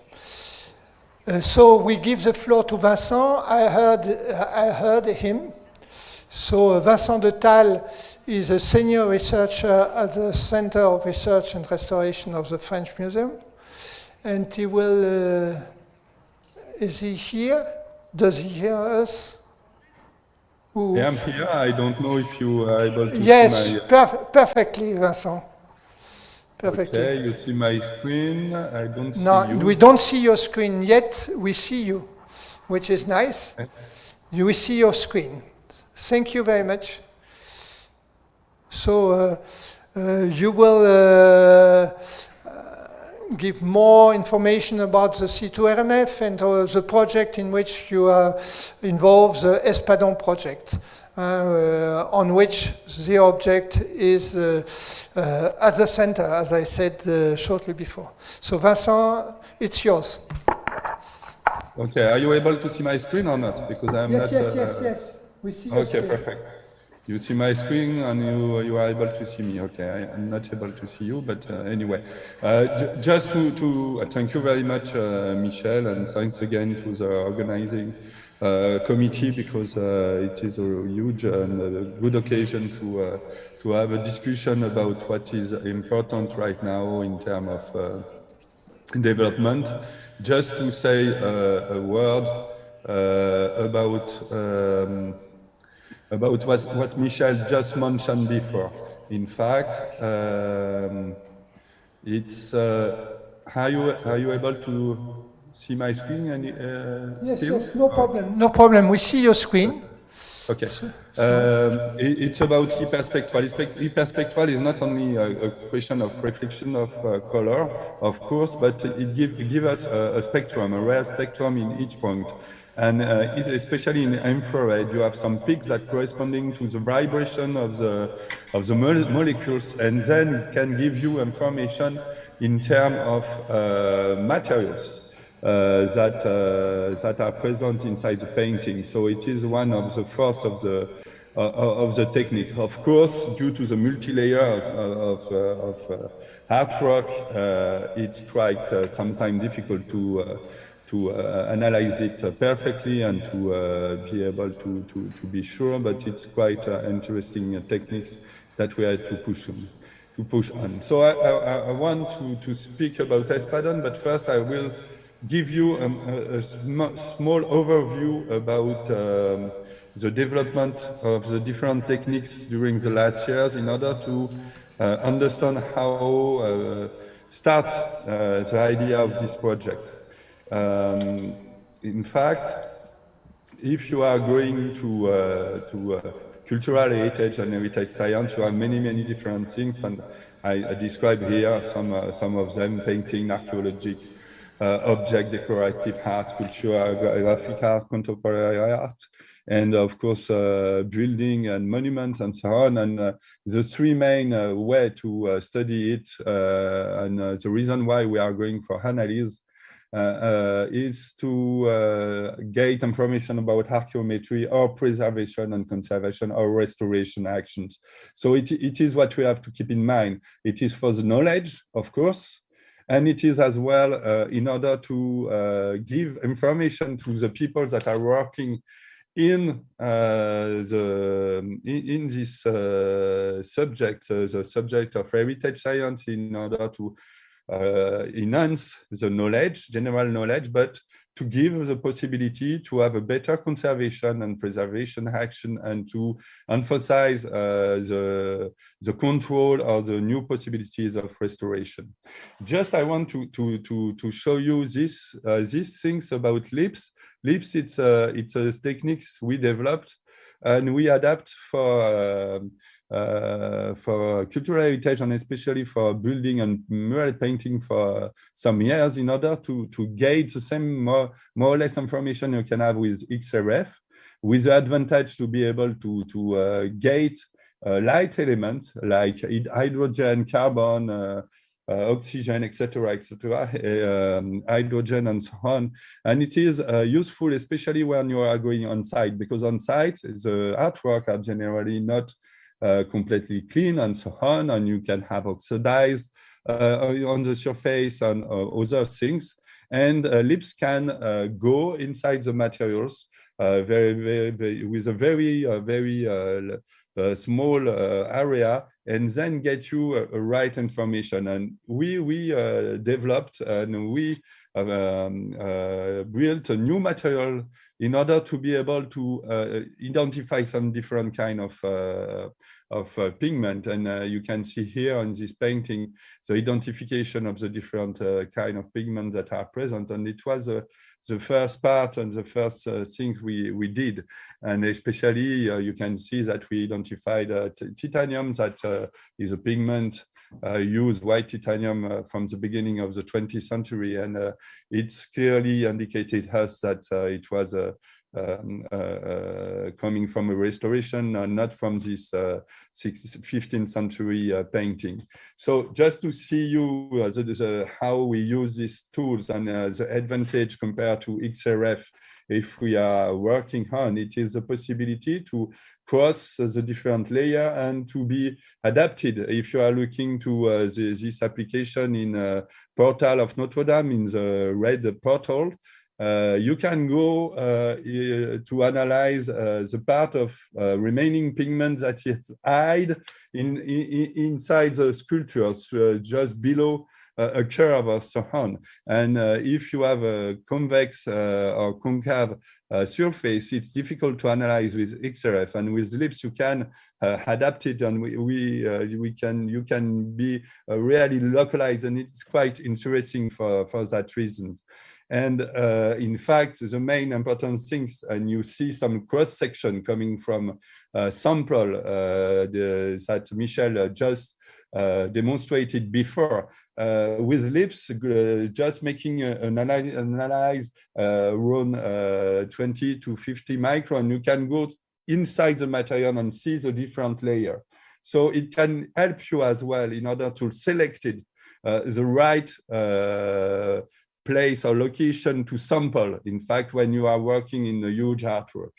Of course, there is some limitation, but things that is interesting with this technique, and it is what I want to show you, it's the possibility as well to identify the painting techniques. I mean, if it is a fresco, if it is what kind of binding media is used, if it is glue, oil, eggs, or casein, and so on. And we work and we focus on that, and we publish a lot of different papers that demonstrated that. So in fact, if you are looking to the typical LIPS spectrum, you can identify different kind of elements, but inside the spectrum, you have what we name C2 or CN swan system, or raw vibrational bands that correspond to and can help to finally identify the binding media. And it is what we did, coupling this kind of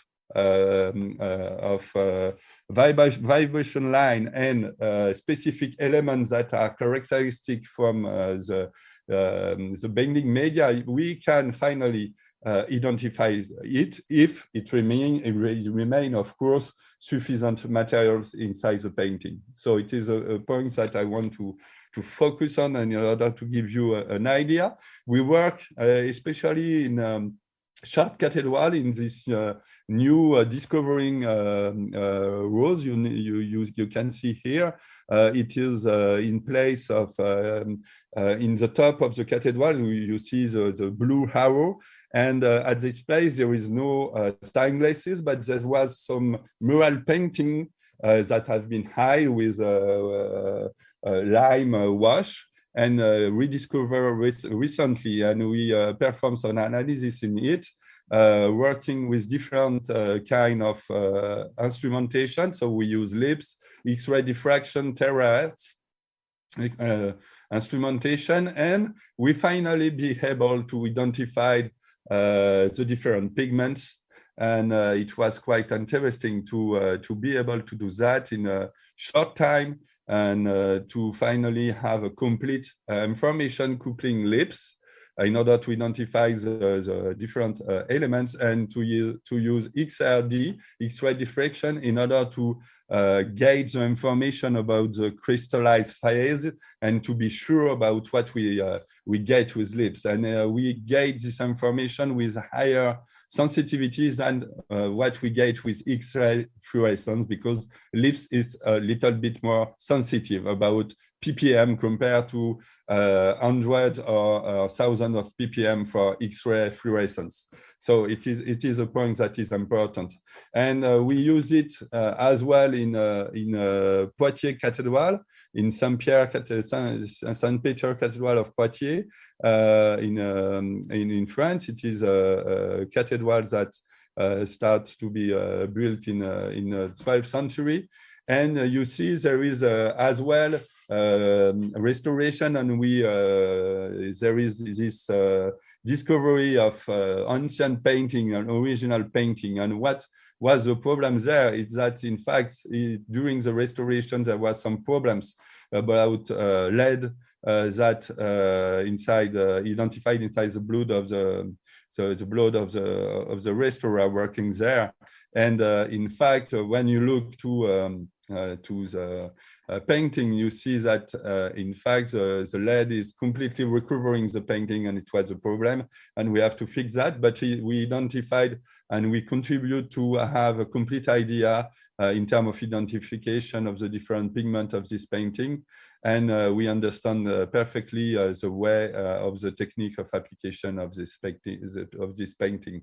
So we were able to know where in this decoration is located the original, and where is located restoration part. So one other application of this kind of techniques, LIPS techniques, is for archaeological approaches. When you are speaking about archaeology, generally you ask this question: how old are you? And it is dating, question of dating. Dating, could be relative, and in order to have a relative dating, you can go with a stratigraphy, with typology, or with the composition. It is something that can give you relative dating. Stratigraphy is very simple. You know this different layer. Inside the different layer, you can find different kind of objects, and you can have an idea about the period of the time of the creation of this object, okay? And about the typology, it's as well simple. You know, if you look to the different fonts, you have an idea about the period of fabrication. It is the same thing for the car, but of course, in terms of heritage science, it is the typology of this kind of object. If you consider a sword, if you consider pottery, ceramics, and so on. And finally, the addition of the information you can get can give you the right information about the period of fabrication, but it's only relative, and you can have sometime a fake, of course. And then it's important to go with absolute dating. For absolute dating, you can have dendrochronology.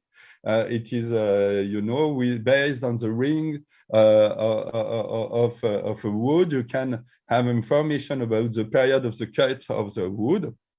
Or you can go for some materials with thermoluminescence in order to get the information of the last fire in terms of fabrication for ceramics or other materials, or you can go with radiocarbon dating if you have such kind of organic materials still remaining inside the object. So what we did, in fact, with LIPS is not to go to carbon dating, but to, in fact, be able to see directly online or during excavation, you know, to get the possibility to have an idea about the residual amount of organic materials inside your things. And we try to see if by LIPS we can identify the collagen. Collagen, it is the material that is remain from the bones, even it is a very, very old one.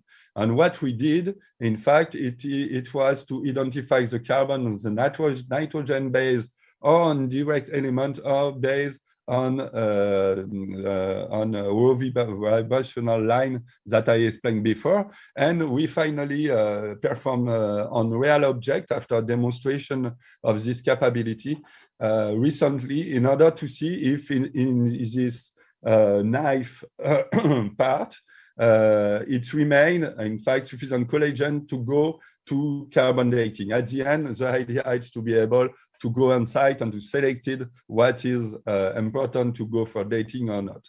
Another kind of application in the same way is working on identification of carbon on of such kind of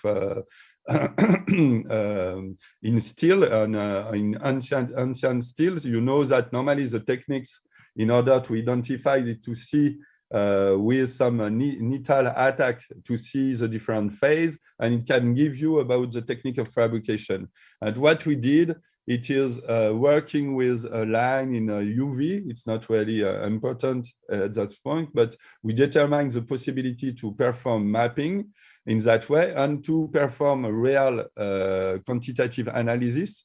You can see here the calibration curve, and then finally, we compare what we can get with needle attack and with LIPS measurement of concentration and performing such kind of mapping. And what is interesting is that where the classical method give you only information about, you know, perlite, ferrite, and so on, cementite that are present inside your archaeological sample, LIPS can give you information of non-equilibrium phase of your steel, and then give you more information, and as well can give in the same time the presence of phosphor in your sample.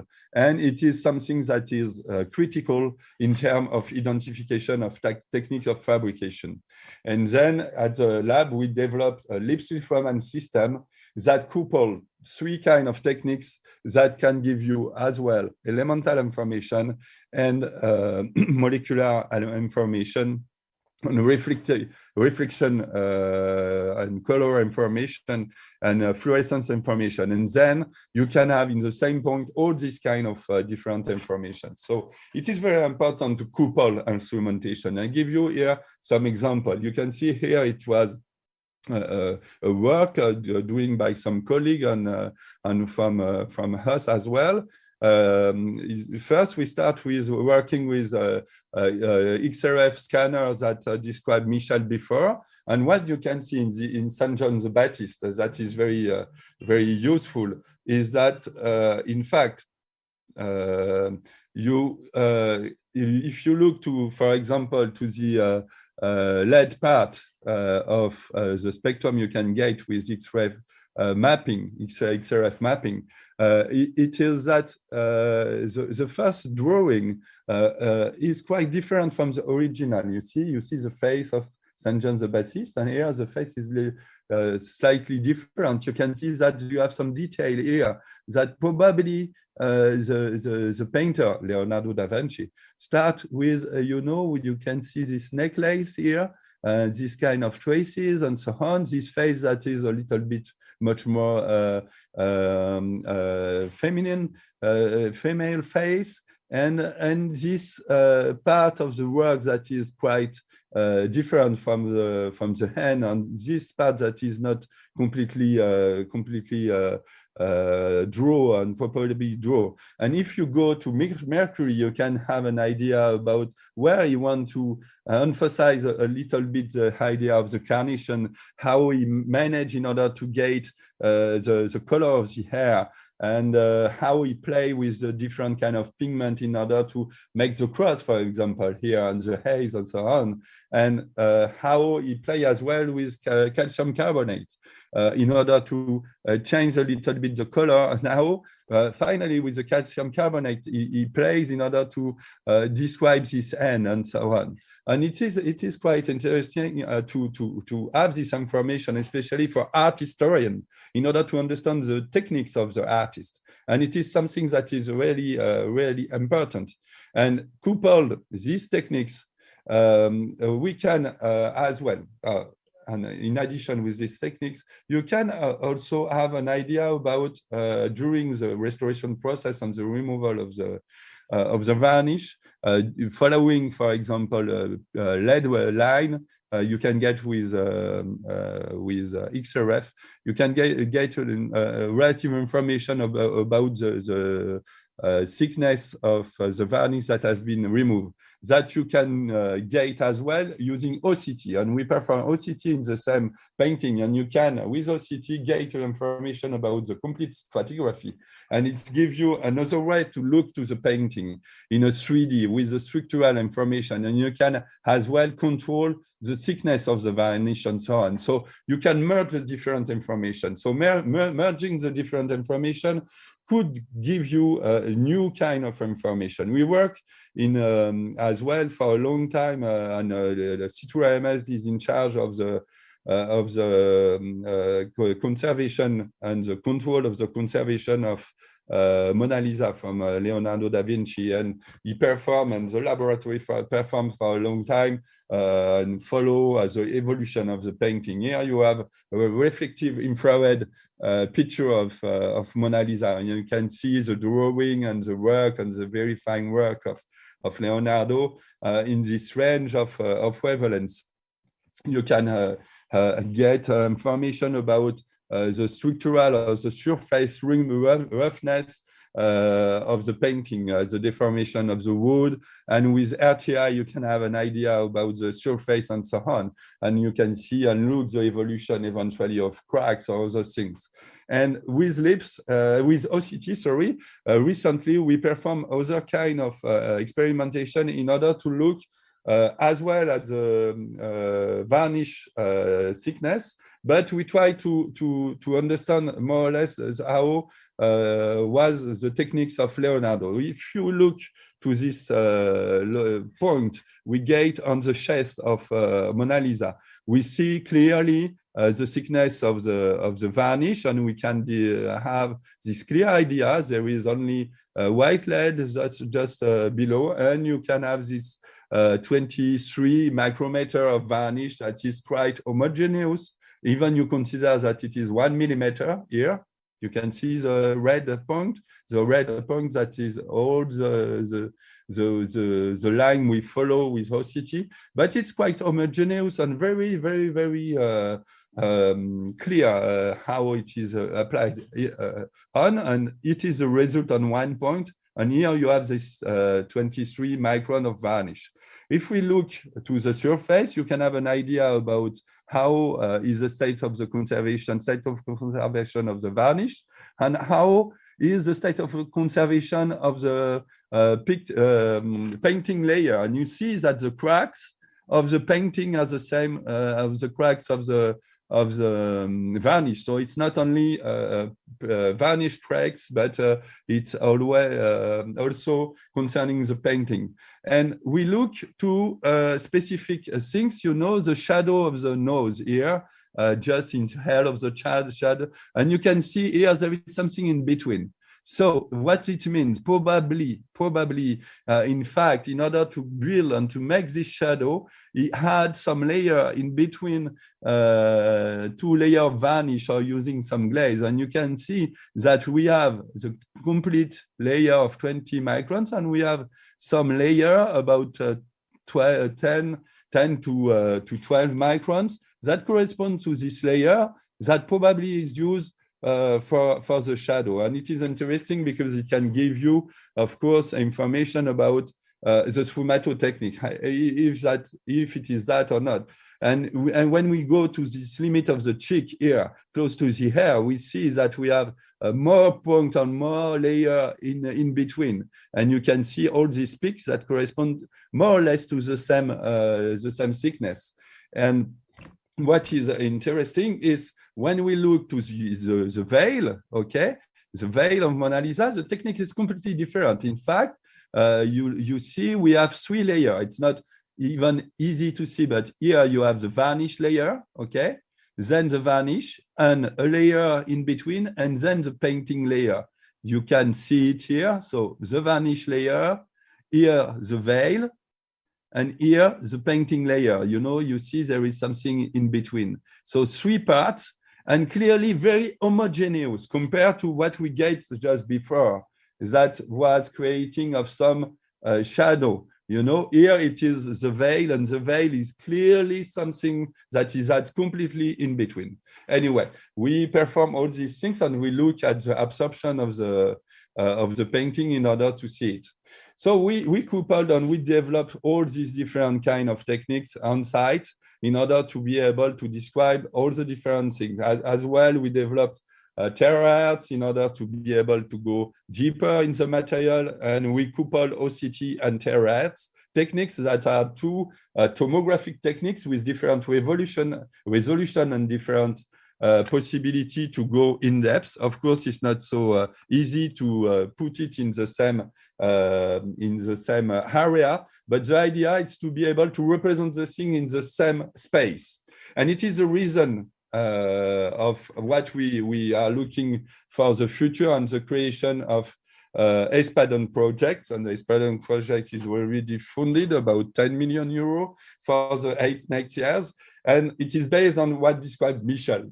There was different kind of support in terms of European program and different kind of program in terms of supporting development of instrumentation. And based on the constatation that we are now addressing new instrumental issue in terms of 2D and 3D capability to describe the painting or the artwork, we have to continue to develop this kind of technique in order to describe completely the object and to be able to be multi-scale and multi-temporal and to perform multi-dimensional analysis in order to contribute to multimodal development.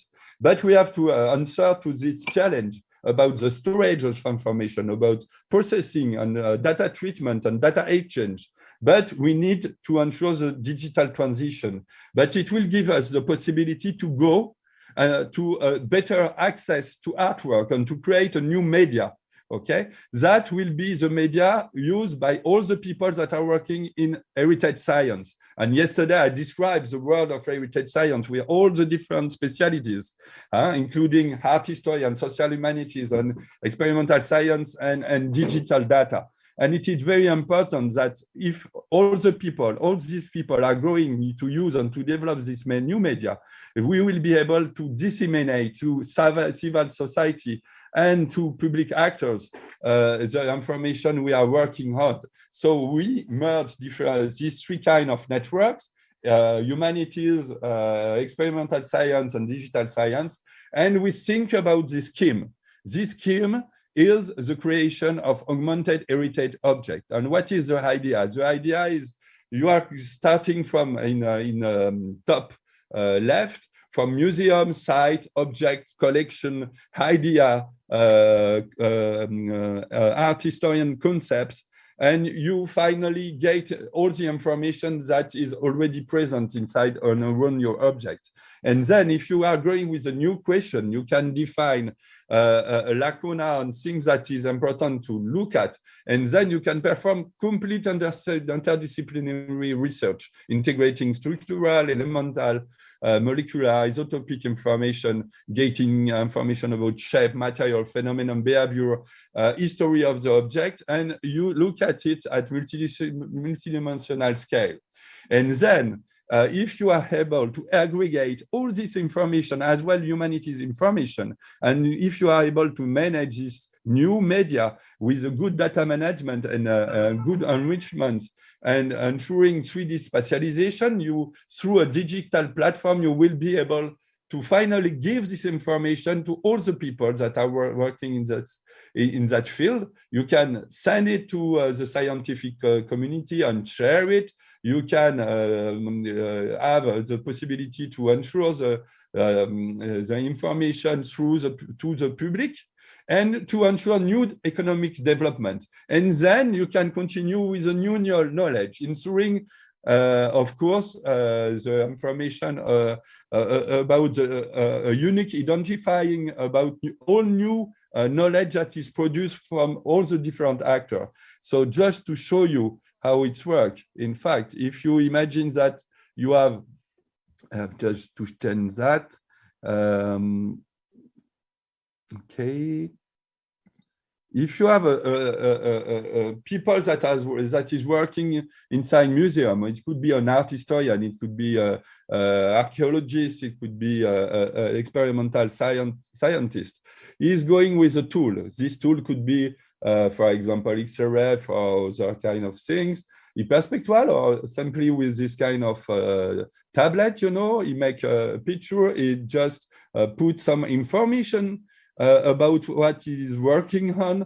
He look on a specific object he want to focus on. He identifies the important, you know, here traces or typical structure. Then he can go to the laboratory for complementary information in order to gauge, for example, identification of pigment. And then if he identifies specific alteration or other things, he can merge this information in a global network where we will be able at the end to share and to put link in between the different things.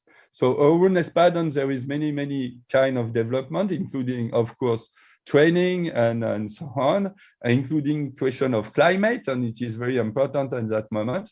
And we have all these different partnerships, and the idea is to be able to describe different kind of object at the different level and to include all this new information and new technology. Example here with a manuscript, example here with a historical building, with a different technique merging the different results and so on. And finally, be able to share it and to share it at the international level, because of course, the dissemination of the painting, you can have a painting from Vermeer at the Louvre Museum, at the Rijksmuseum, inside the Hermitage, inside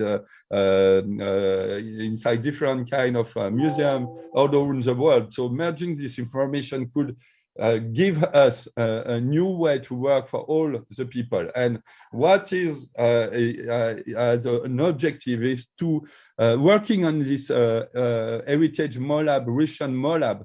It's to be able for this development to join the Espadon project that is in fact running at the European level and international level in order to be able to develop all these aspects with us, so all together. And it is very important, and to join this question of transnational access, where with the force of the Russian people that are working in St. Petersburg, but not only in St. Petersburg, in order to be part of these fantastic possibilities that open this kind of project for the future. Then we can imagine that with all these tools, we will be able to work on this specific artwork, you know, coming from the period that is specific, the theme of this conference, and then finally to be able to contribute to better knowledge, not only in terms of description of the painting or of the sculpture, but to have information about the pigment, about the state of conservation, all the aspects that are interesting for all the people working in the field. And that will give us the possibility to completely share this information and to integrate, even you are just art historian to integrate information coming from experimental science, or in the invert, having this information of art historian in order to better understand what you are looking to your study of experimental science. So, спасибо большое. Thank you very much. And as you can see here, the important things, and you see this small girl looking to this sculpture. We are doing that in order to ensure for the next generation to have this kind of smile. We don't see small girl, we see you. Oh, So, sorry. thank you, Monsieur Detal. Thank you, you were so great.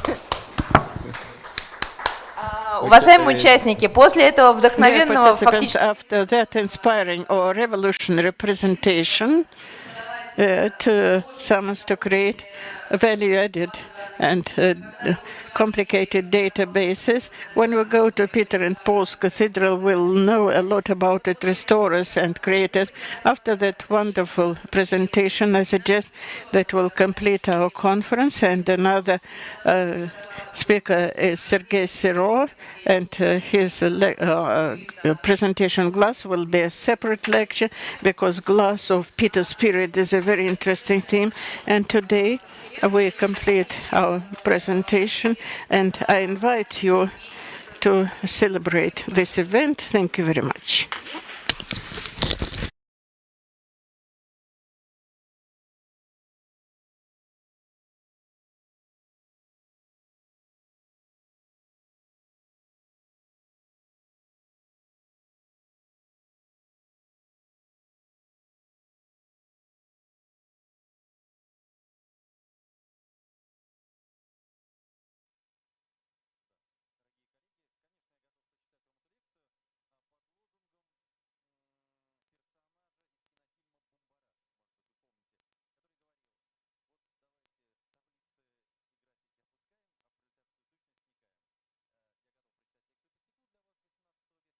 So it's the most interesting topic indeed, and I will take just a minute of your time.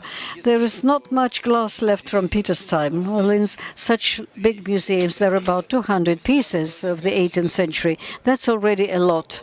In Peterhof, there are about 150. There are a bit more in the Hermitage Museum. There are 5 in the Peter and Paul Fortress. So the glass of Peter's time is unique. So if we meet, I will let you know what happens in this field. Thank you. I would like to thank everyone who was with us at the conference. Thank you.